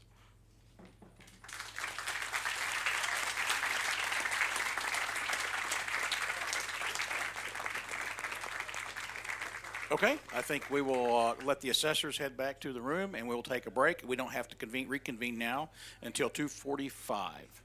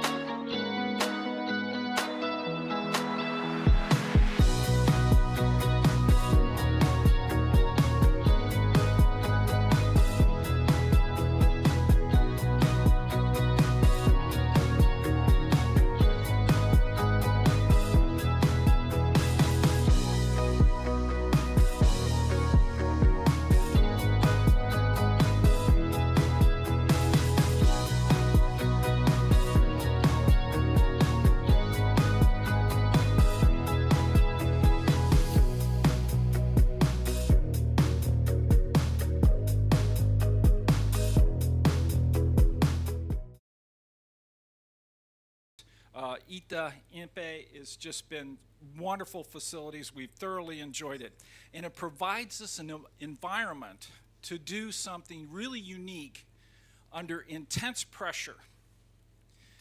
And we thank you for that. It's been very important that that enables us to do that. Now to the presentation and the study. Before we get started, there's a couple things I want to mention. Our report, the metaverse role in the future of the space sector, there's nothing like it that's ever been published. This is a foundational report. What you'll see today is an enormous amount of original thinking, vision that will extend well into the future, providing us a roadmap to develop a capability that will have an enormous impact on the space industry, I predict. And so, without further ado, let me introduce Team Metaverse.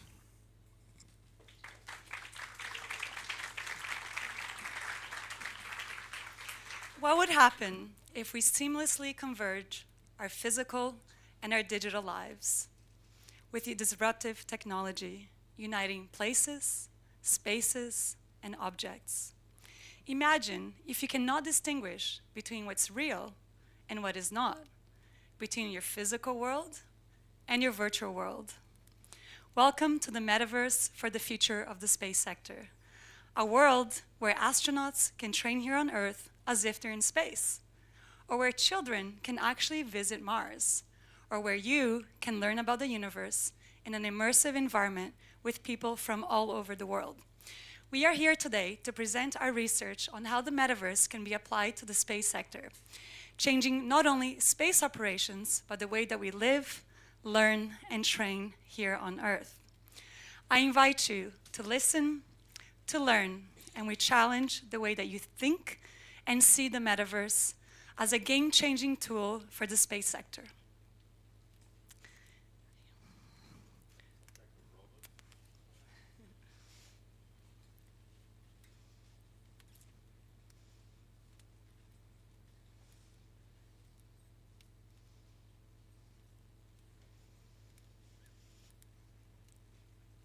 You're not in the metaverse.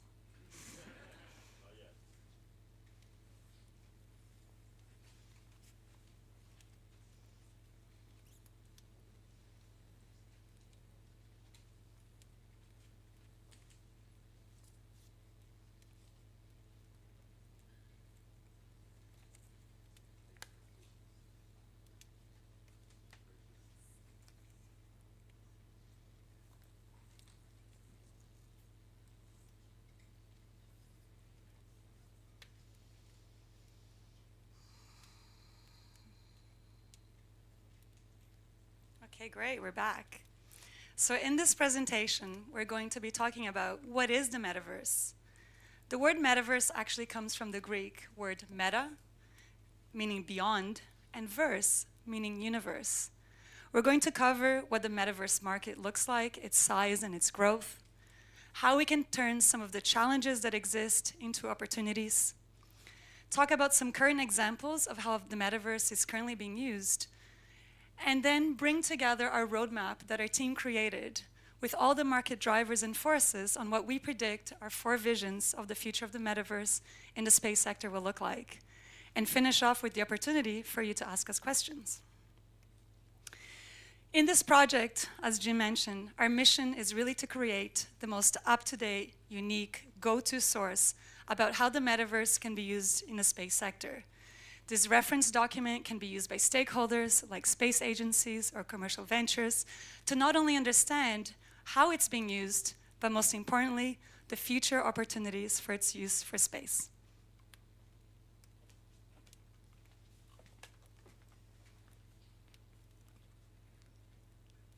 But what is metaverse all about? What is it that this new word brings so many interest about it? Basically, it's something that's already happening. It's something that's already giving us the possibility to interact in such new ways, both for entertainment purpose and also for economic purpose. But what are the key elements that allows us to define a little bit better what is metaverse? It all starts from an extended reality. What are we saying when we use this term? We're saying that beyond our physical reality, we are able to have another layer of reality. Let's start explaining it by parts. First, we have augmented reality. What is this all about? We literally add a new layer. We have overlay in our physical reality. You can do that using, for example, glasses, or you can do that using, for example, your cell phone. If you ever tried, for example, translating something on the street using your cell phone, that is a new layer of reality that was added there to help you. Another example, more entertaining, you have, for example, Pokemon Go, that in places that you already been all the time, now you have new, let's say, information, let's say, another points of interest. That's augmented reality. On the other side, we have virtual reality. Virtual reality is literally a new dimension, something that you can create totally new, that you can immerse. Immersion is the main word here, that you can be immersed inside it, and you can live totally new experience. You can be even another planet, or you can also create something similar to what you have in real life in order to, for example, practice something. You can even practice for extravehicular activity there. You can have a digital replica of any place and environment that you need to try being there before, that may be even safer for you to be there before through virtual reality. And when you use both of these together, you have mixed reality. What is this? You basically have the chance to interact with something through augmented reality. Think about, for example, an hologram that you could interact with. But when you interact with it, you are at the same time doing changes in the digital environment.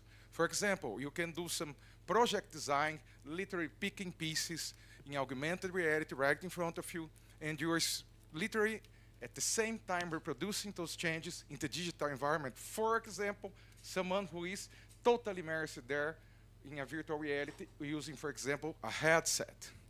That's the main definition of the metaverse. And do we have a market for this? Yes, we do. You can see here that we have, for this decade, exponential growth from the market that reaches about, by the end of the decade, about $1,500 million. We have an expressive number of users, about 1.7 billion mobile augmented reality users projected through the next year. We have also for the next year market value projected from about $800 billion. And we expect only for the European market of augmented reality, virtual reality, we expect about $20.9 billion. But is this all okay? Is everything good news? Is everything gonna work smoothly? We hope so, but we must do our job first. We must do a strategic overview of what are we working with. That's why we did a SWOT analysis that allowed us to look at the strengths of it, the weakness of it, and what would be the opportunities that we may have, and also what can be threats along the way. So we have a new market, basically. It's been happening through some years already, but at the same time that we have so many applications for it, so many markets that are anxious to have it in his hands, we also have technological difficulties. We are not totally ready to work with so much information. For example, to have thousands and thousands of users in such complete and detailed digital environments. We have opportunities, for example, to train astronauts and also to support them when they're in a stressful and delicate situation. We can add that overlay with information of the location and with help to instructions that he may need at that time, so he can be more aware of his or her surroundings and make it easier for them. But we also have threats. When we have the opportunity to use it for education, we also have to concern about the use for kids, the possible dependency with it. For each, we have for opportunity, we have artificial intelligence to be added up to a virtual reality to make it more dynamic. We still have major concerns with cybersecurity. Internet has about 40 years and still have cybersecurity problem. Now we add a new dimension for it, and those are major threats as well. But we will move forward with this.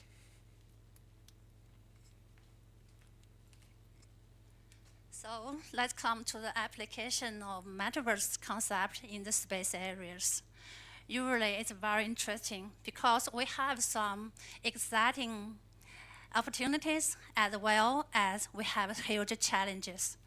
One prominent factor is that we need some technical infrastructures for a way to build a seamless metaverse experience in space. For example, we should have some reliable, high-speed communication networks which can provide us huge amount of data transmission in real time. And still, we have to build a near real VR environment for space areas, which can completely reflect the complexities of space domains. That will need advanced simulation skills for us, but right now it's still under development.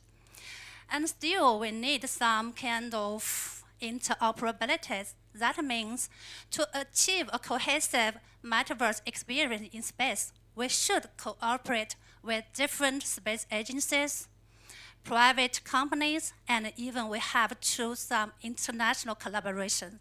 So to remember, we have a bottom line. That is, we should have some standardized protocols, data formats, and even many kinds of interfaces. So lack of such kind of cooperation may definitely lead to some fragmented VR experience and even do harm to cross-platform interactions. So we come to the third one as very popular in the metaverse application nowadays in space areas. That's when we do case studies. Many people keep asking us, how can we safeguard our sensitive data between virtual world and real world? How can we protect our digital assets? And how can we regulate the unauthorized user access?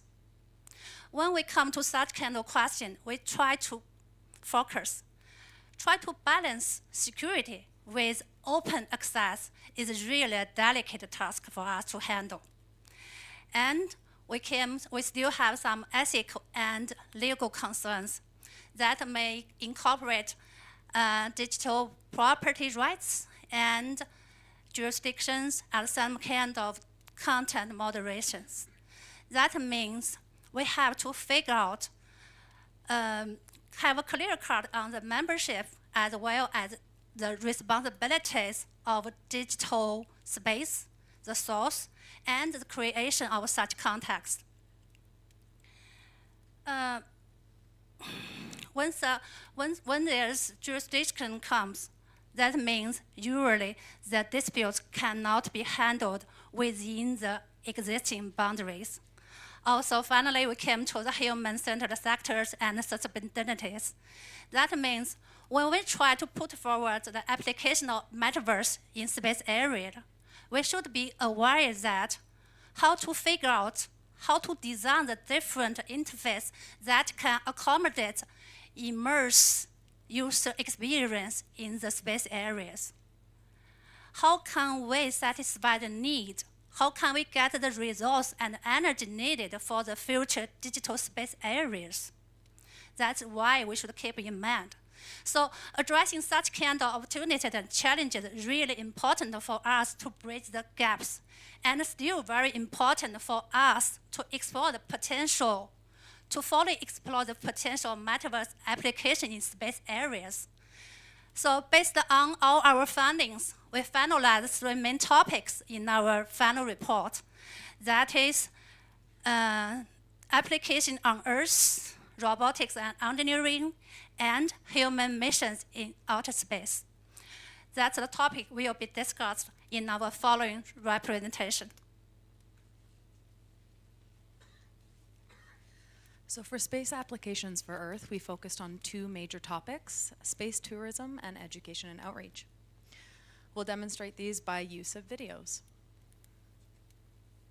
So the metaverse allows us to visit other planets, such as Mars, and using satellite images and rover data, we can visualize surface areas and then recreate that environment.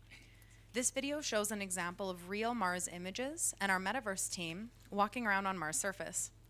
This has benefits for training and education and increases accessibility to space for people who would otherwise not have access.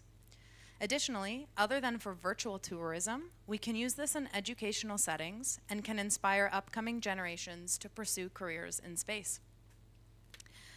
MetaVisionaries is one of the first companies who've used the metaverse as an educational platform.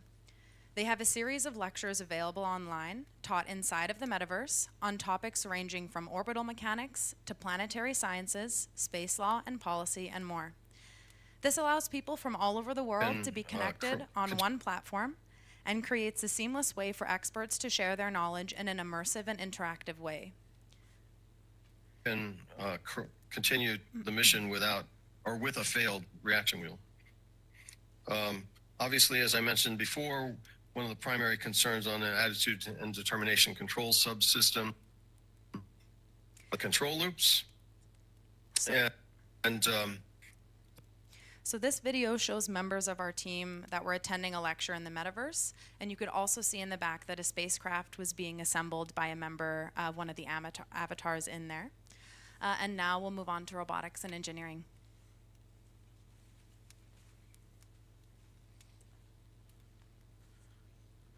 So the key main areas are robotics and automation, digital twins, and data visualization. So robots are everywhere.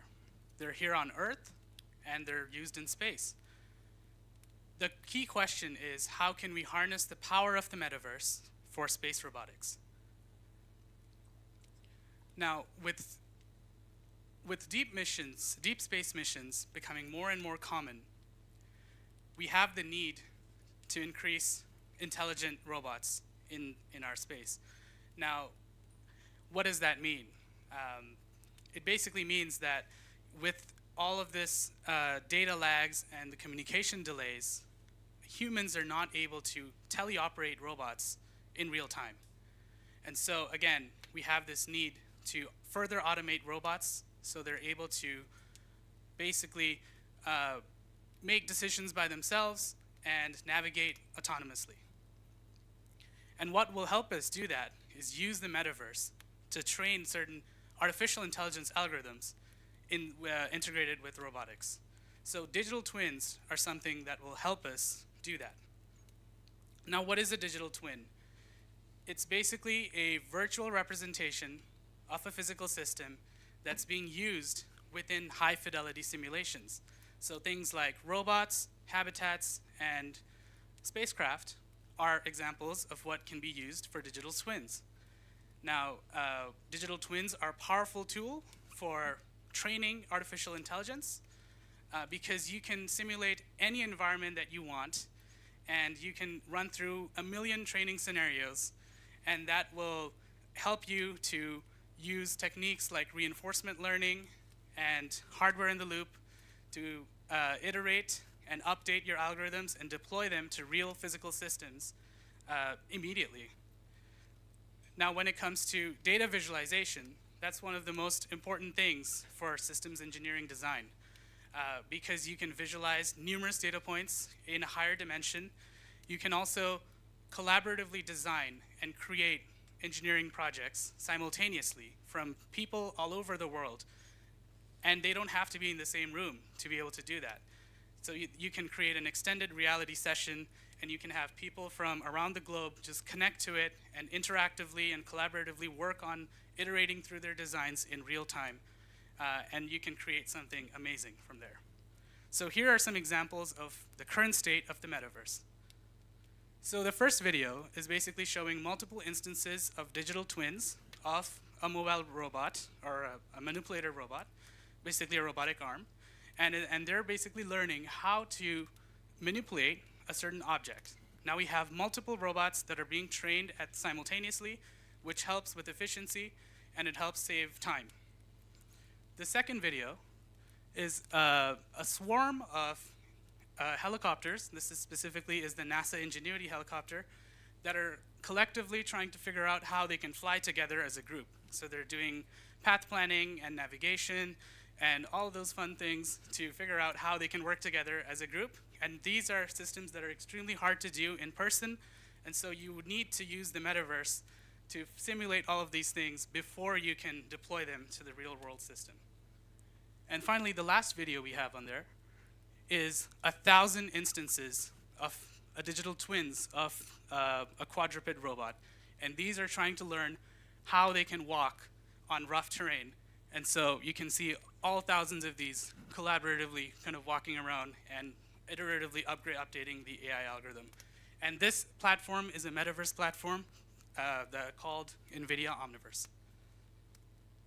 Now here we have an example of the metaverse being used in space.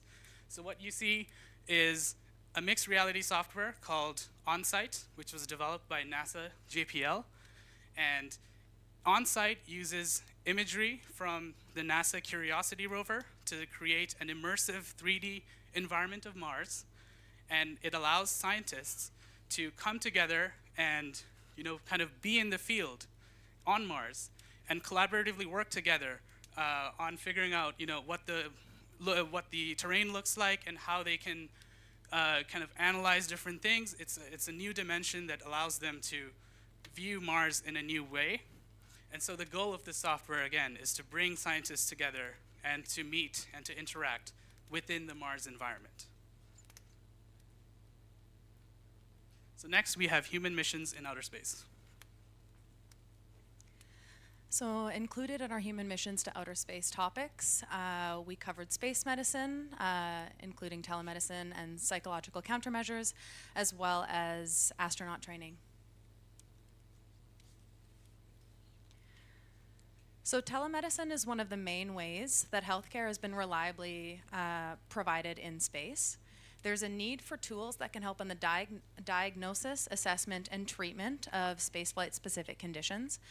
And it's important that these tools can be either remotely operated from experts on the ground or autonomous. And these are increasingly important as we go into deep space and long-duration missions, where we'll be utilizing devices like this to train crew, especially non-physician crew. In terms of medical training on Earth, VR, AR, and AI are already used for training for procedures and surgeries, and so this is directly applicable to utilize in the spaceflight environment, especially when we go on deeper and longer missions, when we have to consider how to treat a wider array of conditions than we already do. As of right now, a surgery has never been conducted in space, and if we're going to go far into space, we need to be able to competently perform things like this, and this is a tool that will greatly help with that. In terms of uses for telemedicine, there are already space organizations that are looking at utilizing metaverse technologies to help with this. So NASA is currently creating a tool that utilizes VR technology along with AI in order to help diagnose SANS, which is a spaceflight specific condition that affects your eye. This technology essentially works by measuring eye movements and structural changes over time in order to stage and diagnose SANS. As we continue to make these technologies and we go further and further into space, we'll rely more on technology like this, but this is an exciting new tool that's being created currently. Looking at psychological countermeasures, astronauts are in a really intense environment where they're subject to altering day-night cycles. They're away from their friends and family for long periods of time. They experience isolation, and they work in crowded environments. And so although there are some psychological countermeasures that are already utilized in space, if we're going to be sending people for longer missions, we need to have tools that we can use to build on the existing psychological countermeasures. It's already been shown on Earth that the gamification of exercise reduces anxiety and increases feelings of well-being. On the ISS, NASA and ESA have already worked together and did an experiment last year where they introduced use of VR technology of a headset to astronauts who were on the bike. So they call it SEBIS on the ISS. And they essentially did this in order to see if adding VR could make astronauts more excited to work out while they're on the ISS. And astronauts work out for 2 or more hours a day. This is a huge portion of their time. And if we can make this experience something that they really look forward to and that is fun for them, that will greatly enhance their well-being overall. We can also utilize technology like VR and AI along with other emerging technologies such as brain-machine interfaces in order to create realistic environments. So we essentially can incorporate sensory information such as smell along with visual stimuli from VR. And now we can create an immersive environment that smells and really feels like you're in that environment. So if we imagine that we have an astronaut who's on a 2-year mission and they haven't seen their family for a long period of time, we could theoretically take this technology and make them feel like they're back at home. We can put them at a dinner table and we can have their friends and family surrounding them as avatars. And even if this isn't the exact real thing, it will help combat feelings of homesickness and loneliness. We also have applications of the metaverse for astronaut training.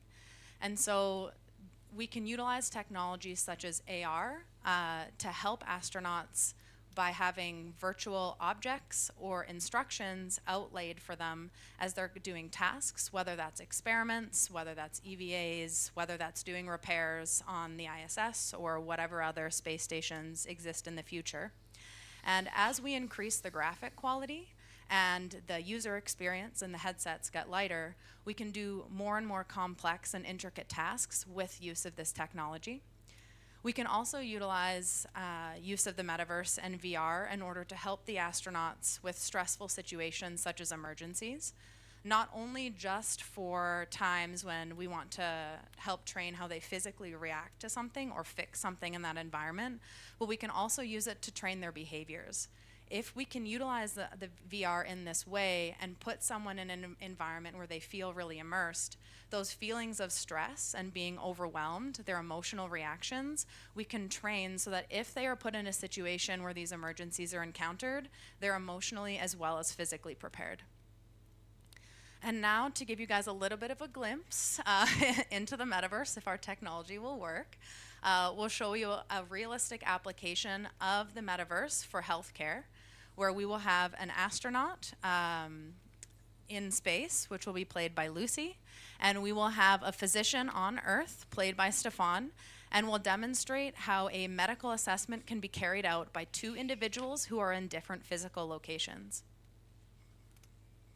Please allow us 1 minute to get set up for this.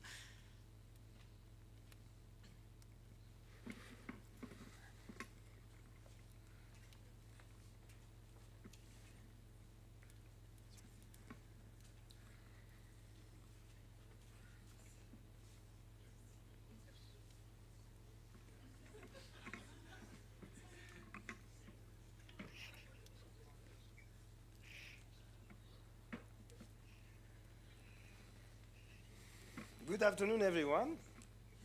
It's a pleasure to have you back for our weekly Metaverse session. I'm really happy to see you.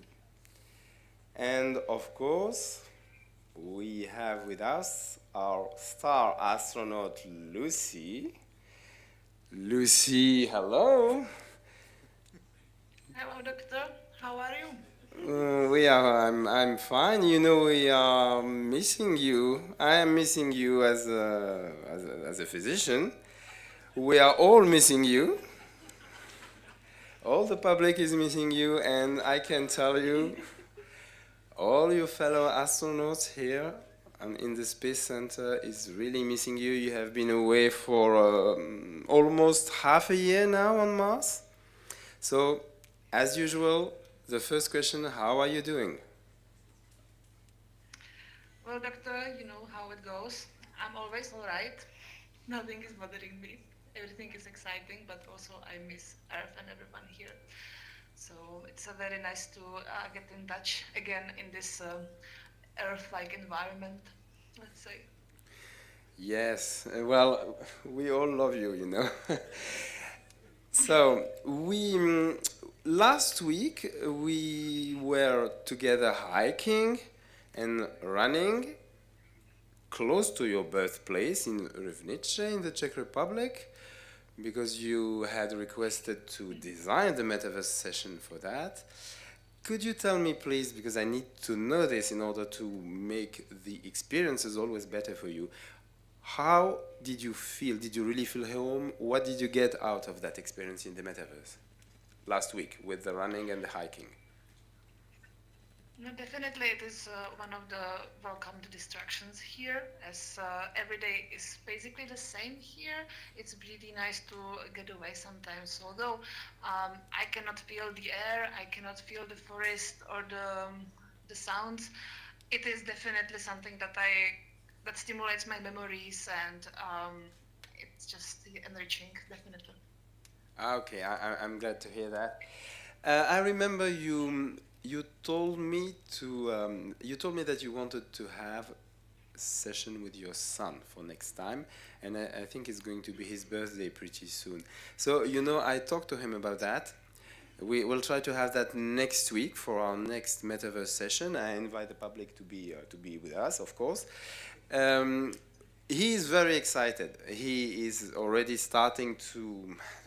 He has a big surprise for you. He's making drawings of you and him to prepare for this session. Could you please tell me how you would like me to design it for you? Well, I can imagine that it would be very nice for him to design the space where we will be playing together. So let's say that he can participate in creation of the playroom, where we can do whatever he feels like doing with me, because I really miss him, and I'm sure that he misses his mother, and providing him this free space to express himself with me freely would be very critical. So I would like that. Okay, no problem, Lucy. I will work on that with him and with this metaverse specialist here in the Space Center. We are going to, of course, have, as I said, this every week. Could you please also think of what you need in order to feel home? This is important. We want you to feel home, to feel with us during the space mission, which is going to take another 6 months. And we also want to be in space with you. This is why all this is about. Metaverse makes it possible to have space on Earth and to be on space with you.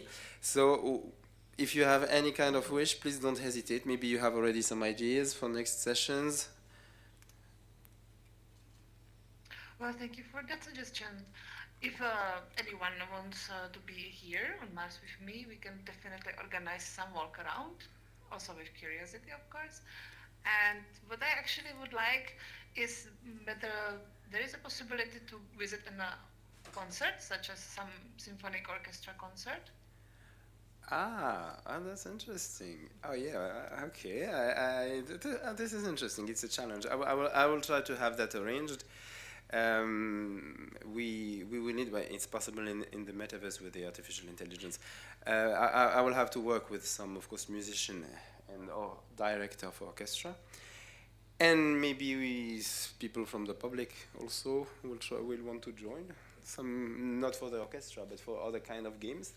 If you, as you said, if you want to feel home, we can try. Okay, so.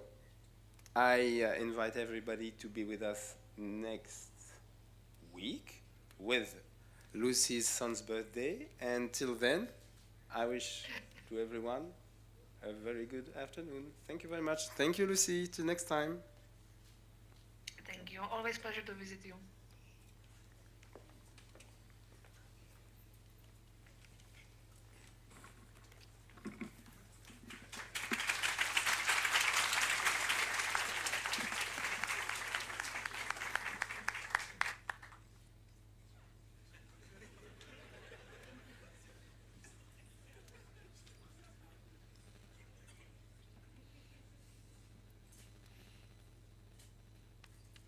Okay, the final touch of our project is addressed to the future of the metaverse in the space. So we develop a roadmap, a systematic construction of our group that display the views of all our participants of the project. As you can see, it's a timeline that goes from the past to the future and create a unique vision for our topic. The rational way to understand the roadmap is first, understand the evolution of the metaverse technology. In the same way, we understand how the space market evolved with some great business opportunities. The outcome are products and services that create value to the space endeavor. As you can see, it's a very detailed roadmap, and I will summarize for you in a very simpler narrative. First of all, our first drive is technology NER, how we came here. First things, we came from a lot of electronic device, and we reach a digital convergence in recent years. Nowadays, we have a lot of XR device, and AI is a reality. And that will become more and more friendly in the upcoming years. We will improve in a way that device will become minimal in our lives to a time that neural connection could be a reality. On the other hand, we have our market evolution. And we can talk about the space market began with space programs. We live now in a new space perspective, and we expect an explosion in space activities that will allow tourism, deep exploration, and an upcoming space economy. In the same line, business based on the metaverse come from social network perspective. The game industry plays a big role for our metaverse. It will spread the concept to other fields and will allow the creation of a common meta ecosystem. This will allow opportunities to engineer system, space application everywhere in a promising metaverse economy. Products reflects both of those drives that I just mentioned. In the beginning, for products in space, we have some VR applications, as you saw, astronaut training. Today, we have various XR platforms and robot missions, AI assistants, and geographic information systems is already a reality. For the future, we imagine a way more plug-and-play, easy-use metaverse system that will allow common use in space everywhere in the globe. Integrate system engineer and design will move and perform way more and more in this kind of platform. AI is going to support decisions in a way that will have and allow us to have high-fidelity digital twins. This upcoming scenario will be difficult to differ our reality to a metaverse reality and bring us an unparalleled innovation to the space sector. This path brings us to a promising vision that can be highlighted in 4 ways as we imagine a new upcoming world. First, a universe, metaverse protocol and capabilities. Metaverse will be everywhere as internet today in the most common sense. A symbiotic metaverse reality. Our reality will depend on the meta reality and vice versa in a mutual beneficial way.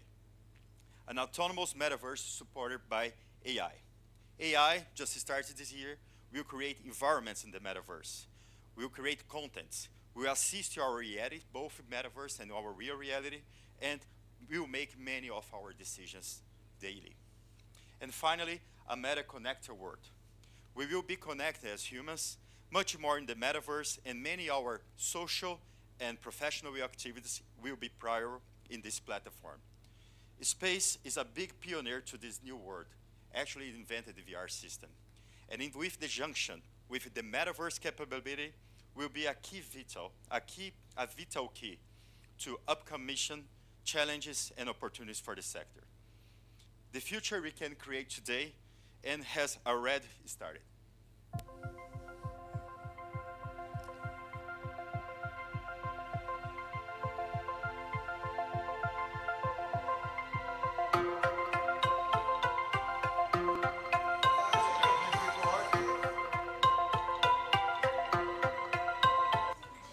Estamos aqui com a Lívia e agora ela está tendo a experiência dela na ISS.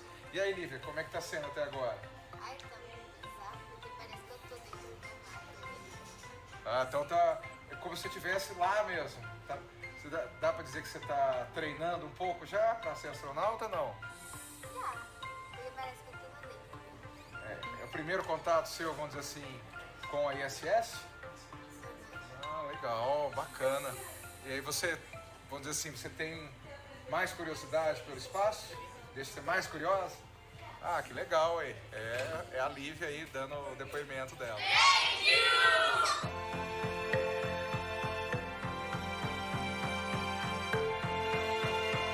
Some final words. This is TP Metaverse. Obrigado. Thank you for this lovely space audience, ISU, our brave hosts, and our fantastic chairs. Welcome to the future, and we'll see all of you there.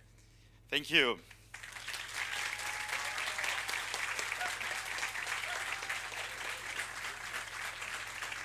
And now I call all the participants to answer all your questions.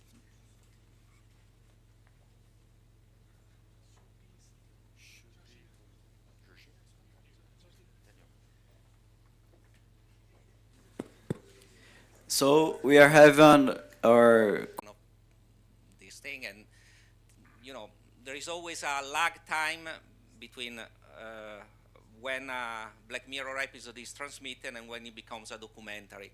So related to this specific episode, which basically addressed this idea of space mission and virtual reality in a way, my question, when you have a technology that is so immersive and you add things like digital twins, robotics, and things like that, I wonder, does it still make sense to send astronauts in space in the first place?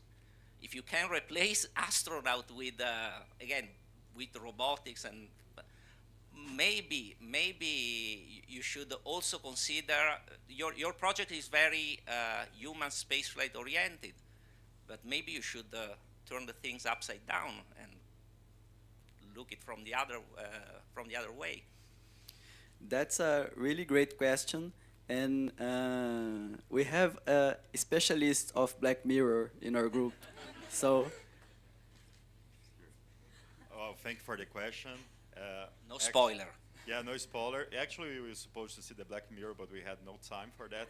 Episode 3, season 6. So yeah, we'll be addressed that in the near future. But I think the main thing of the Black Mirror is more address our imagination, and Metaverse can address in some extent that. The thing is, when we talk about space exploration and we put humans in very danger, we will choose robot missions. But some complex missions, we need the human being there, and that will address another reality. Can we say that Metaverse will do everything that we ask, and if we have a very good robotic there? Not really. For example, if we have a deep space exploration like to Mars, we can have a so big latency for communication that can be up to 50 minutes, and we'll have a real decision maker in time to make some kind of decisions that I don't think the physics. Huh? But what if you have an orbiter? This is a difference. So this is situations to situations. But we think it's to Mars. Mars now is our last goal. Is our brave imagination is Mars today. We will have humans to perform all the complex tasks that we need to address there. I think we have one question for the online faculty. Steve Brody, would you like to ask your question now? Yes, thank you very much. Excellent presentation. Are you hearing me okay so far? Yes, we can hear you. So I have a couple of questions, but I will only offer one right now, and if there's more time, you can ask me for others. I wonder what, if any, near-term legal or policy initiatives do you envision being necessary to address some of the potential threats or concerns you might have after having given this project a lot of thought?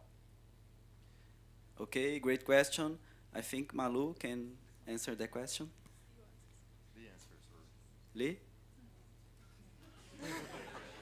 Hard question.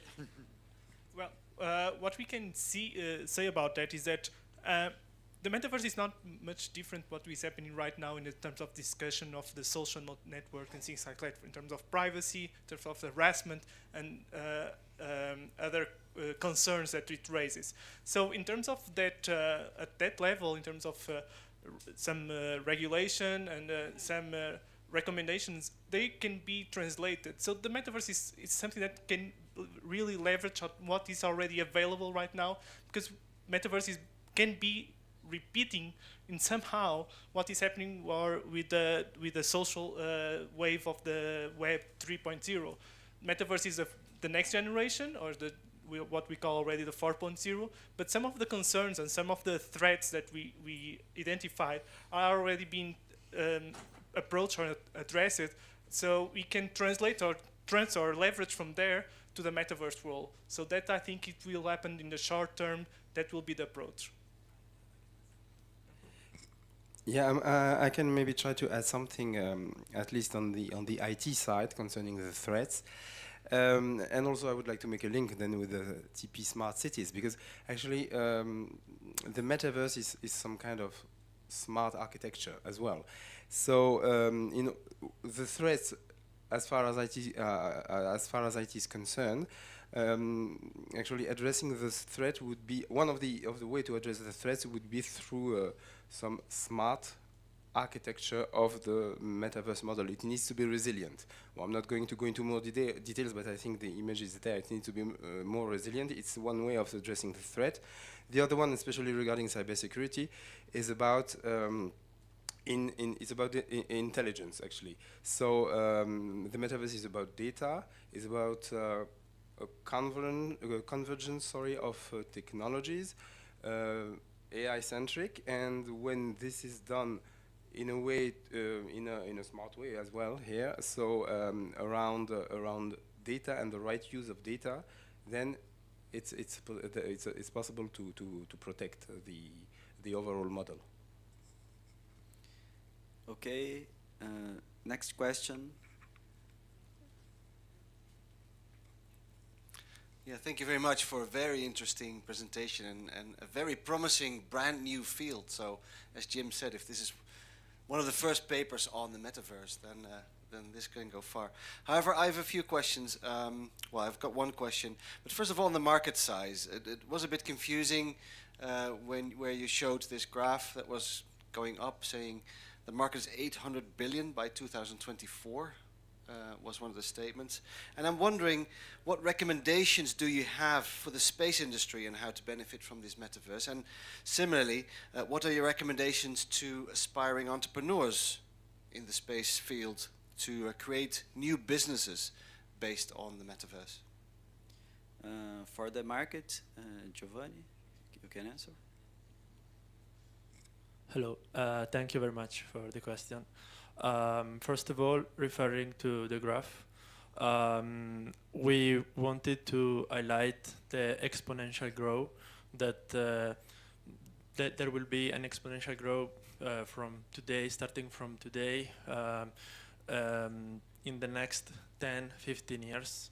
And so we wanted to highlight that there will be opportunities of business, because the market will grow until like $1,500 billion in 2035. And so obviously when we are talking about metaverse, there is always a lot of enthusiasm around this word. And I mean, in my opinion, we should take it carefully, because there is the opportunity to make business in that field, but the technology is not ready yet. This is why in our roadmap we analyzed the fact that we'll still have 10-15 years before we can see real application in the metaverse, and then in the space sector that is more complicated.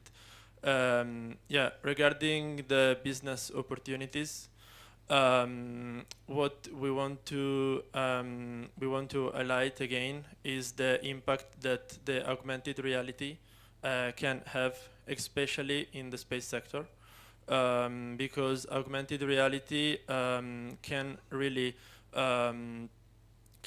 play a role with a great impact on the space sector. So this is what we analyzed. Thank you again. Thank you. I think I can add a bit. The 800 billion market size expected to the next year. It includes the gaming industry, the application, the industrial application, not virtual reality. So it encompasses all the applications of metaverse, not just the space. So just to make it clear. Remco, in terms of what you would say to entrepreneurs, it's really to start using the technology. It's if every business incorporates it, like we took up Zoom and Teams, and all the businesses start using it, that's how we'll see progress and advancement of the metaverse for the space sector. So anyone working in space, it's already available, the devices, there's 1.7 billion users predicted.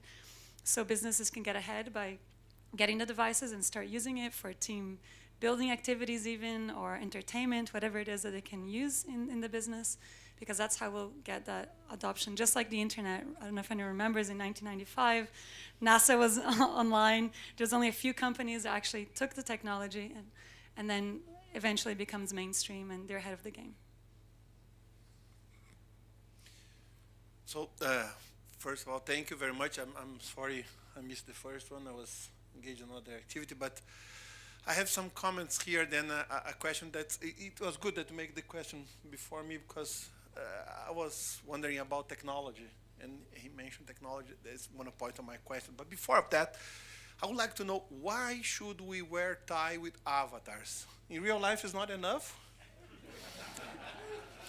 I'd rather be Elvis Presley or so. Why should we wear ties in Avatar? Why do we use PowerPoint in the virtual world? You see in the third or fourth slide there, you should people training. There's a rocket, and then the tube of the rocket in the bottom, and the PowerPoint around it. So really, we need to invest something more in creativity as well. And that's make me wondering about another information that you mentioned in your slide there, when you mentioned about the technology and the market. In the upper part of the timeline, there was deep space missions. And that came back again, the question of the synchronization, time delay, training. So that's something missing in the creativity and technology. The point is,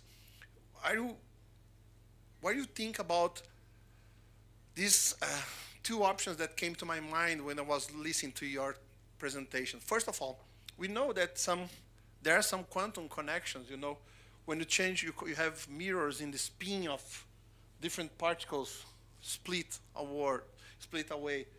You change the spin of one particle here, and you see the spin there. Can you have mirrors in that kind of virtual world? Can you change the spin here and have an avatar changing something there? That would solve the problem of communication. Or either, would you grow consciousness in artificial intelligence so they can solve the problems? Because you mentioned that the big issue for robots is that for dangerous activities, okay, you have robots, but you have some complex activity, you need human brain, so much connections.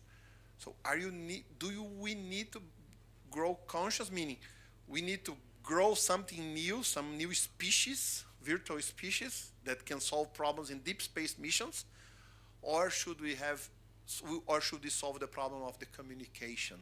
That's the big issue, communication or being there virtually. Well, as far as I can tell. And then I would like to know about the time. Yeah, absolutely. That is beyond our vision. I invite you to do another roadmap with us. But our vision stops when we have real direct neural connectivity. That's the end of our vision. We have to establish some mark point, because out of that we are much more about wishful think. As as I said, our vision was made with the 17 participants that they conducted literature reviews and they have their own mind of the metaverse and really find the vision. Yes, we addressed quantum computers. It was in our R&D. We didn't display in our roadmap. We came with connective. We show in the roadmap. Low latency will be something that we will always address for computing or for communication. As far as we know right now, speed of light is the best we can do for information transference. In this way, we are not talking because our vision is limited as well, not conscious, but some part of the conscious will be displayed by autonomous AI. Conscious in a way that it will take actions ongoing without any human permissions. This is the end of our line for us. If in one day we will have a conscience, another species, there is some great papers to address there. And one of the papers really suggests.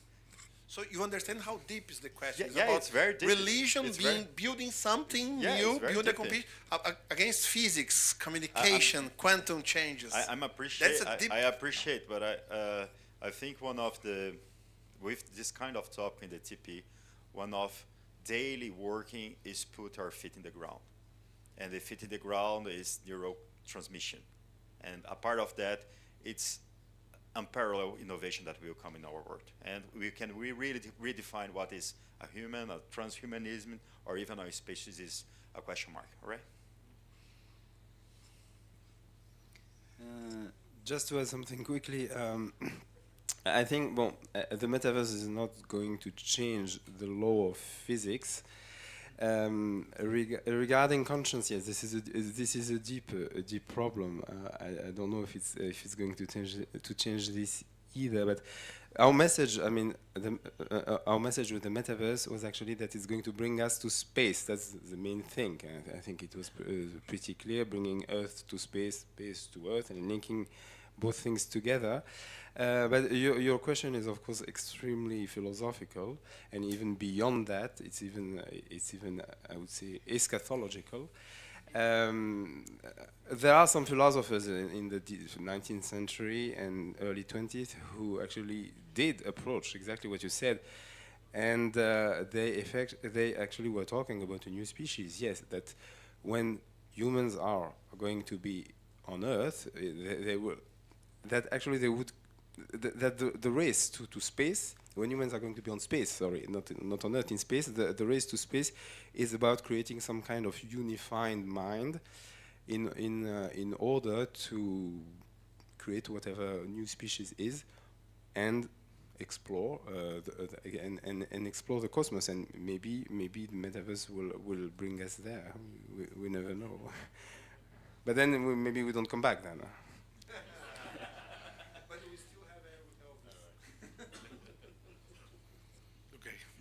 Thank you, Dr. Stefan. Appreciate that. Maybe two questions, and they're kind of related more about, because I heard the word entrepreneurship and sort of we saw the growing economy, but you guys have been wearers or consumers of the physical side of the product for 9 weeks off and on. Did you guys, and I heard a lot of, it gets kind of hard to wear after a while kind of stuff. Where's the state of the technology in the near term? When is that technology going to improve?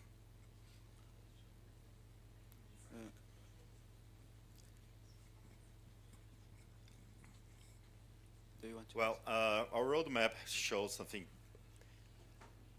before the future, and this is the plan. The plan is something that we are going there, and we are a little bit of certain of that. So what we are most sure is the near future, like 1 to 5 years, we have some standardization in the technology. Big players will come there, will create their standards for like a plug-and-play device, and this is the most important, I think. With these big players, and we think that the game industry will be the big pusher for that, we will have a meta ecosystem. As you open your cell phone and you have your Play Store, Apple Store, whatever system you have an open market for display business. So, but there's a trick here. We will have human beings doing applications for the metaverse, whatever device we're doing, whatever platform we're doing, but we really think that AI will have a role on that, a part of just humans. So think about that. You are in the metaverse, you are in a world that you are doing there, and instantly a new environment, a new content is created for you without human intervention. So this is kind of business that we are not ready yet for that, even to understand. But the applications of this kind of new reality, and I mean low latency reality, like instantly AI generating and supporting our activities, is something that we are not ready even to comprehend what kind of upcoming features and new application that we have in any sector. Space is just one part of that, and probably will be a pioneer. Maybe, apologies, maybe to answer your question, there are several companies developing newer, less clunkier headsets, which are easier to wear. There's ideas of having glasses, or there's a company which is quite new who developed a lens. And so it's yet not a space or metaverse company, but it's basically a lens which you put into your eyes, and it facilitates augmented reality. And there's also glasses being developed. And it might seem quite far away now as we're wearing the glasses and the Oculus, but looking at current markets and companies, it's not that far away, I think. And also, there's a thing about experience that we are all aware after these 9 months that needs to get a little bit better. Because today you have video games that are using just a joystick, and they already have transactions happening there. People buying assets. People spend real money to buy virtual money, to buy a shirt, to buy a house. So there is already economy happening. But let's say, if we build the show, the public will come. But right now, we are still building it. We still don't have enough internet capacity, we don't have enough hardware, we don't have good devices to go inside the metaverse yet. We have good enough, but not the best ones. Right now, people may prefer joystick in a screen instead of the headset.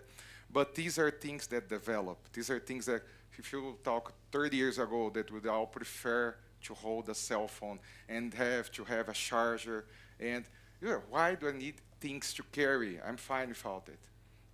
Things change. It's also a matter of generations. So we are building the experience. The public will come one way or another.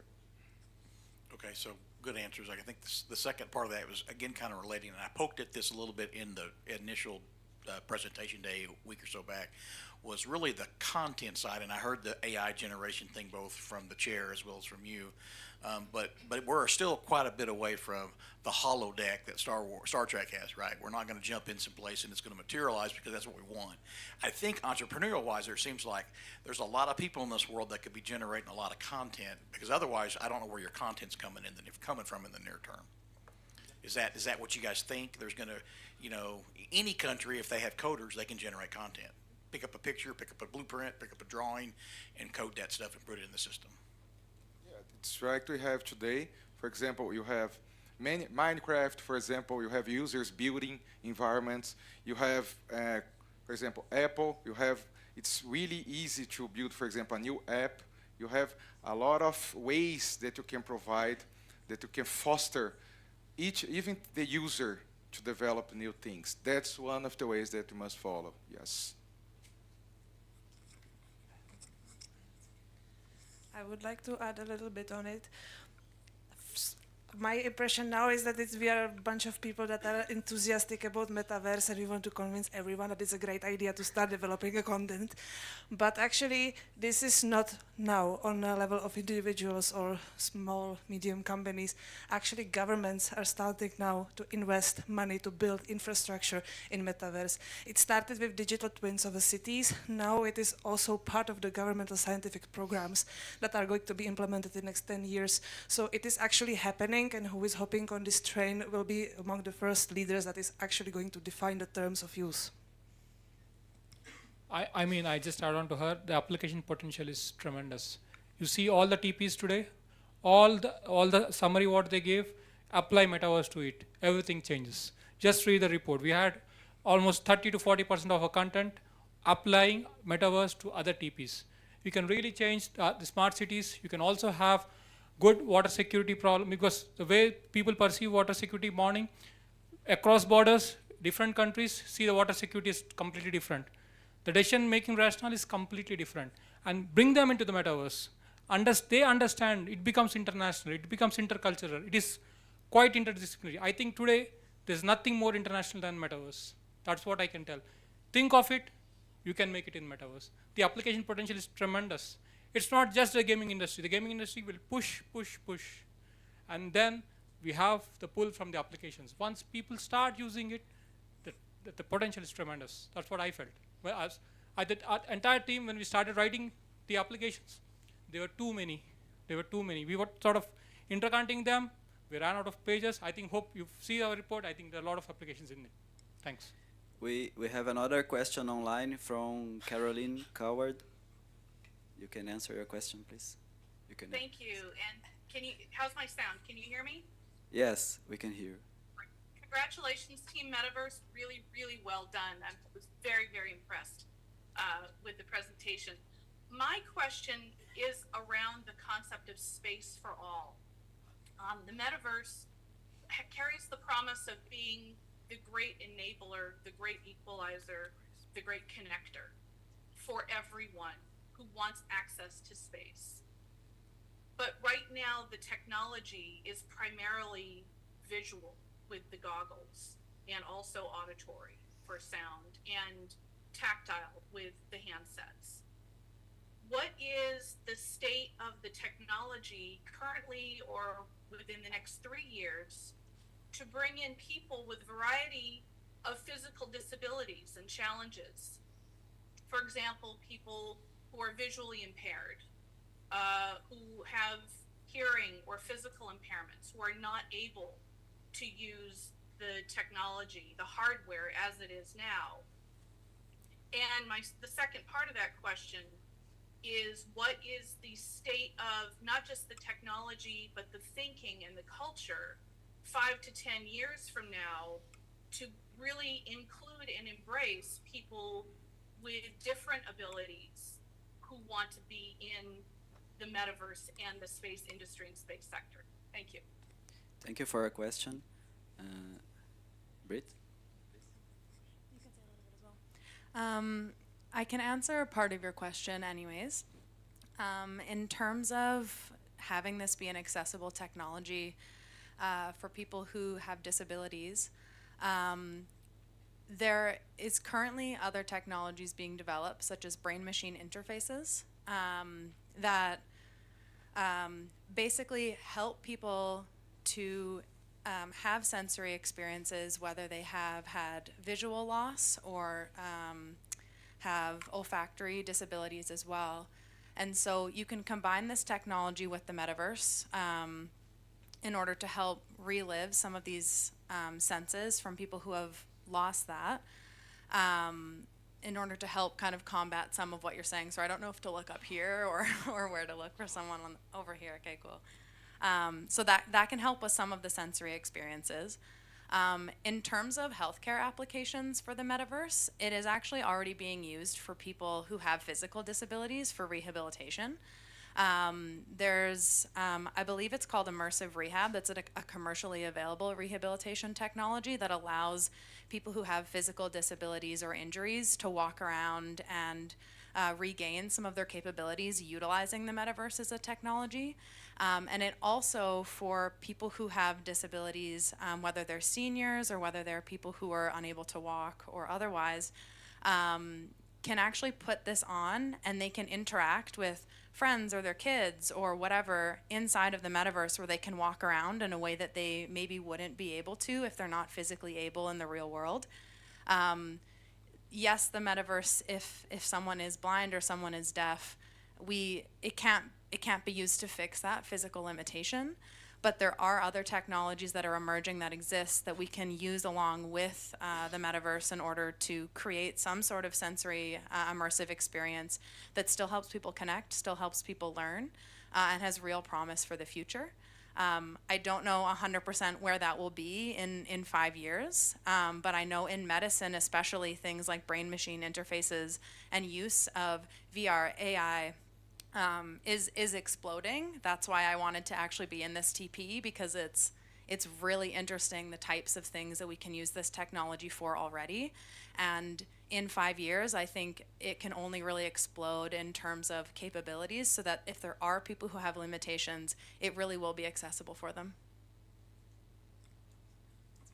So in terms of space for all, there are two things that come to mind. The first one is that people that perhaps can't afford to go to space for tourism can access space in that way. And the second part is in terms of disabilities, we can actually test, for example, a para-astronaut and see how they perform inside, a newer space station. Is it an advantage not having a leg, perhaps, or not having an arm when you're in microgravity and you can move more easily, perhaps? So we can actually test on Earth first and determine how those disabilities might potentially be beneficial in space, but we can actually create a team of astronauts and test it out without having to test in real life. Just to add, space applications, again, there's a lot of government initiatives. It's very interesting to note, as late as this year, we have good initiative, a project called Destiny from European Union. They're really pushing the metaverse. They're making digital twins, and they're using all the space data which you are getting and putting it and making the digital Earth, where you can co-design the Earth with all the emerging countries. There's a lot of initiatives, even from the NASA. I think it's going to explode in the near future. That's what I think. I would also like to add on this question, because I think it's a really important question and we should ask these questions because it is provoking. The assignment that we had was analyze the use of metaverse in the space sector. And if you are bringing the topic of inclusivity of people with several disabilities, well, space didn't think much about including people with disabilities for a lot of years. We just this year or last year, ESA appointed their first para-astronaut. Well done. But now, when we analyze the topic, it is really hard to get out of this box of thinking. It's even hard to make the space accessible for everyone on the world, even though they are completely healthy, if I may say like this.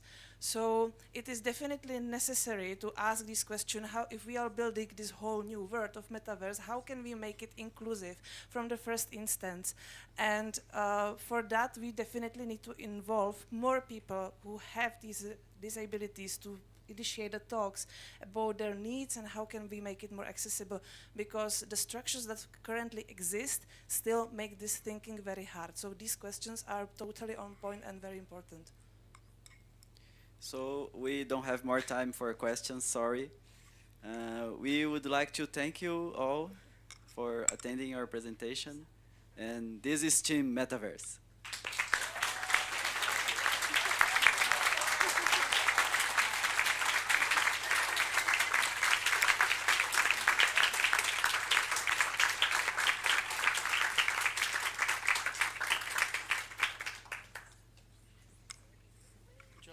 Good job. Did you teleport home? You were 6 months away. You were at Mars. Okay, if you guys will exit, we'll wrap up here. And oh, I'm sorry. Come on. Yeah, after. Well, that was exciting. Very, very, very good, inspirational topic. Thanks to the TP Metaverse for the quick look into really current reality as well as the future. I do want to, we'll mark this time and place because obviously the debate about metaverse fashion will now begin. So ties or no ties or whatever else. So this officially ends our formal program, marking the point where we will end the recording. And we'd like to thank everybody for the time and the attention. And I'm going to wait for a signal to see if the recording has stopped.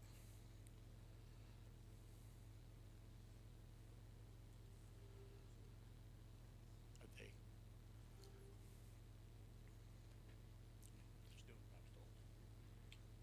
Evidently they weren't ready. Then we will just proceed.